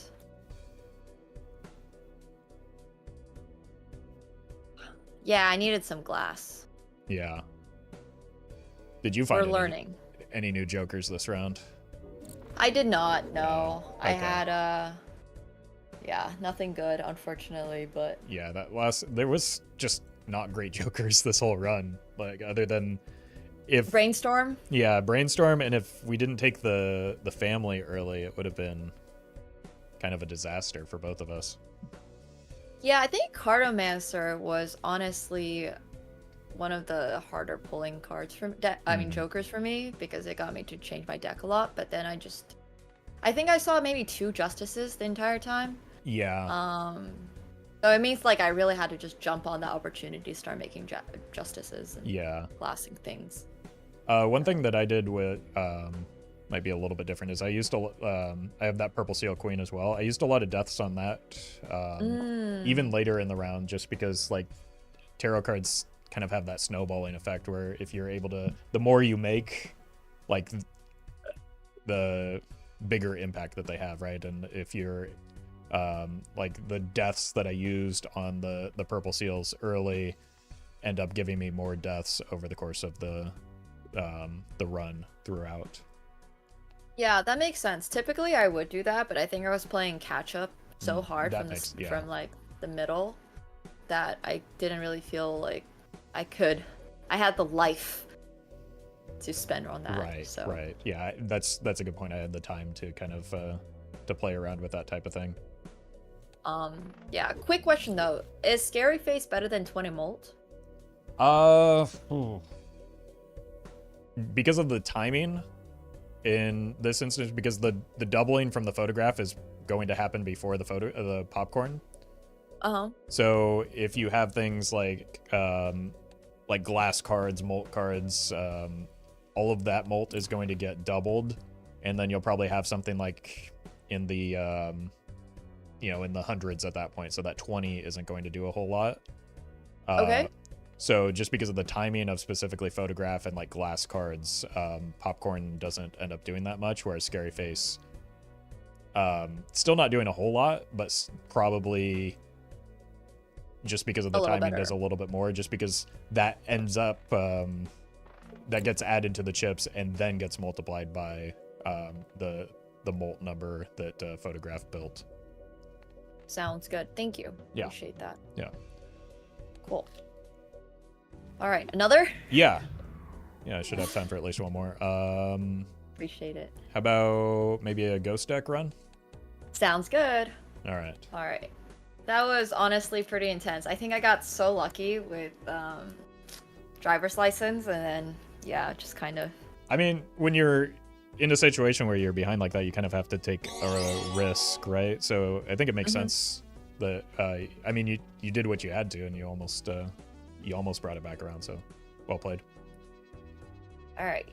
All right, good luck to you. Good luck. Investment tag is probably going to be a skip. Red Duck, thank you for the super chat. I have not had much time to think about anything other than trying to get through the events and obligations that are already planned. There will be I'll have some more time after this week to think about it, hopefully. Deontay, thank you for the super chat. What do you think of Silver Surfer? Honestly, not much.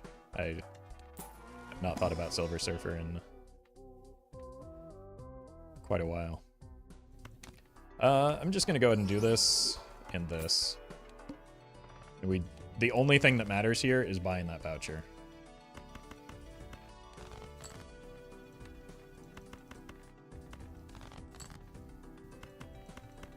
Is there a reason I should be thinking about Silver Surfer? Investment? I can't take the investment when there's an overstock in the shop. You consider yourself top 5 Balatro player in the world? Nope. It's not something I think about at all, in fact.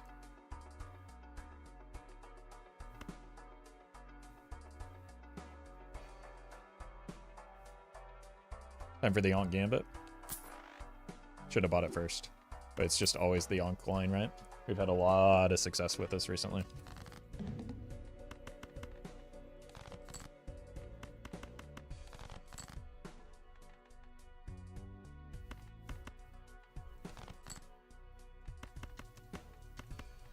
I know it doesn't score me a lot, but chances at the business card are worth.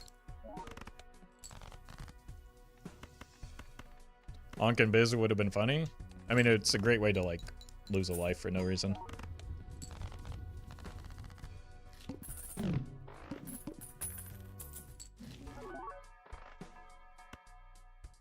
A lot of money.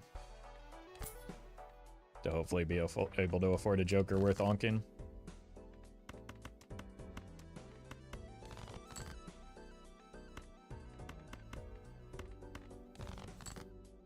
Base cards, hello. Cool. Chronically allergic to the straight flush. It'll be fine.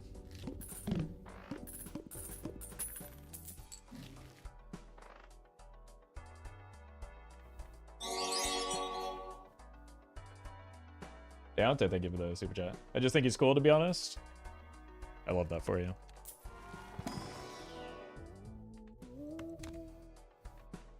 Let's go Cryptid. I don't like it yet, or not as much as I will in the future, but it's probably just good enough.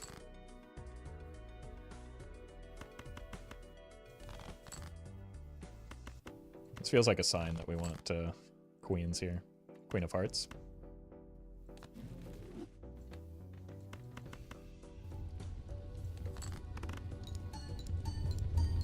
Business card? Hello? Are you okay?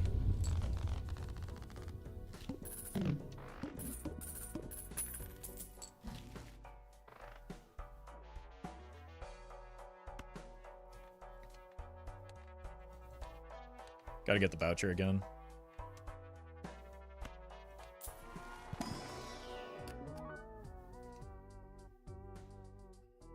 That's a really, really gross red seal. I think we take the king and this.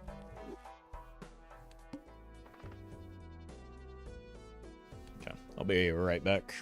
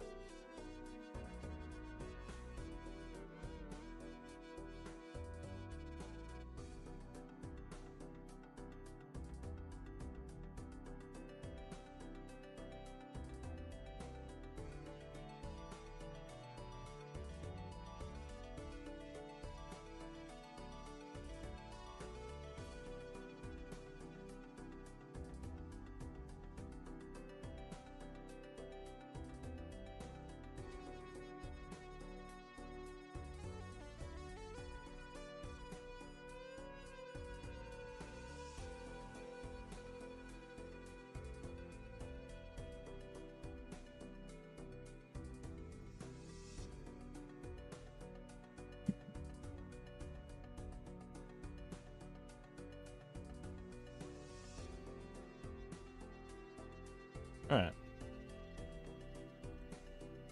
So we have queens. We have kings. We have econ. I don't know. We have upside potential.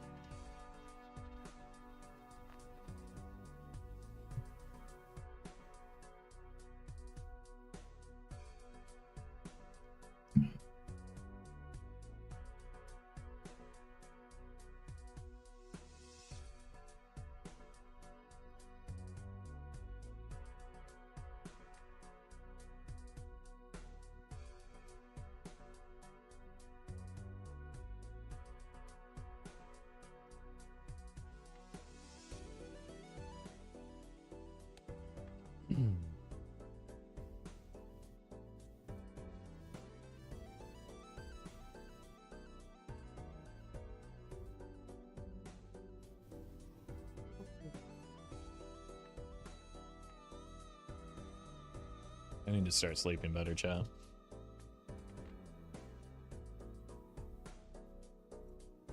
I am ready for the weekend.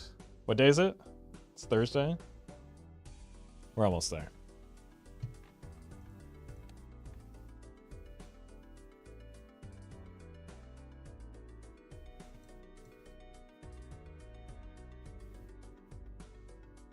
Bad sleep is bad for the heart? I know. I know.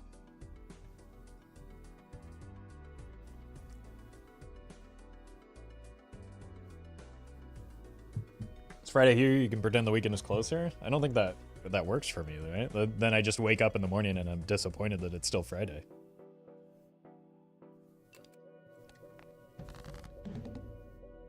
How are you looking? I don't know. I've not got anything super exciting just yet. Okay. But I do. So here's my secret tech when we're playing on Ghost deck. Anytime I see an Ankh, I buy it and save it for something that will be really big, like an Ancient Joker, or something along those lines that can score a lot of points. Okay, so I'm gonna judge from that I'm gonna lose and just... No, I don't have... Well, I don't have... Make some money. I'm just hanging on to it. Oh, that was my best hand. I can't really do much better than that. Okay. I've just got, like, the business card smiley face thing going on right now. Okay, I did not have smiley face. Interesting. Did you take any of the skips in the first round? No, I did not. Did you? No. I wanted to get the overstock voucher. Okay. Which maybe why you're seeing, if you didn't see the smiley face, maybe why.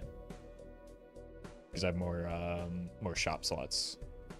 Oh, I took boot over smiley. That's what I did. Oh, okay, okay. Yeah. That makes sense. Yeah. Especially if you have some econ jokers to farm. Yeah. All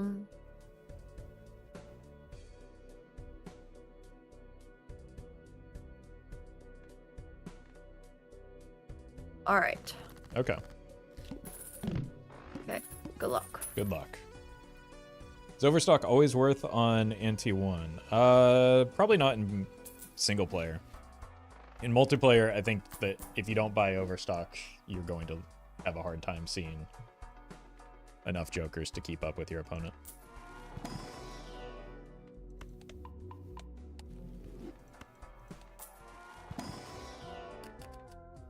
I mean, I guess we're doing Queen of Hearts again. I think we have to do it. Just because we don't, like, we could have another seed like last round where there are just no options for multipliers. It could be our best onk target. I hate to say it.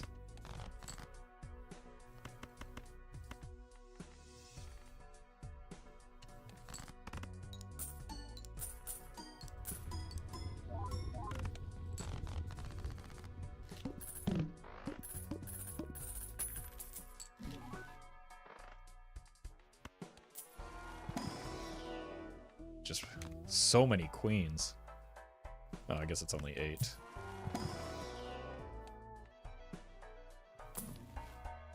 Gotta buy you. Need to remember. I'm not used to...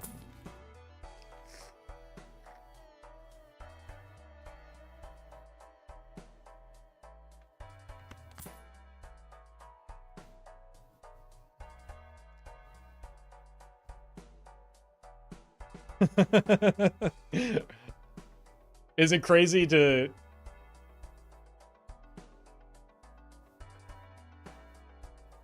Shoot the moon is never a good idea? Sounds like somebody who's never played multiplayer before.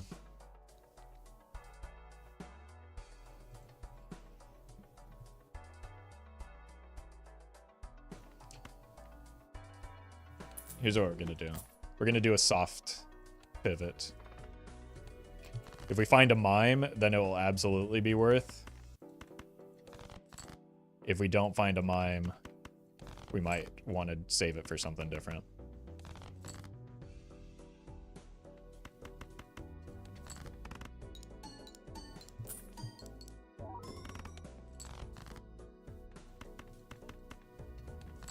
It's crazy and funny. I think it's just, so far, one of the best options that we've seen. But we don't have to make that decision now. Like, especially if we get a red seal. Okay. Purple's pretty good too, though.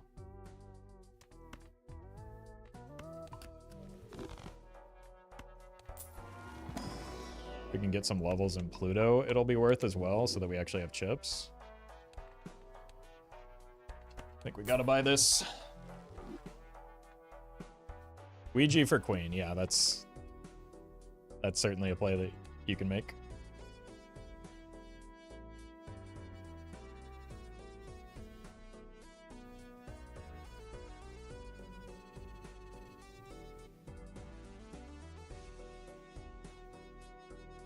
I love the dopamine from Ouija. I don't get much of a dopamine hit from losing all my hand size, personally.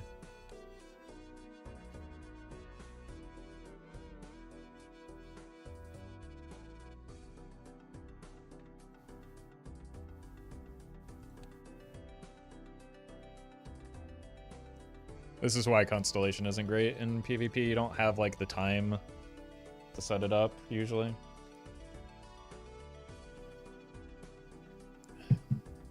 You should have got Ouija into Kings plus Baron afterwards in multiplayer. I mean... that sounds like something that will still likely lose to an idle retrigger build. Especially, like... Ouija into Kings or Ouija into Queens on a Shoot the Moon or Baron build is terrible because the hand size is so important. Bye-bye, thank you for the bits. Multiplayer seems to be a completely different game. Did you have to actively unlearn most of what you learned playing single player? Not necessarily unlearn. It's just you prioritize a lot different things. And Okay, I have to FF because I accidentally hexed, forgetting that it destroys all my jokers. Okay, yeah, we can restart. I'm sorry. That's all right. Okay, sorry. Everybody's done that at some point, so yeah, we can just. I completely forgot that. Yeah. Let's return to lobby. Okay. All right. That makes my. I was debating making a gamble play anyway, so now I don't have to think about it anymore. I also, I mean, there were a lot of things that honestly went wrong in my deck. I had like a seven of diamonds with a red seal on it. Oh, okay. That I like didn't save cryptid for because I know that there's no joke. Like, what do you do in that situation? I guess if you know that your red seal is like a bad card, do you just still save cryptid for it? Do you save your deaths for it? I mean, it's tough. It can be good. I've seen it work. Okay. I personally skipped it just because I didn't know what my build was going to be, but like it was tempting, and if I took it I probably would have wanted to cryptid it. So I don't think it's a bad play. I think it depends on, like, if you're going for a high card type build, it could be very, very helpful for that. Well, I have to admit, I got it and did not cryptid it, so I think it was just bad on all sides. I ended up with a bunch of diamond queens, but anyways, we don't need to get into details of my deck. Yeah. All right. But I just wanted to know the thought process behind that. Thank you. Yeah, no problem. Okay, awesome.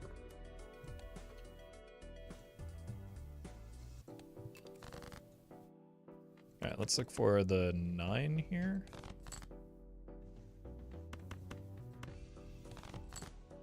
Or just hit the hearts, that works too.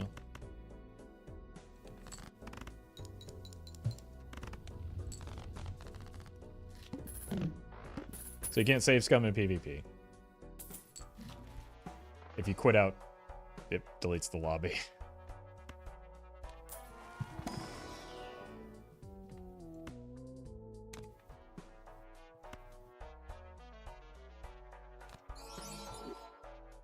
Did you oversleep? I'm not sure what you're...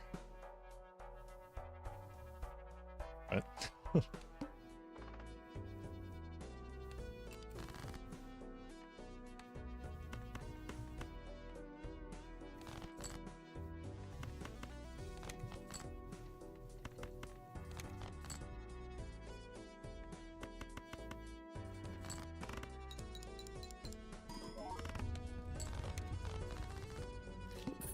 Imagine if chat was normal.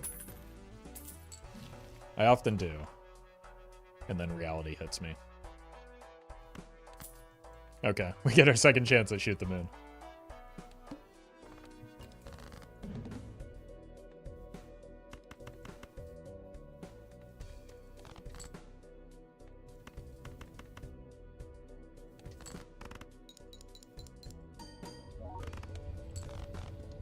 Now we just need the Baron for the trifecta.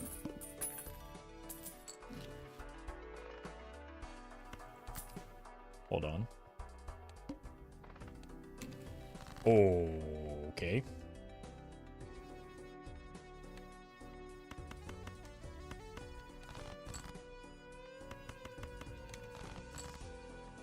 Pilar.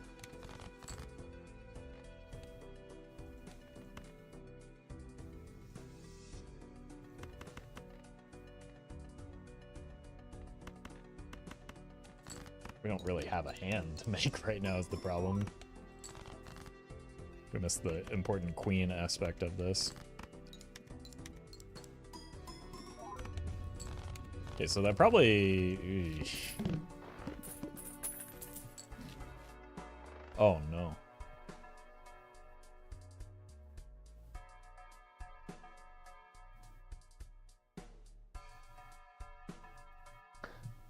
I think we have to get out of the riffraff, unfortunately.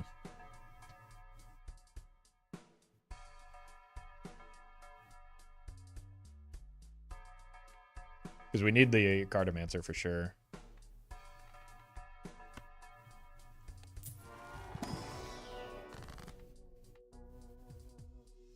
It's a great pickup. I don't see anything else that we can get out of here.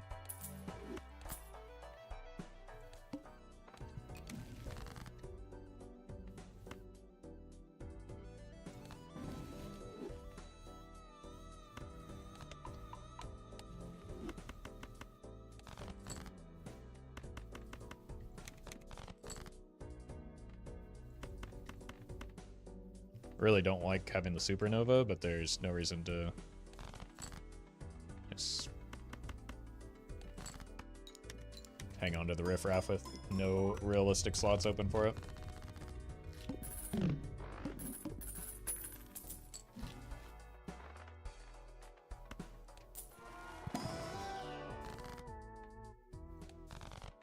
Let's get that out of here before we have to think too much about it. I'll take this.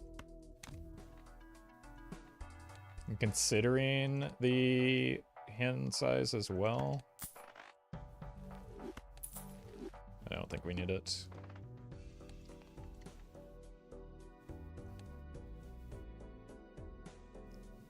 I think it's decent chance of taking a loss here.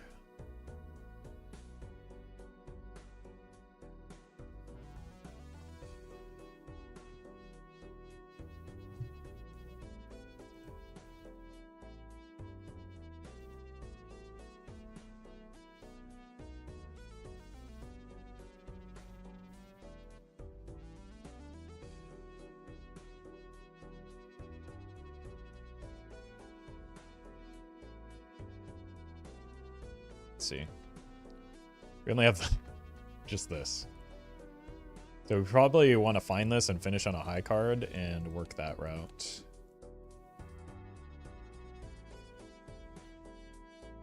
If we're planning to stick with the shoot the moon.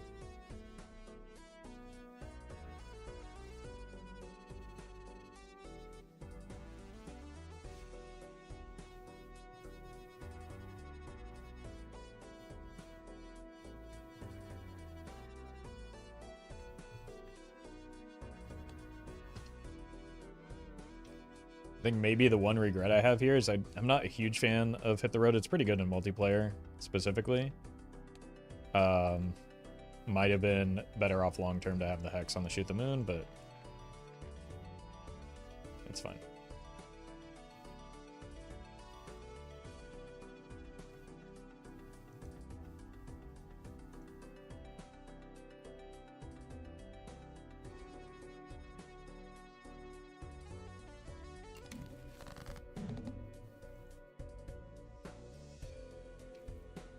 Hello?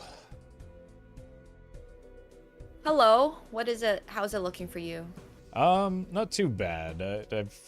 I mean, I've got a Cartomancer again, so that makes me happy. Okay, same. I have that too.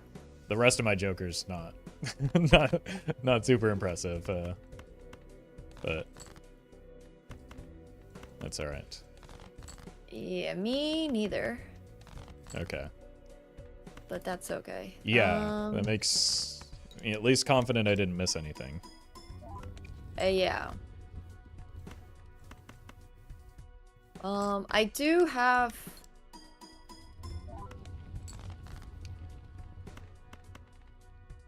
one guy who might be good.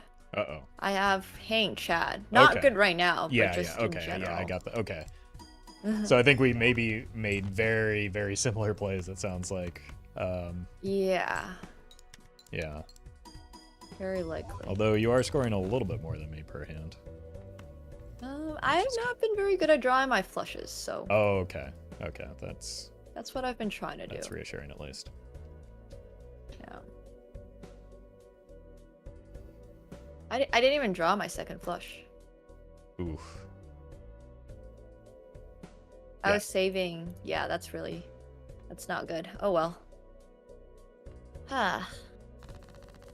Alright, well, early losses are good for luck. money, so you've got that advantage at least. Sounds good. All right. Good luck. Good luck. I think Shoot the Moon is the safe line.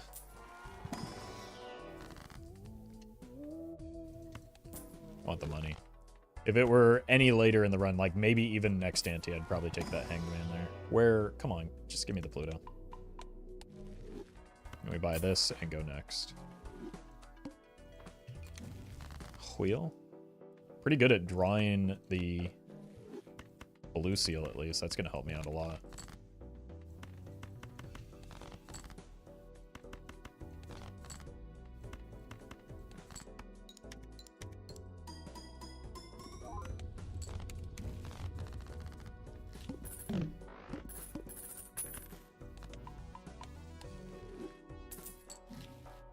Nope. No good jokers yet.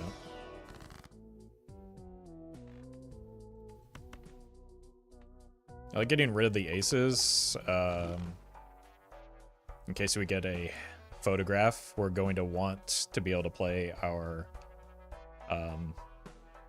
high card face cards, and aces get in the way of that.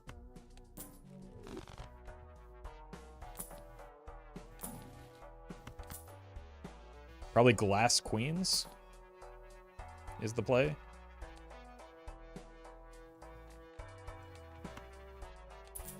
Slightly better. I don't know if it's worth the money. And then we just save them for the future.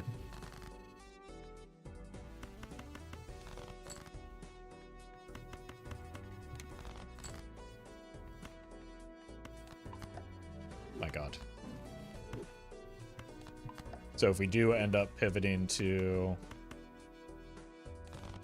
like a sock and buskin build, this is what I'm talking about. Like if we had a hanging chad right here, we couldn't dump 5 cards and get a face card for, or if we had a photograph with a hanging chad, we wouldn't be able to dump 5 cards and play towards the photo. So that's why we're getting rid of aces.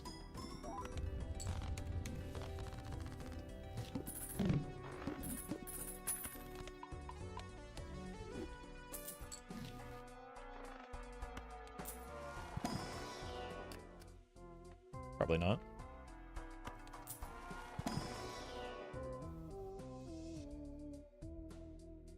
Someone dies here. Probably raised fist.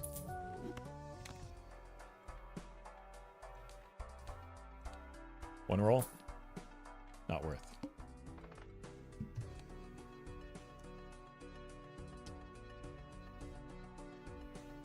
When I started, I thought aces were the best cards because higher number equals better. Yeah, I mean, especially if you're coming from like card games more generally, and especially poker, it's easy to fall into that trap, and it's a hard habit to break. It's almost like in some ways, like being familiar with poker isn't necessarily always an advantage, right?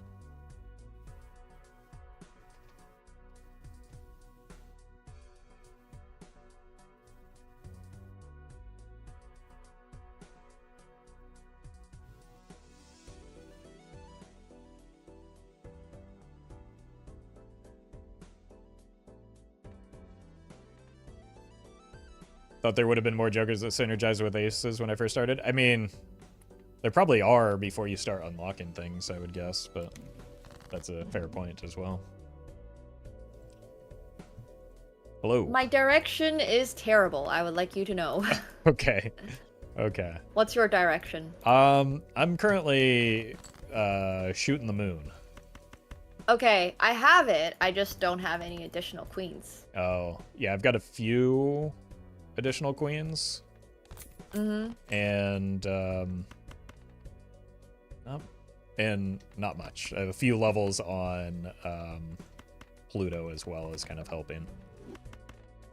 Okay. Hypothetically, if I had quad queens in my hand and I had the option of not playing them, should I play them or should I not play them? So what you could do in that situation is you could hang on to them to get 3 hands of molt off of the shoot the moon.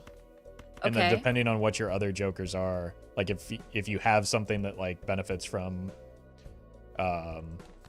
playing 4 of a kind, you might score more with it. So that could be a way that you can still get value off of that, if that makes sense. So okay, it'll depend a little bit on what your jokers and hand composition is. But if like shoot the moon is your only molt joker, holding onto the queens might be your best way to score. Got it. Okay. Thank you. Mm-hmm.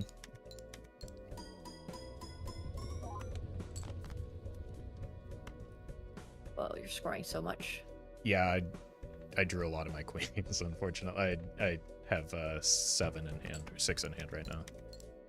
7. Whoa.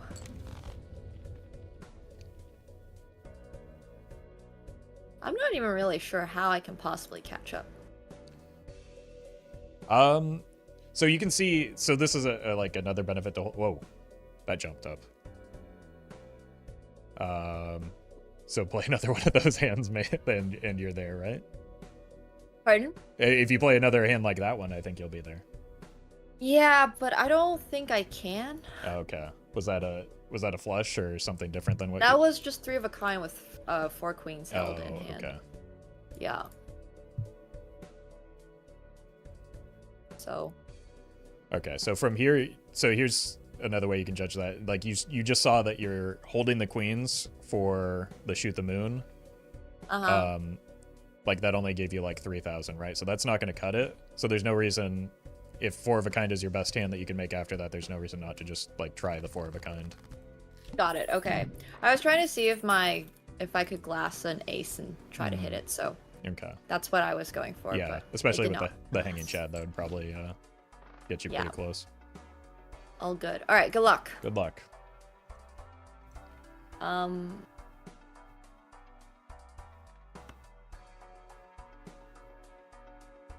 We're taking that smiley face.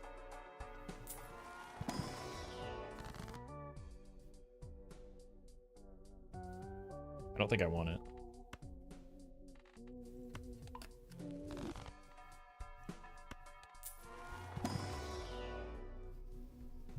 Oh, that's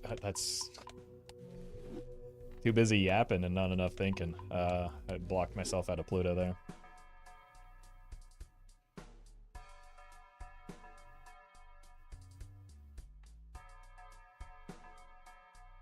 It's like really only good if we hit exactly photo, but then we have photo anyway, so it's not that big of a deal.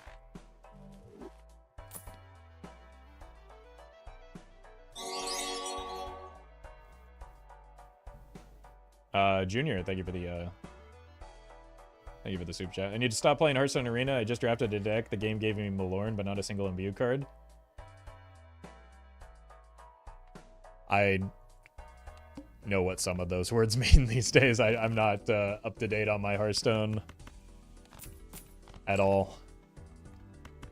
But I hope things go better for you in the future. Why not driver's license instead of hit the road? Well, one gives me 1.5x mult, the other one gives me nothing.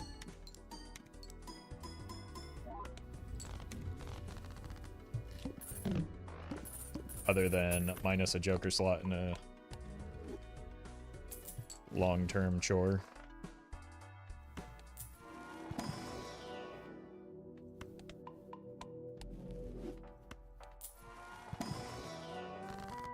Welcome, Doc.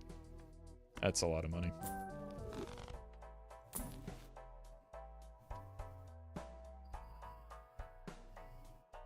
I think it's just bait, man. Not to be confused with Bateman.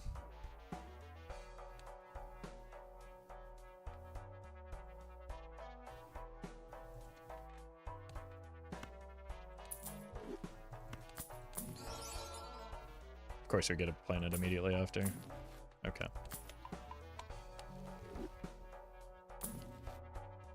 We might switch to 4 of a kind eventually.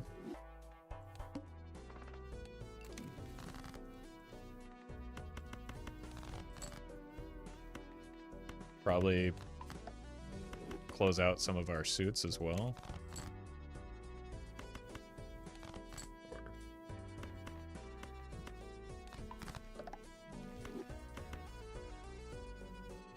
Homogenize some of our suits.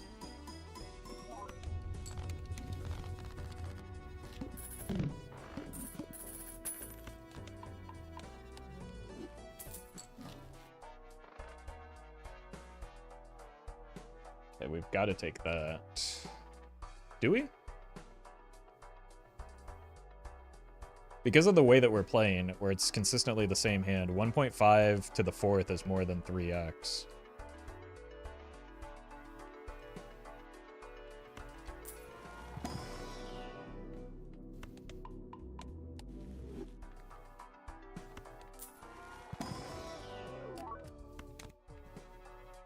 And if you discard jacks, it's more, yeah. So I think it's a skip. Because I do still want Cartomancer, because it's been doing a lot of work for me, and I still want the mail-in rebate.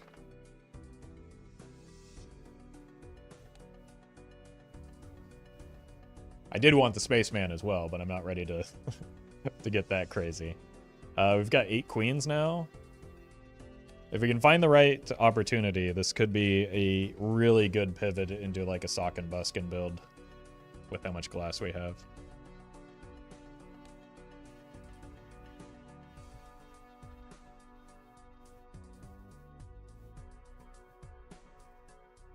Well met. Dan, thank you for the 4 months.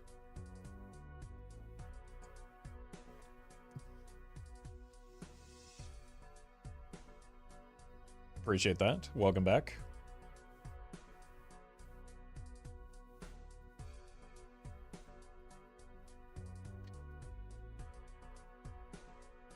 I still want to make fun of chat for thinking the stuntman was the choice while sitting next to Cartomancer, but I've shown restraint. I appreciate that. I don't know that I would have... If I had noticed, I don't know that I would have been able to do the same.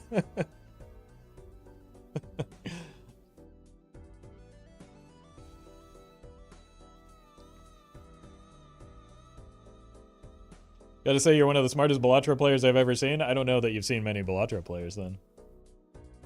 There's plenty of smart folks in this space.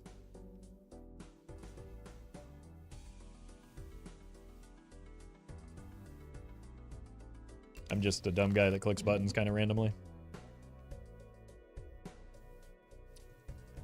Hello again. Hello. I accidentally lost a life earlier because I maybe forgot to put one of my cards first, so. Okay, well, that's a bit sad. Yeah, that does happen. That's well, if it makes you feel better, I did this. That's how I lost yesterday, was making a similar similar blunder. So yeah, it happens. It happens to all of us, yeah. I make a lot of blunders in this game. That's right. I'm sure you would have a panic attack if you saw me play chess. So we're probably evenly. I'm honestly, I think chess is a lot more objective, if that makes sense. Yeah. Whereas I think in Balatro, you have a lot of options to go in a different direction. Holy. So what? You don't... I don't even want to talk about my deck because it's been like, it's taken a series of blunders to get here, so... Yeah, but look at that. Like... Look at that score. The score is good. Yeah. It's fine, but I am I am down to 1 life on my own accord, so it's not something I'm super excited about. Well, I mean, at least you're on 1 life and like way ahead right now, so I feel like I feel like that's not necessarily the end of the world. So it could be worse. It could be worse. Yeah, I've got some catching up to do. All right, good luck. Good luck. Holy, what? She must have played some glass there, right? We've seen a lot of glass. I think we can probably say that that was glass.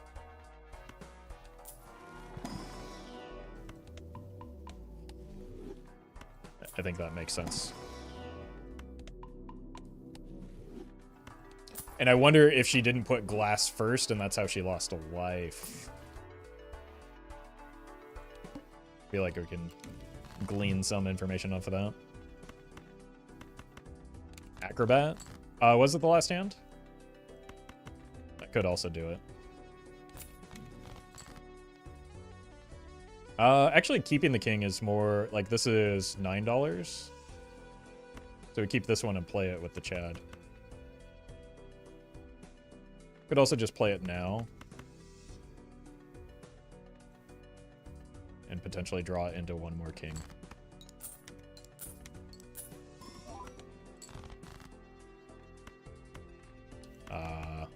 Queens?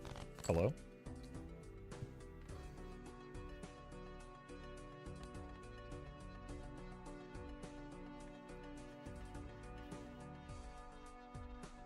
I mean, I discarded one of them, but...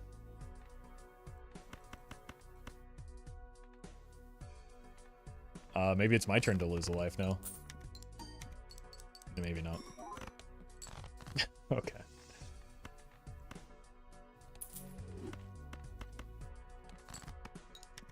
That was... Like, the whole point of playing this build is that it's consistent every hand.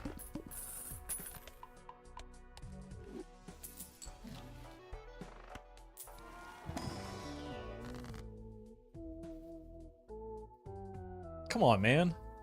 How do I not hit a queen again?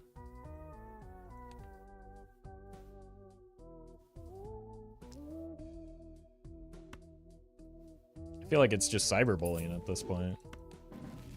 My deck is cyberbullying me. You go flush house now with the glass cards.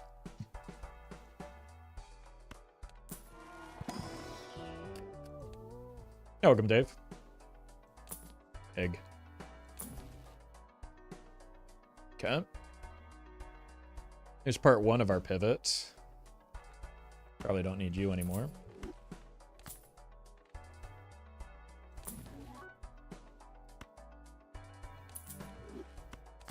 Which means she got it too? Yeah. Yeah, and at this stage, it probably helps her more than me. Potentially.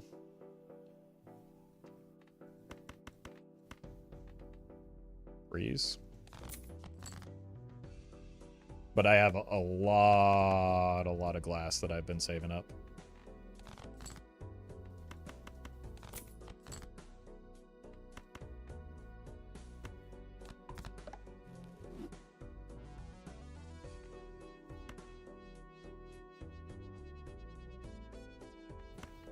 I think no matter what we do, it's going to win here.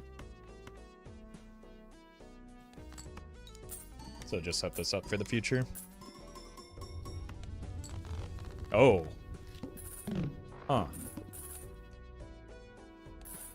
It's not as good as I thought it was going to be. Chariot's good. Just buy this, take it in here. My god. No, we want you to be Chariot. You to just go away.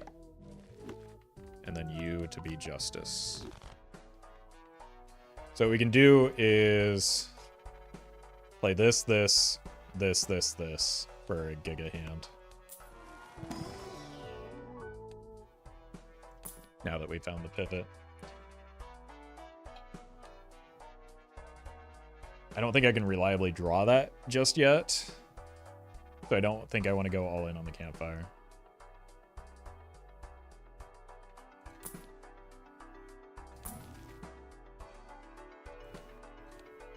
I think we probably just take another loss unless we get really lucky with our draws here. We could also just level up Mars along the way. Let's roll once. I know we have seed money, but... yeah.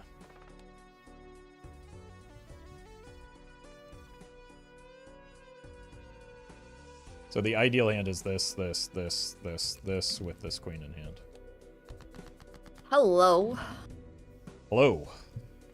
Gotten any better for you? Yeah, I'm starting to see an opening for potentially pivoting off of what I've got going. Okay, what are you going for, if you don't mind me asking? I'm going to try and make a flush house build work. Okay. Just because I've gotten a lot of glass recently. Nice. And I did also find a photograph for my hanging Chad, but I'm guessing you probably found that as well. I did not, and photograph wouldn't help me because I'm not even going for face cards, but... okay. Yeah. Do you have the, You're welcome to guess what I've made. You're welcome. Is it maybe some 10s, or are you still No, with the aces? It's aces. Okay. It's still aces. It's really bad. But yeah, this is... I didn't find any of my glass cards, so this is the most I can score. Oh, no. Well, okay. I think you can... I think I can, too. But I haven't actually seen what my 4 of a kind looks like just yet. because I don't think I'm drawing the flush house here, unfortunately. Okay. I think this might get there. Pause, champ. I've got a lot of... Yeah, I think it gets there, yeah. Okay. Oh, yeah. Yeah, Oh, you okay. definitely beat me. Yeah, you... Okay, so you did have the acrobat. That makes sense.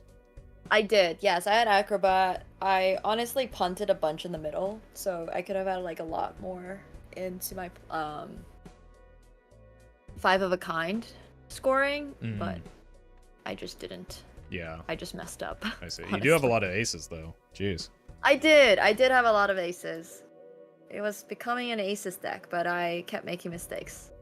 So, Okay. Yeah. And I just didn't draw any of the glass on the last one either. So I think there were a couple of things. Could have made a lot more glass. Okay. Well, I think I have time for one more if you wanted to go again. Yeah, love to. Thank you. Okay. No problem. No problem. Let's, All right. How about you pick a deck this time? I'm down for the ghost. Okay. Ghost deck. We'll just keep Ghost deck is the most fun. Yeah, that's definitely true. All right. Well, Good luck. Good luck to you one more time. Yeah.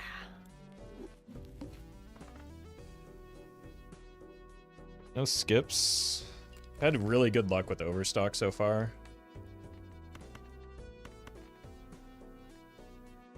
Go for the full house since we already have the 3 of a kind. Well, sure. Ooh.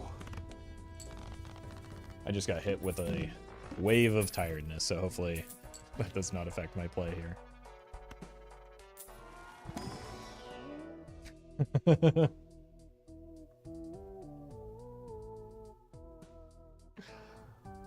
Oh, I think it's correct. It really is just a matter of whether I want to hex it or not. We probably do.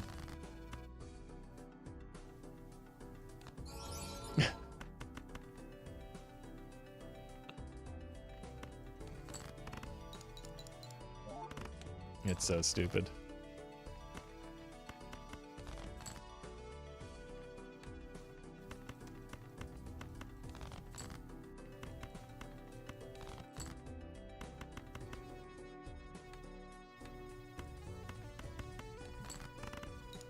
Alright. Surely this will pay off. Don't give me an onk for this. That would... Okay. I mean, well... No, we have to buy it in this order because we'll want a, We'll want a Wraith if it shows up.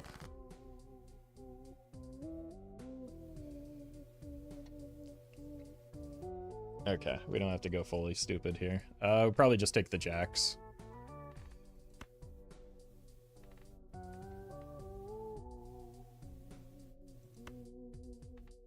Let's maybe go diamonds, because a rough gem would be nice.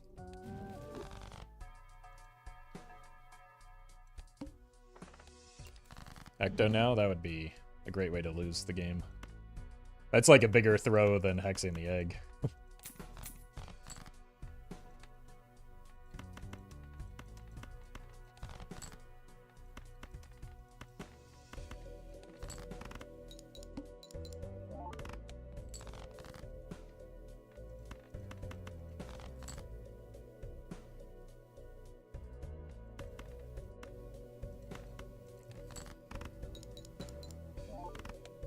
Nice.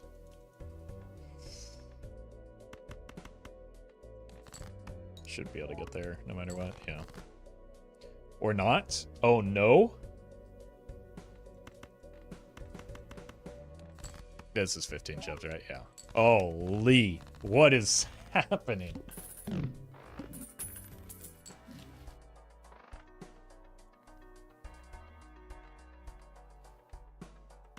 Sells for 10. I think we want Temperance more than anything right now.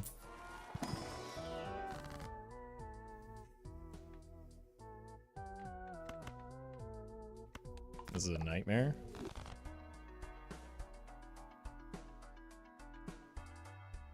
We kind of need just any form of point scoring. Venus is probably it. Or jacking.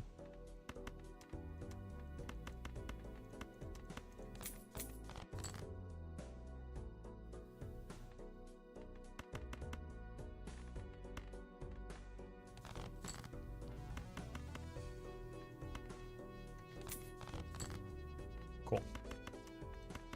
Good draws, at least.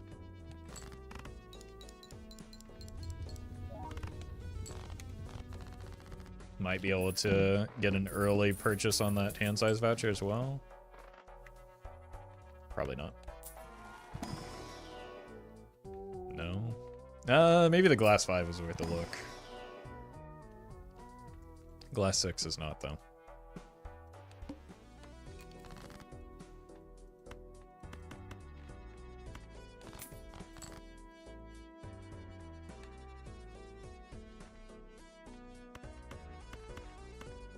Let's save our discards for the 8s. And that's why we do that.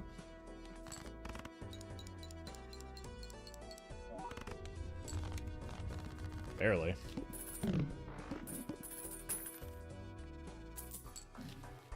Jesus. Come on, man.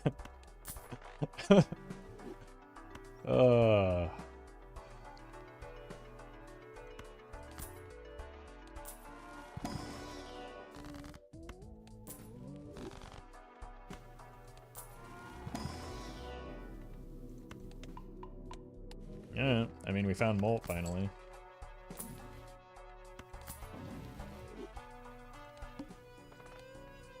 The Mary Andy is really good with the mail-in rebate. I probably wouldn't be able to take it, or I won't be able to keep it long because of the hand size debuff with Shoot the Moon, but it does get offset by the voucher we just grabbed.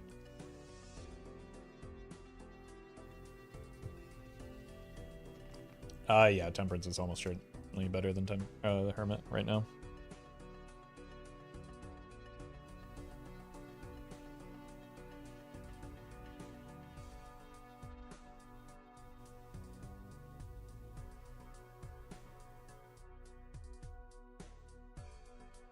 Weird run. It's, yeah, the past two have been pretty weird.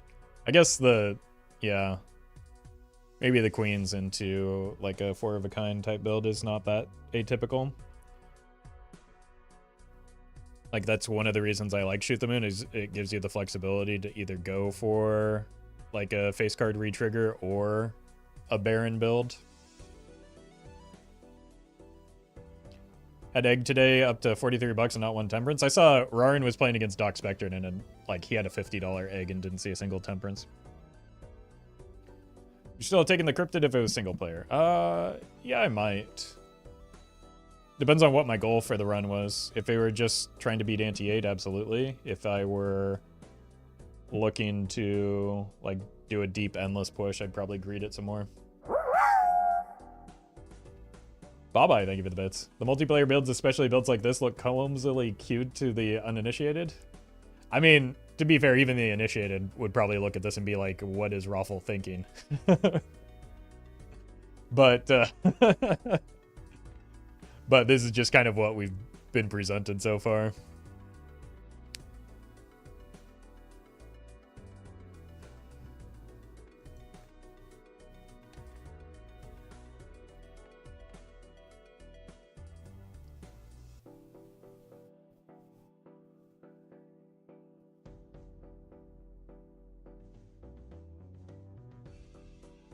So we just like when we're playing single player, we just kind of make do with what we have and then hope it doesn't look horrible. Unfortunately, at this stage it does look horrible. I think it'll score reasonably well though.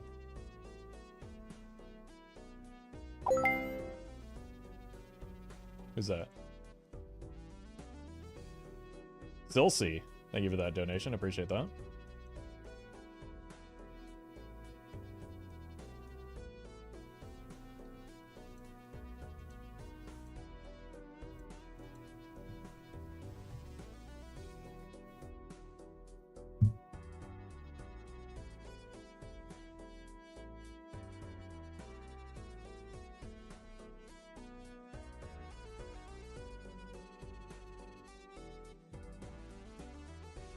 When was the last time you read YouTube chat? Literally seconds ago. Hey, thanks for all the help today, Colin. It'd be hilarious if you win this. I mean, the thing about multiplayer, right, is that we both see the same jokers, right? So if we both see bad jokers, we're both going to end up with bad jokers. Hello. Hello. I don't know about you, but my jokers are a mess, and chat is making fun of me for them right now. Trust me, mine are not better. Okay. Well, that's a little bit reassuring. Yeah, I don't even really know what I'm trying to go for here, so, you know, here's a random straight that I'm gonna play. 'cause... Yeah, okay. We're probably... Do you happen to have a shiny egg, though? I don't have a shiny egg. Okay. Well, I guess I've got you there, because I definitely I do. sold mine, so I would get that extra point of econ, but they can let me know if that's, like, not worth it. It'll depend on how many temperances show up. If I get a temperance, like, that will probably give me a big edge. Mm-hmm. But there's no guarantee that that'll happen. Fair enough.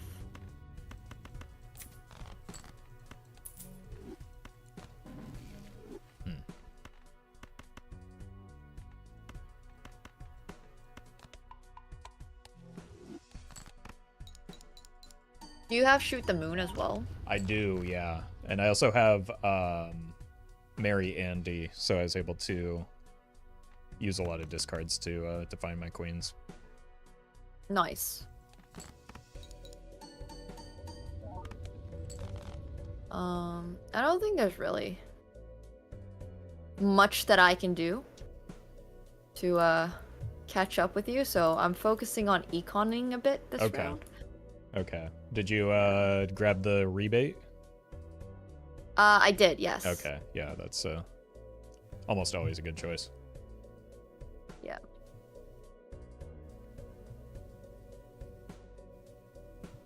All right. Yeah.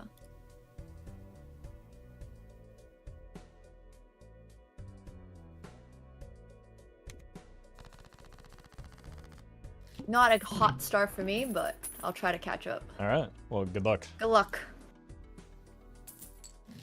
Oh, jeez. Huh. Yeah, we got the hand size voucher. I probably wouldn't have taken the Marry Andy without it. Why are we shooting the moon? What did it do wrong? It knows. It knows.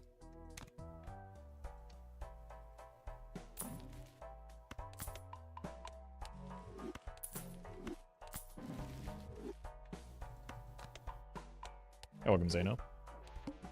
Looking for sevens? There's one.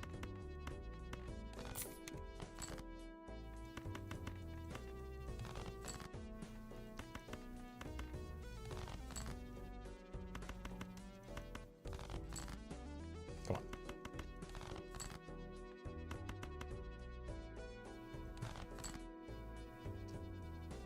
Sevens don't exist. At least that's what my therapist keeps telling me.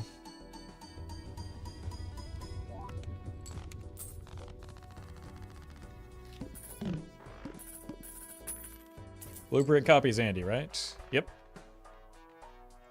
It just doesn't do anything. Well met. Zarzy Pants, thank you for the 37 months.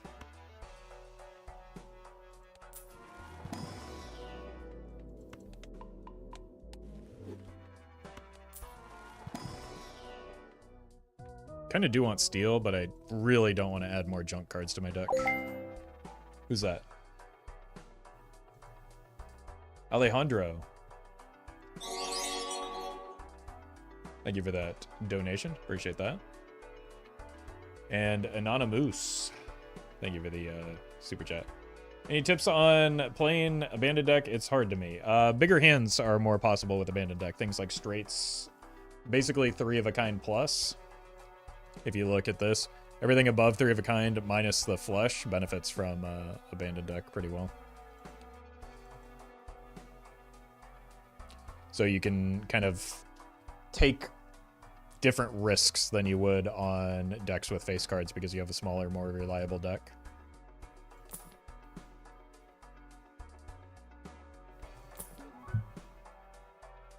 Okay, well, I mean, we gotta take that, right? I don't like it because I don't have a deck set up for it, but we have to take it.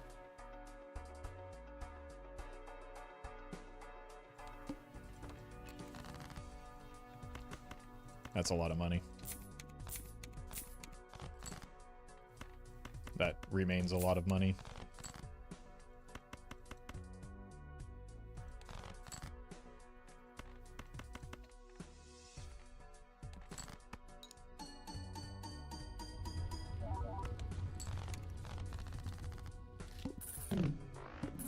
Shiny egg putting in work, though. Nancy?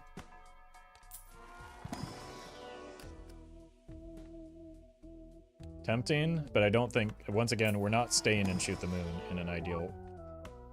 Did the work for me.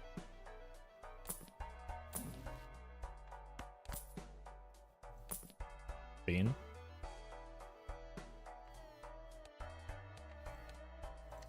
It's probably the best time for Bean if it's going to be a time for Bean. I don't have any purple, so like this hack is really gross right now. Okay. It's not good until we find the Chad.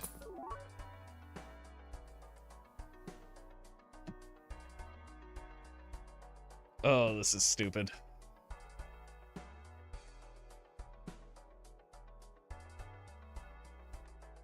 Don't do it. I've already done it. What am I doing?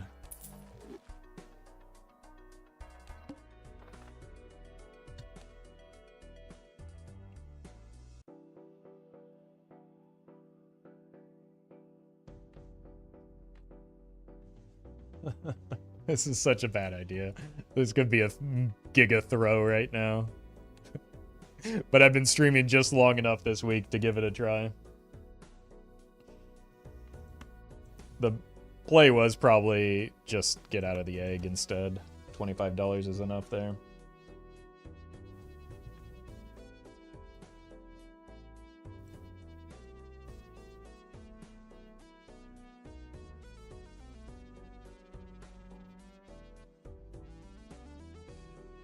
And we run into the issue where this simply is not doing anything for us right now. And won't for a while, if ever.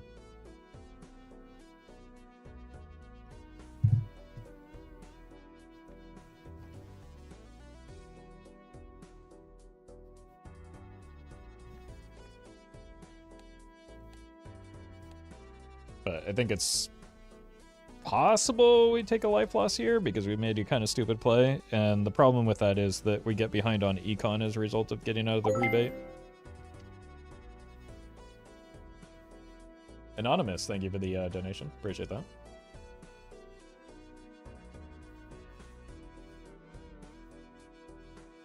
You hear the Balatro music in your sleep at this point? Nope. Nope, I don't hear anything actually. I'm asleep.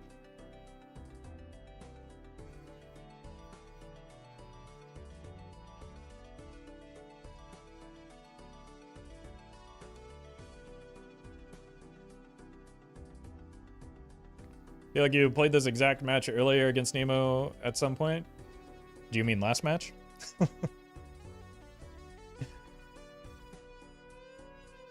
I think you probably just mean last match.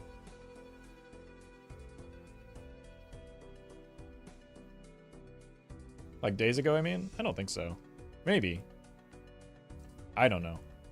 My brain is just completely and utterly fried. Like I'd like this egg to be.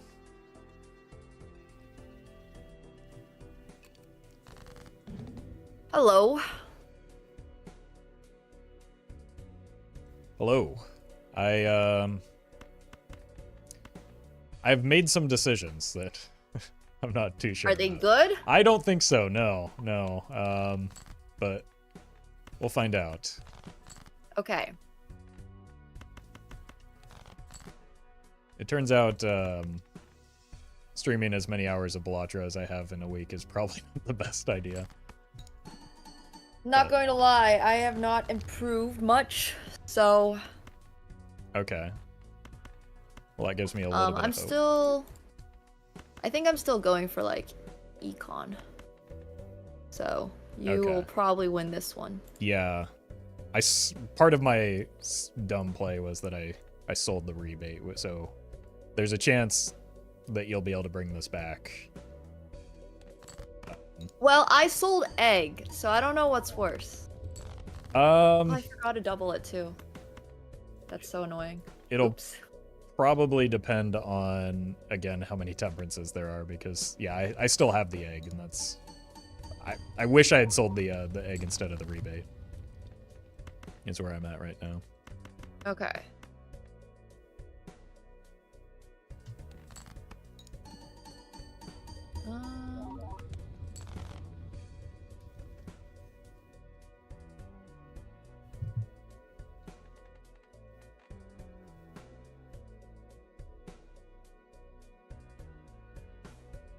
It's really. Did you have blueprint? Yes. Yeah, that was. Yeah. Okay.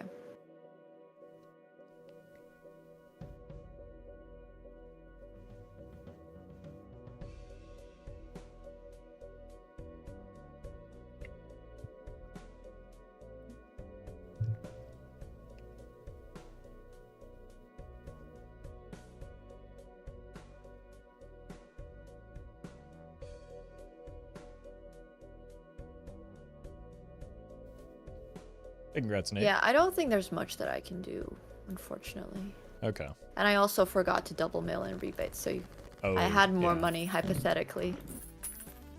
All right. Well, Yeah. Good luck. good luck. I can't really buy anything here because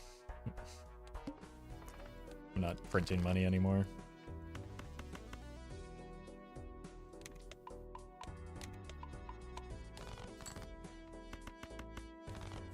Chad, I missed the mail-in rebate. What do I do?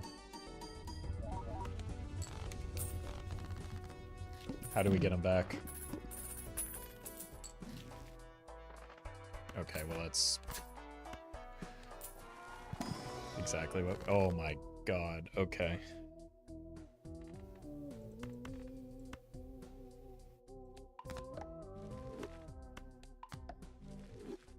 Like, it's pretty reasonable to expect us to hit more jacks than that, given how many we have. But I'm glad we at least hit the one.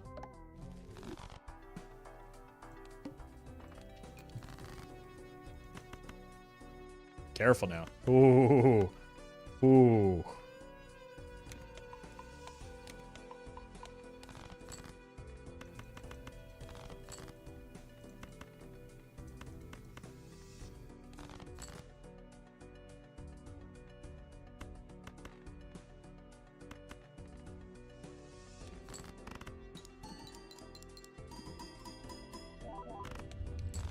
Not position those correctly. Alright, temperance me.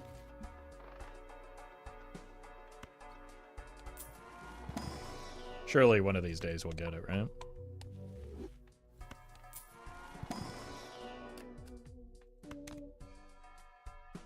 Should have looked harder at that 3.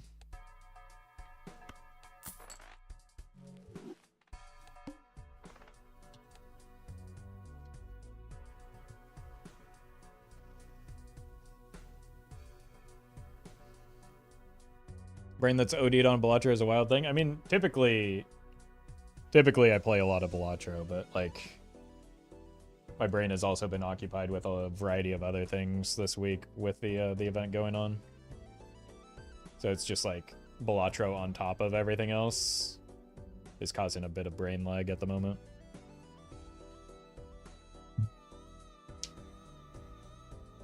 Red Seal 3 with a hack in the seed could be a yikes. I mean, it would have to get glassified at some point, and I still don't think the hack was the play.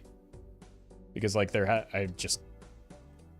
Like, I can pivot to a sock, I cannot pivot to a hack with this build, right? Just because of everything else that we've seen so far.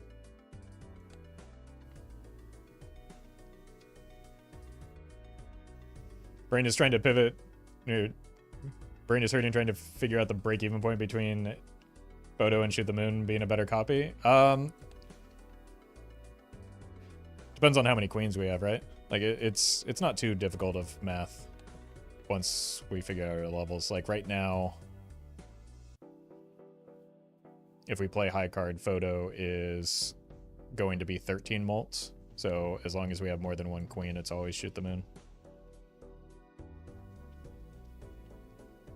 So we can just think about like because photo is doubling. Well, I guess that's not true because the blueprint would be the second doubling, so it would be 26. So as long as we have 2 queens in hand, it's shoot the moon.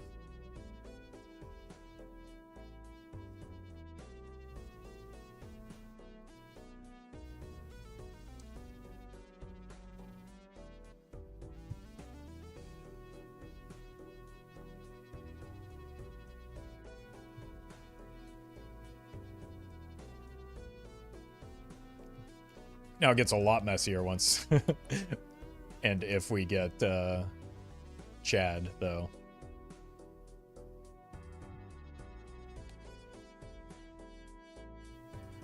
But if we get Chad, we may still want to stay in high card. Hello?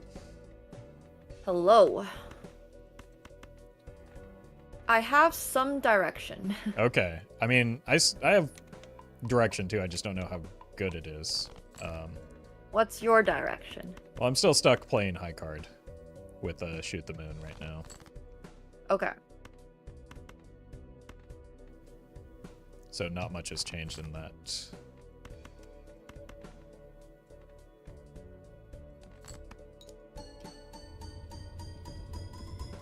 I have found hack. Okay. So that is what I am going for, but it still doesn't score that much. Yeah. And I think I'm playing it wrong. No, it's I took the hack initially too, and then I looked at my deck and I was like, oh, like if you don't have cards that actually have like on scoring effects with it, it doesn't really do much. But I have one red seal. The 3? 4. Oh, 4. Okay. Well, I strengthened it into Okay. a 4. Yeah. So if you can get glass on that, you're going to be difficult to beat. If you can get glass on that 4 and are able to copy it, I might be in trouble. Okay, that might be really difficult for me, honestly. Yeah, I haven't seen. We'll see. Yeah, I haven't seen a lot of opportunities for that type of thing. Yeah. How did you score 260?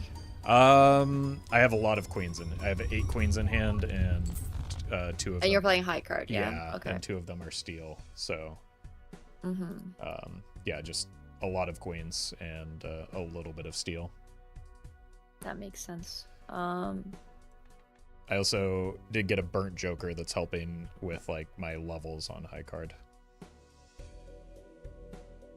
Oh yeah, that's really helpful. I did not see burnt joke. Not that it would help me in this situation. Right, yeah, but... it's yeah. And if you're not playing high card, it's not terribly helpful. Yeah.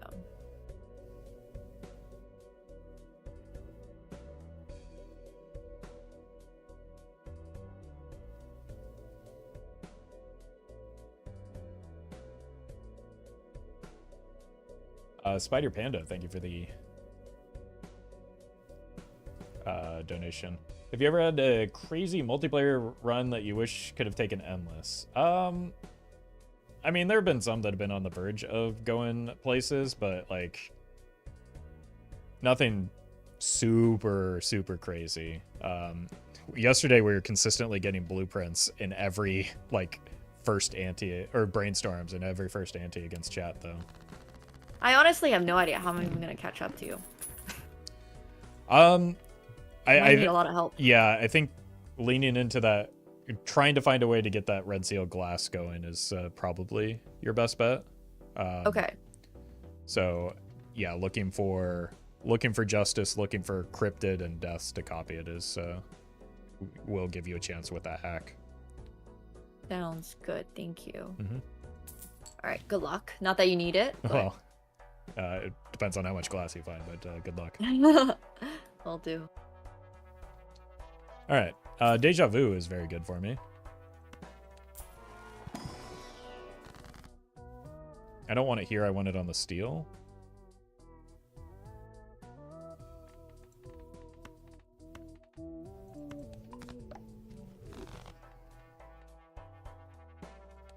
Or maybe even the gold guard. Probably the steel. I think gold guard is too greedy at this stage in the run. Deja vu helps both. It's true. It's true, but it probably, because I'm able to make my hand more reliably, and there hasn't, like, I think the main problem with the hack and why we jumped off of it, part of why we jumped off of it, is not only is the deck, like, not set up for it right now, but there hasn't been a lot of opportunity for deck fixing, so it's just like, there's been strengths, and that's it, right?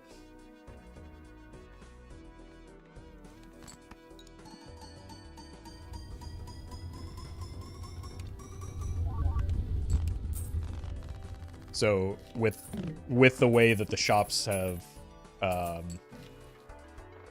just simply the nature of the shops, there hasn't been a good opportunity for the hack, even though it's good in multiplayer.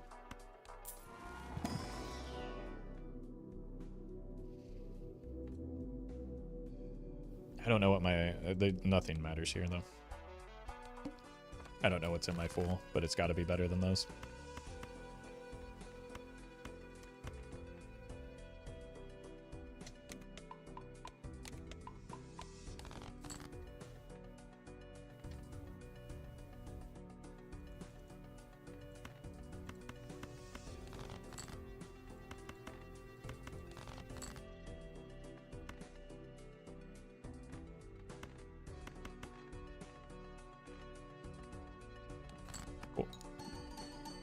Need mime? Yep. That's what we're looking for. Got plenty of time to find it, though. Honestly, I wouldn't even mind a Baron at this point. Baron does a lot of work for us, too.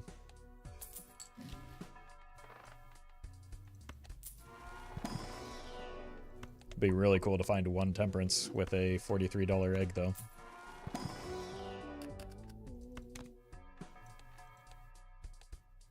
Probably just buy it, because the Omen Globe would be nice.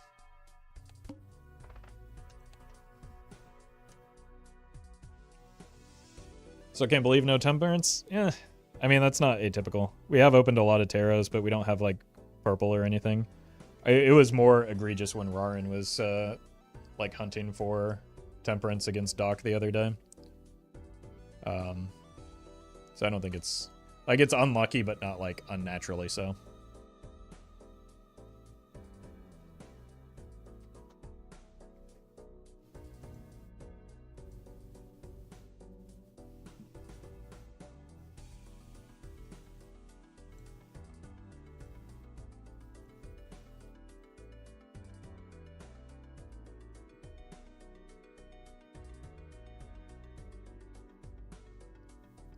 We sell the egg, you're not helping with inflation? Look, taking eggs out of circulation is how you improve inflation. Don't be silly. If you don't believe me, Google egg inflation. Wait, that one actually probably gives you normal results. Never mind.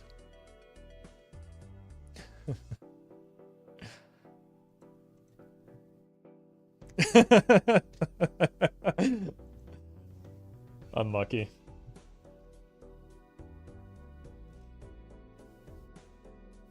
Don't bother Googling that.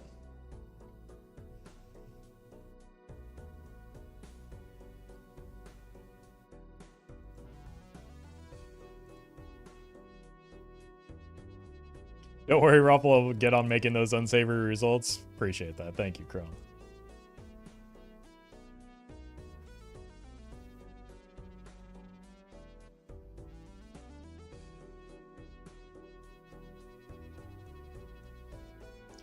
I was doing something else and immediately tabbed back into the stream with that comment. Look, that's just called being a successful streamer and knowing how to engagement bait.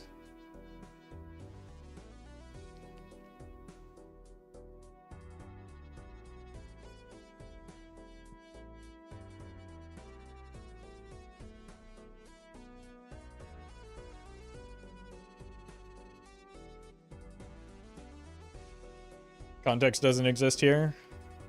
Yeah, it's chat. Of course it doesn't. Don't be silly.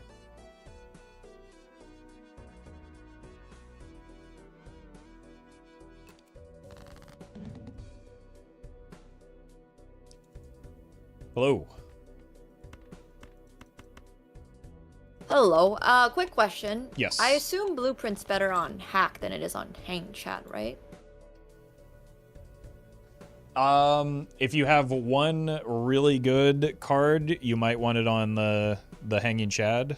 If you have if you have two or more, or if you have two, it's even, and then if you have three, it's better on the hack. So it depends on your hand a little bit.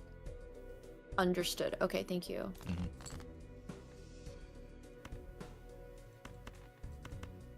Uh-oh. I forgot to draw my queens.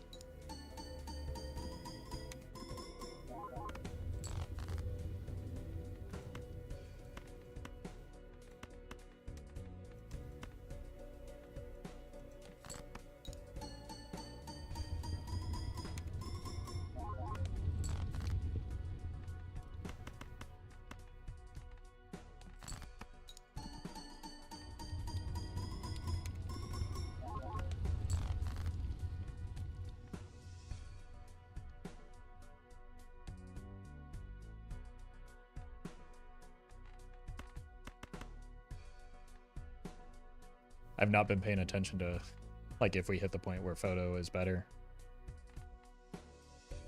And I should have been.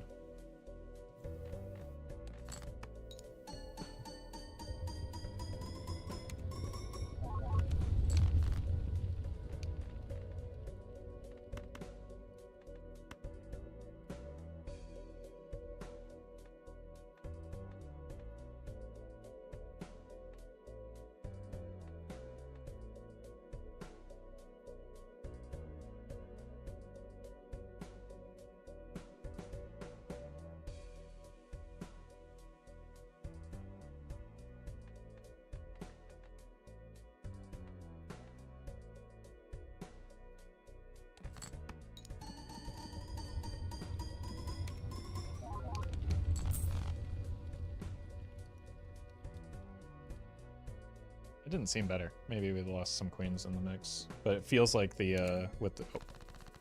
Oh my gosh! I did not know I could score that much. So I take it you found some glass there. Wow. I found one glass, but it's not even like a re-trigger or anything. Okay. Okay. Well, with the with the Chad, that probably helps though. That's busted. Okay. Wait, I didn't find the Chad. How did you find a Chad? I don't even remember how I found him. Oh no. I have no idea. Sorry. No, that's okay. I just realized that like I was like I just kind of blanked out and I was like, wait, I could use a Chad right now.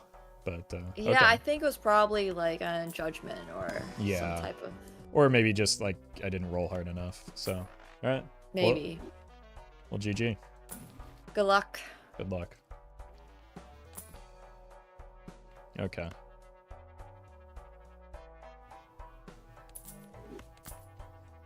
Well, now we make our pivot. Sorry, quick question. Yes. Would Blueprint be better on chat if I only played one glass? Chat's asking. If you played one glass, then yeah, it would probably be better on Chad because that's that one that because that'll be additional doublings, right? If it's on. Even if I have Bloodstone. Okay. Ooh, that if you have we have very different jokers. Yes. If you have Bloodstone, and a hack, and a Chad, you want to try your best to balance the retrigger effects. So those are things like Chad and hack, with the scoring effects, which would be the Bloodstone. So you might want to. I think you would likely want to lean towards Bloodstone as your copy effect in that case. Bloodstone towards my copy effect. Yeah. Okay. Because you get an initial trigger from like the cards naturally, and then you get an extra trigger from like the hack and the Chad. So trying to copying the Bloodstone will kind of give you a second scoring event, and it will balance that out. So it's worth to Blueprint Bloodstone over both hack and ballot. Yes, if you have both. Okay. Most often, that's going to be your best scoring option. Okay, thank you. Appreciate that a lot. Yeah. All right. Good luck. Good luck. Well, I should be concerned then. Okay then.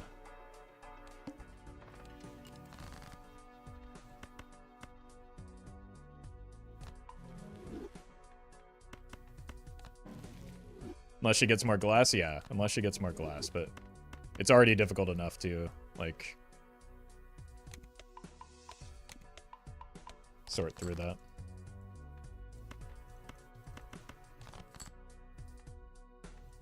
God, am I cooked?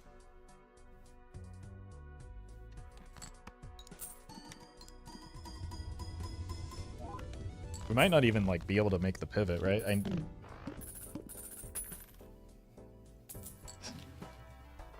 Let's figure this out. Let's take...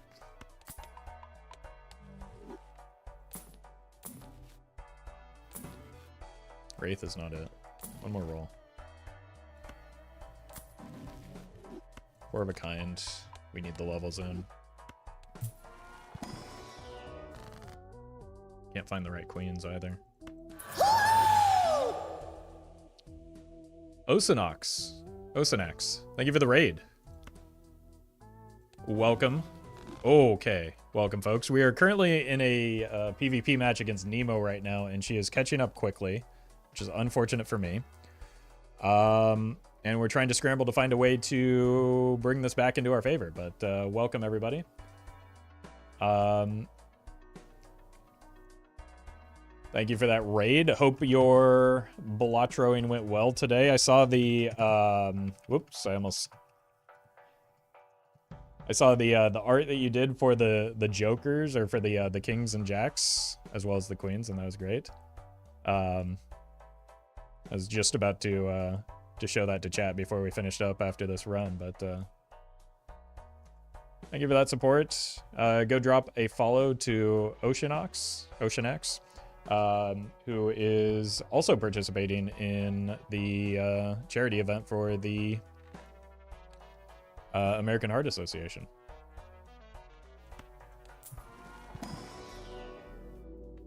Let's go in this order.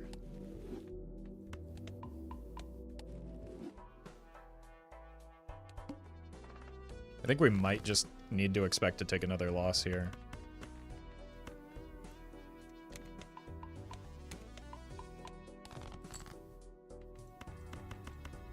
I would like to find the red seal. Okay. Well, this may justify using the death and the cryptid here. God, this is such a mess.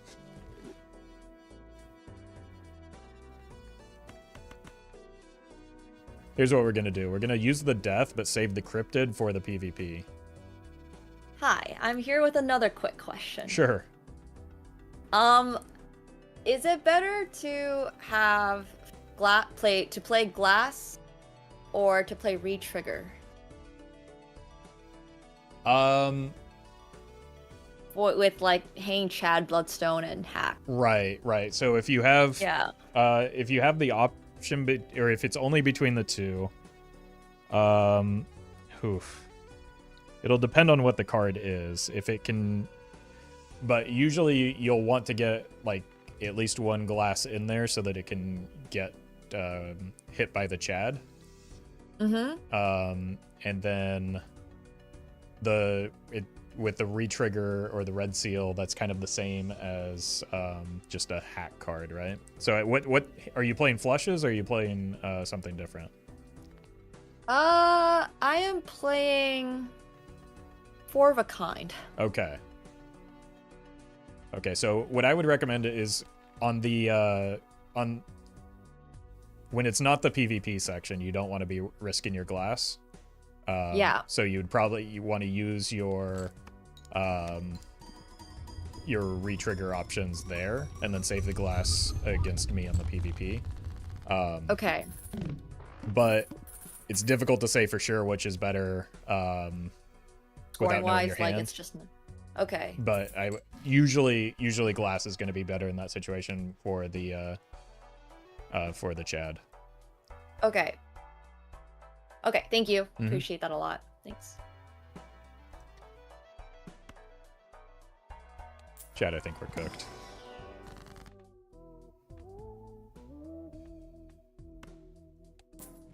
We gotta find a mime is what it comes down to.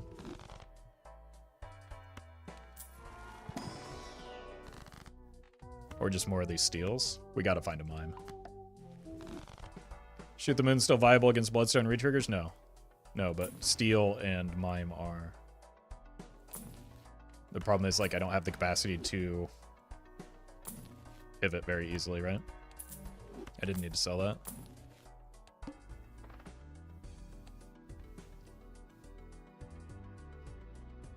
And I think I think we can still get there if we hit things like the Deja Vu encrypted on our Red Seal Steel.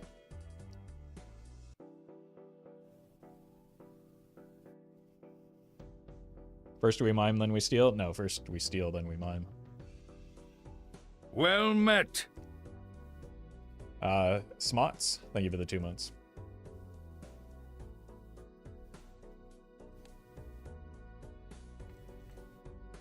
Probably worth throwing a glass card.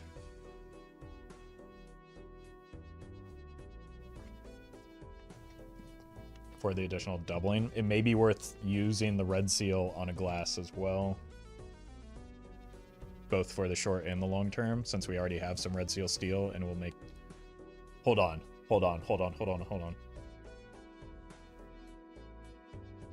Why wouldn't we just play 4 of a kind? Go here. 4 of a kind with glass red seal.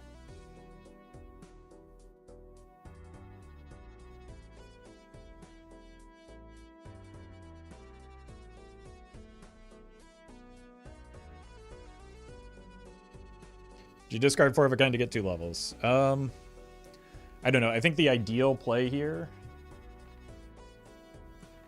We need to make sure that we hit these either way. The ideal play is that we draw this early. Get to spam high card for a moment. I don't know. We'll figure it out. Worth risking glass for 1 life. Yes. When the opponent is on 1 life, it is worth risking glass for 1 life.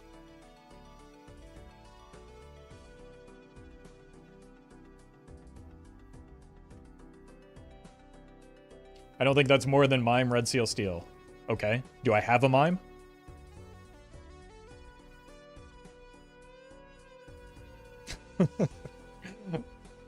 Well met. Blasty, thank you for the 3 months.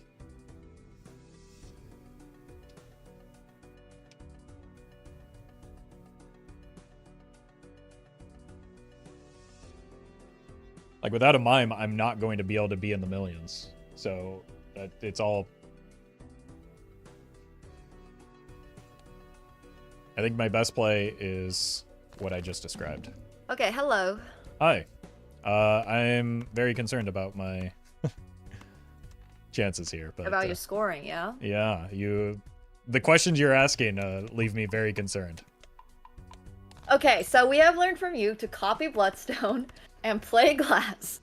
I mean, death glasses. Okay, so... Yeah, and if you have hack, like, it may change what you need to copy if you have, like...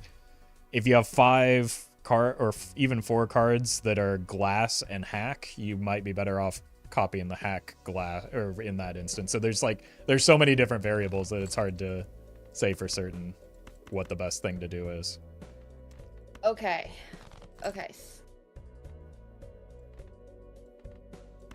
I'm a little worried, but... I don't think you need to be.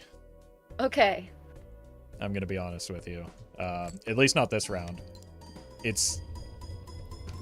I think for me right now, more a matter of... Like, can I find the stuff that I need for the next 2 rounds before I run out of lives? And...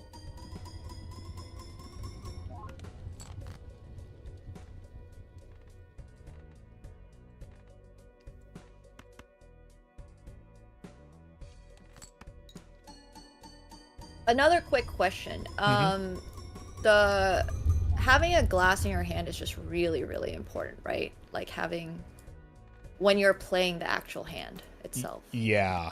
Yeah, especially with, like, that's, having glass is what makes the retriggers, well, having glass is what makes the retriggers do something. Bloodstone also kind of helps with that, but, like, yeah, glass is probably, from the sound of things, one of your most important cards to hit. Okay.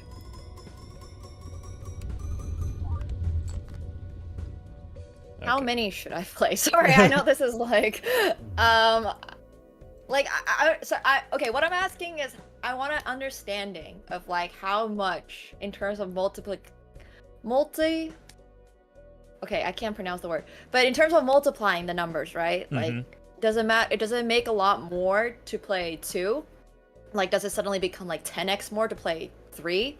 Like, yeah, does that kind of make sense? Right. So, like, if they're cards that get triggered by hack, you can think of each one as basically a times 4x in that case, right? Because it's the initial doubling and then a second one from the hack.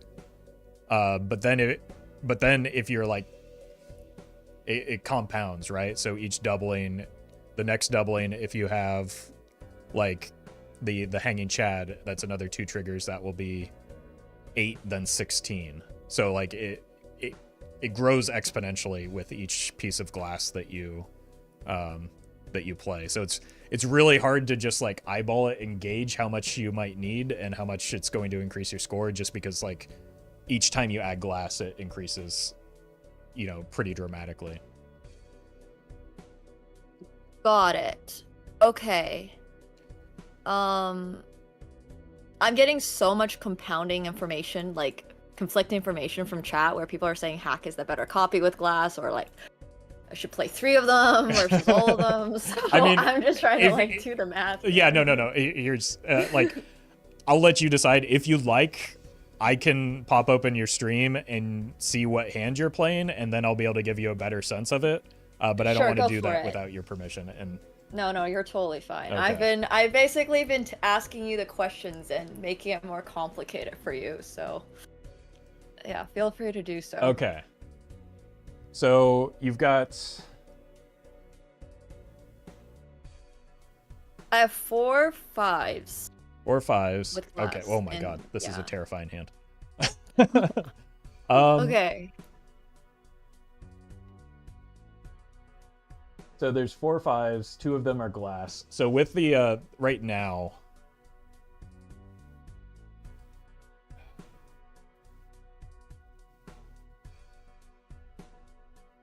Right now, it's hard because Bloodstone is only like half of the time too. Right now, I think. Yeah. You get a marginal I think it's maybe a little bit better on the hack when you have 2 pieces of glass. Okay. If you add 1 piece of glass and that other 5, like the Molt 5 instead. Yeah. I think in that case, it would be either better on either the Bloodstone or the Hanging Chad. It's, again, because of the Bloodstone is unreliable, so even if it's the better target, sometimes it ends up like being a lower floor but higher ceiling. Okay, understood. So I think in this case, hack is slightly better because it's repeating the two 5s, and that's like your main scoring option here is actually going to be the glass because it's a guaranteed 2 times rather than like 1.5 half the time. Okay, so I think this is gonna beat you. Oh yeah, I don't think that. Yeah. Okay. I think I think I'm in desperation mode for the remainder of this round. Is what it is what that hand was telling me. So I need to find a way to recover. Okay, yeah. Chat was saying that I should play all 5. No, I was like, I don't think it's necessary. I understand why they're saying that because you're like on 1 life, so you really need to make sure. But like, you still have to take 2 more lives off of me. So if all of your glass breaks there, you're gonna. I'm gonna be so sad. Yeah, exactly. So. All right, thank you so much for the help. Really no problem. That. All right, good luck. Good luck. Yep. Got to pivot to glass.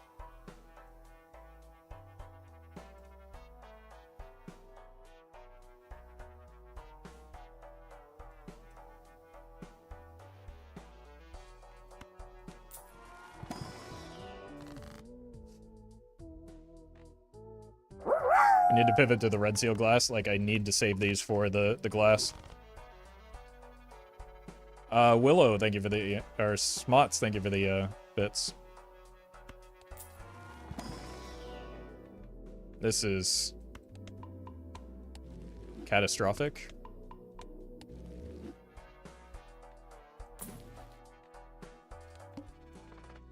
We do have 2 rounds to find it, though.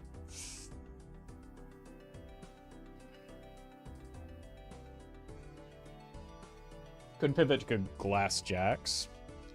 I don't like doing that because we still have the red seal queens that we can make up for. And we can convert those to glass later.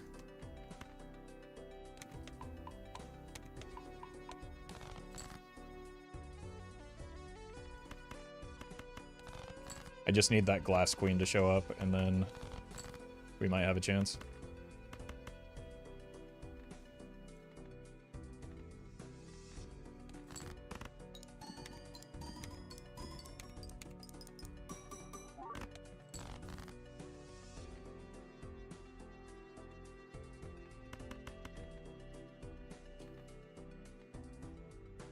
Jesus. I should have moved this over. I mean, I had the opportunity to take the hack and I moved off of it.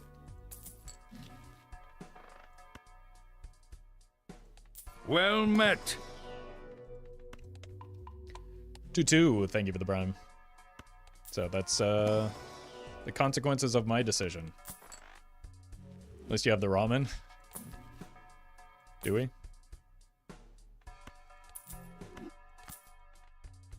Okay. At least we have Lucky Cat, surely.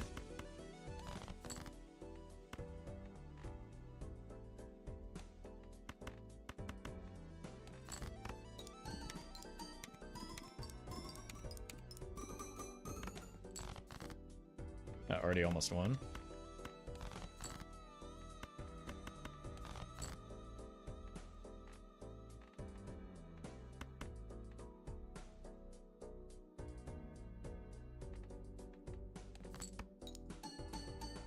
Well met. Laugh roll, thank you for the prime.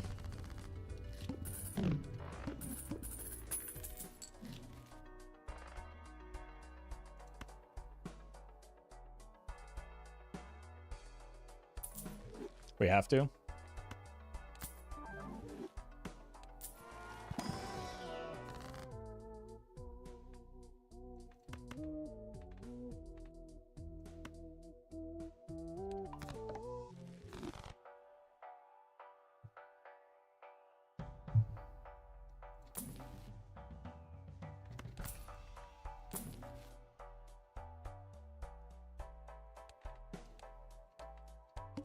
Alright. I need to get this Cryptid and Deja Vu out of hand. This is nightmarish that I've been holding it for so long. We're doomed? Yeah.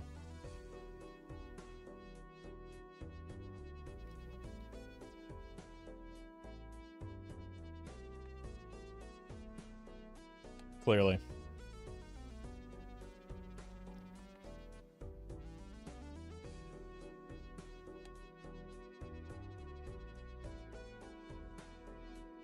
At least it's a great match. Yeah, it has been. It has been.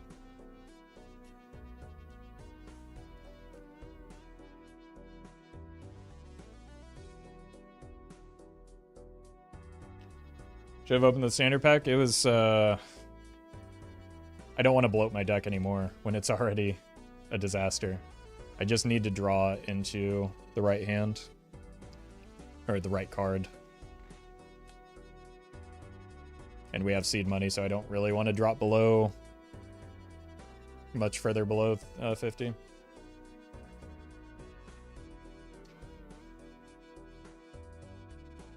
Why didn't we Ecto with Shoot the Moon? Because we need to get out of Shoot the Moon if we want to have a chance at winning. If it hits Shoot the Moon, then we just used Ecto for no reason.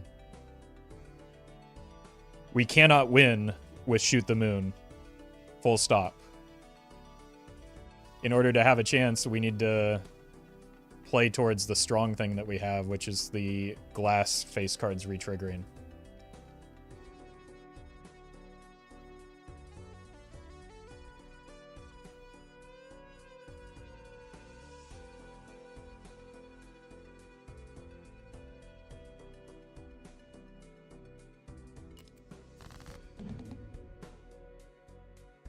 Hello. Hello. How's it looking for you? It's not good. I had to burn everything down to try and figure out my scoring, so I'm still working on rebuilding right now. Fair enough. You have a life to do it with, so. Yeah, that's Well my met. hope, is that Yeah. that's still enough time. Pretty sweet. But I think you're very far ahead right now is the problem. Perhaps. I'm going to do the same thing I did last round, so I got 1 glass in the front, 1 glass in the back, and Okay. I think that's gonna...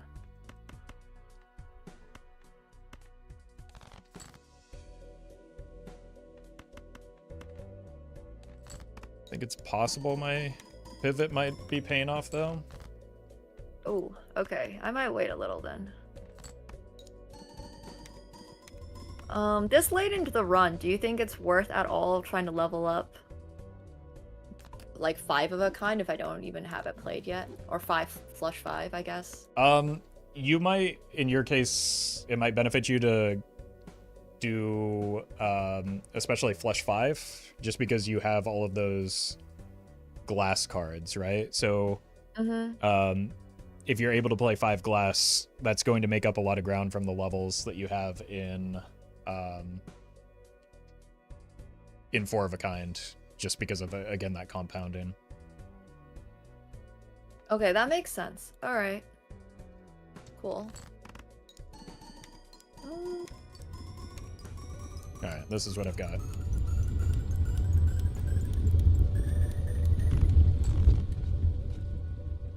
Okay. I'll play a flush 5 and see what this scores.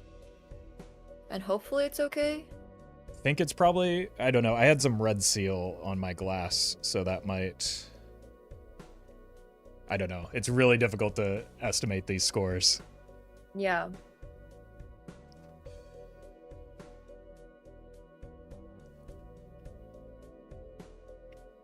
Oh shit. That didn't score nearly as much as I thought it would. That's not good. Yeah, that may have been some really bad bloodstone luck.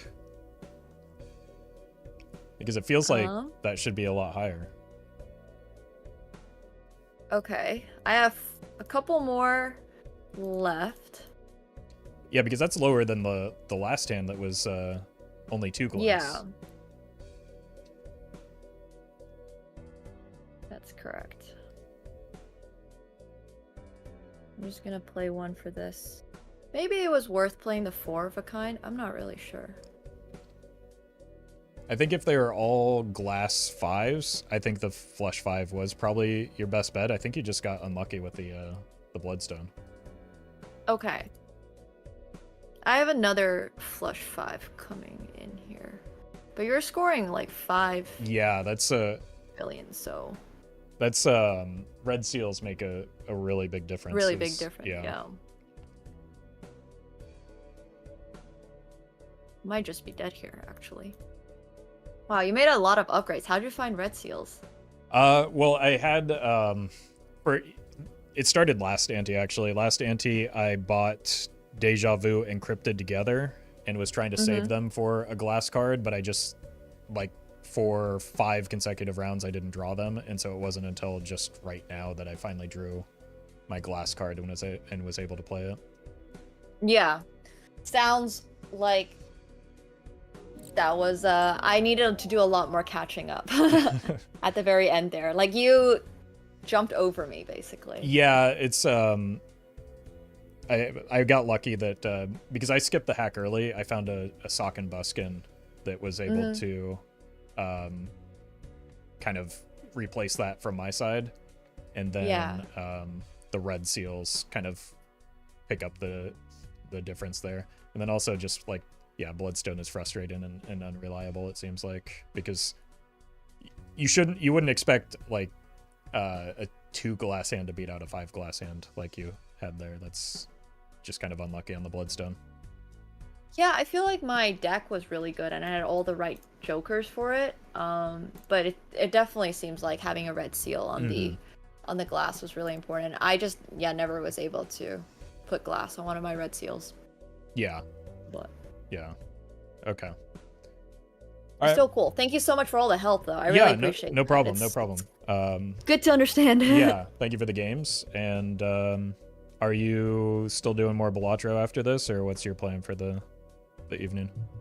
I think I'll be playing a little bit more Balatro. I'll probably just try one more checker deck. We've been trying to upgrade that slowly, so okay, that's the plan. All right, cool. Yeah, I'm just trying to complete the checker deck by the end of this charity run. Oh, yeah, that makes sense with the theme of the event and everything. Yeah, for sure. Thank you so much, though. I really appreciate all the help. Yeah, no problem. Enjoy the rest of your stream, and thanks for the games, and good luck with the rest of the event. You too. Take care. Thank you. All right, bye. Bye.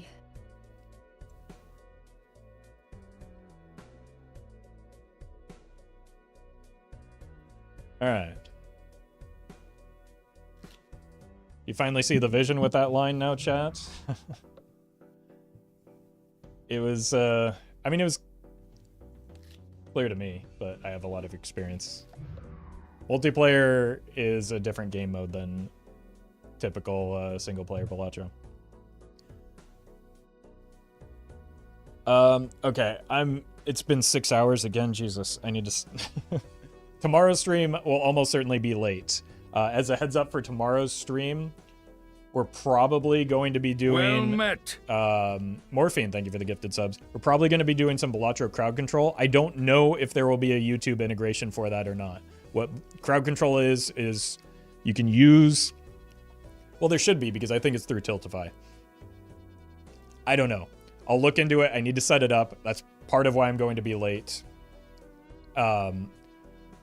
I have to go buy a shirt. I will do the white shirt stream tomorrow. I've got to eat. But anyway, we'll be doing Balatro crowd control. Your donations will, I think, be able to control things in Balatro. You'll be able to spawn jokers, delete jokers, if I get it up and running and working properly, with your donations to the American Heart Association. So that was our $10,000 milestone, so we're going to aim for that. But again, I will be late. There may be also potentially some more PvP with somebody else, and then there will definitely be some on Saturday. New YouTube video in an hour. Thanks for watching, folks. I am exhausted, but I appreciate you hanging out with me. Oh, yeah, let me get the...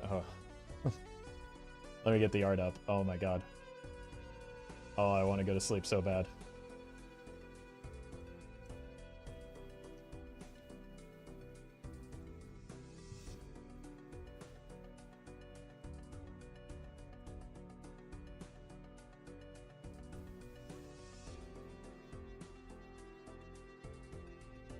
Alright, here it is. Let me zoom in so we can get the full... There's me. There's me. I'm the king, for some reason. Doc is the Jack. We've got Ocean X as the queen, and then the American Heart Association as the aces. Those look great.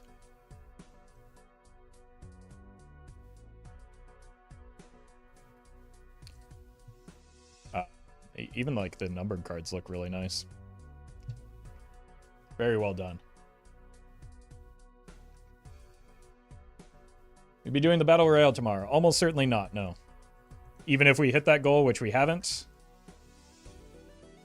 there's just way too much to do. I have every moment that I will be streaming for the next 2 days will be completely occupied. So we'll do that at a different date when I'm able to catch up. We're also going to have to bump the Cryptid stream to next week. There's just... I only have so much time. Anyway, thank you all for watching, and I will see you tomorrow.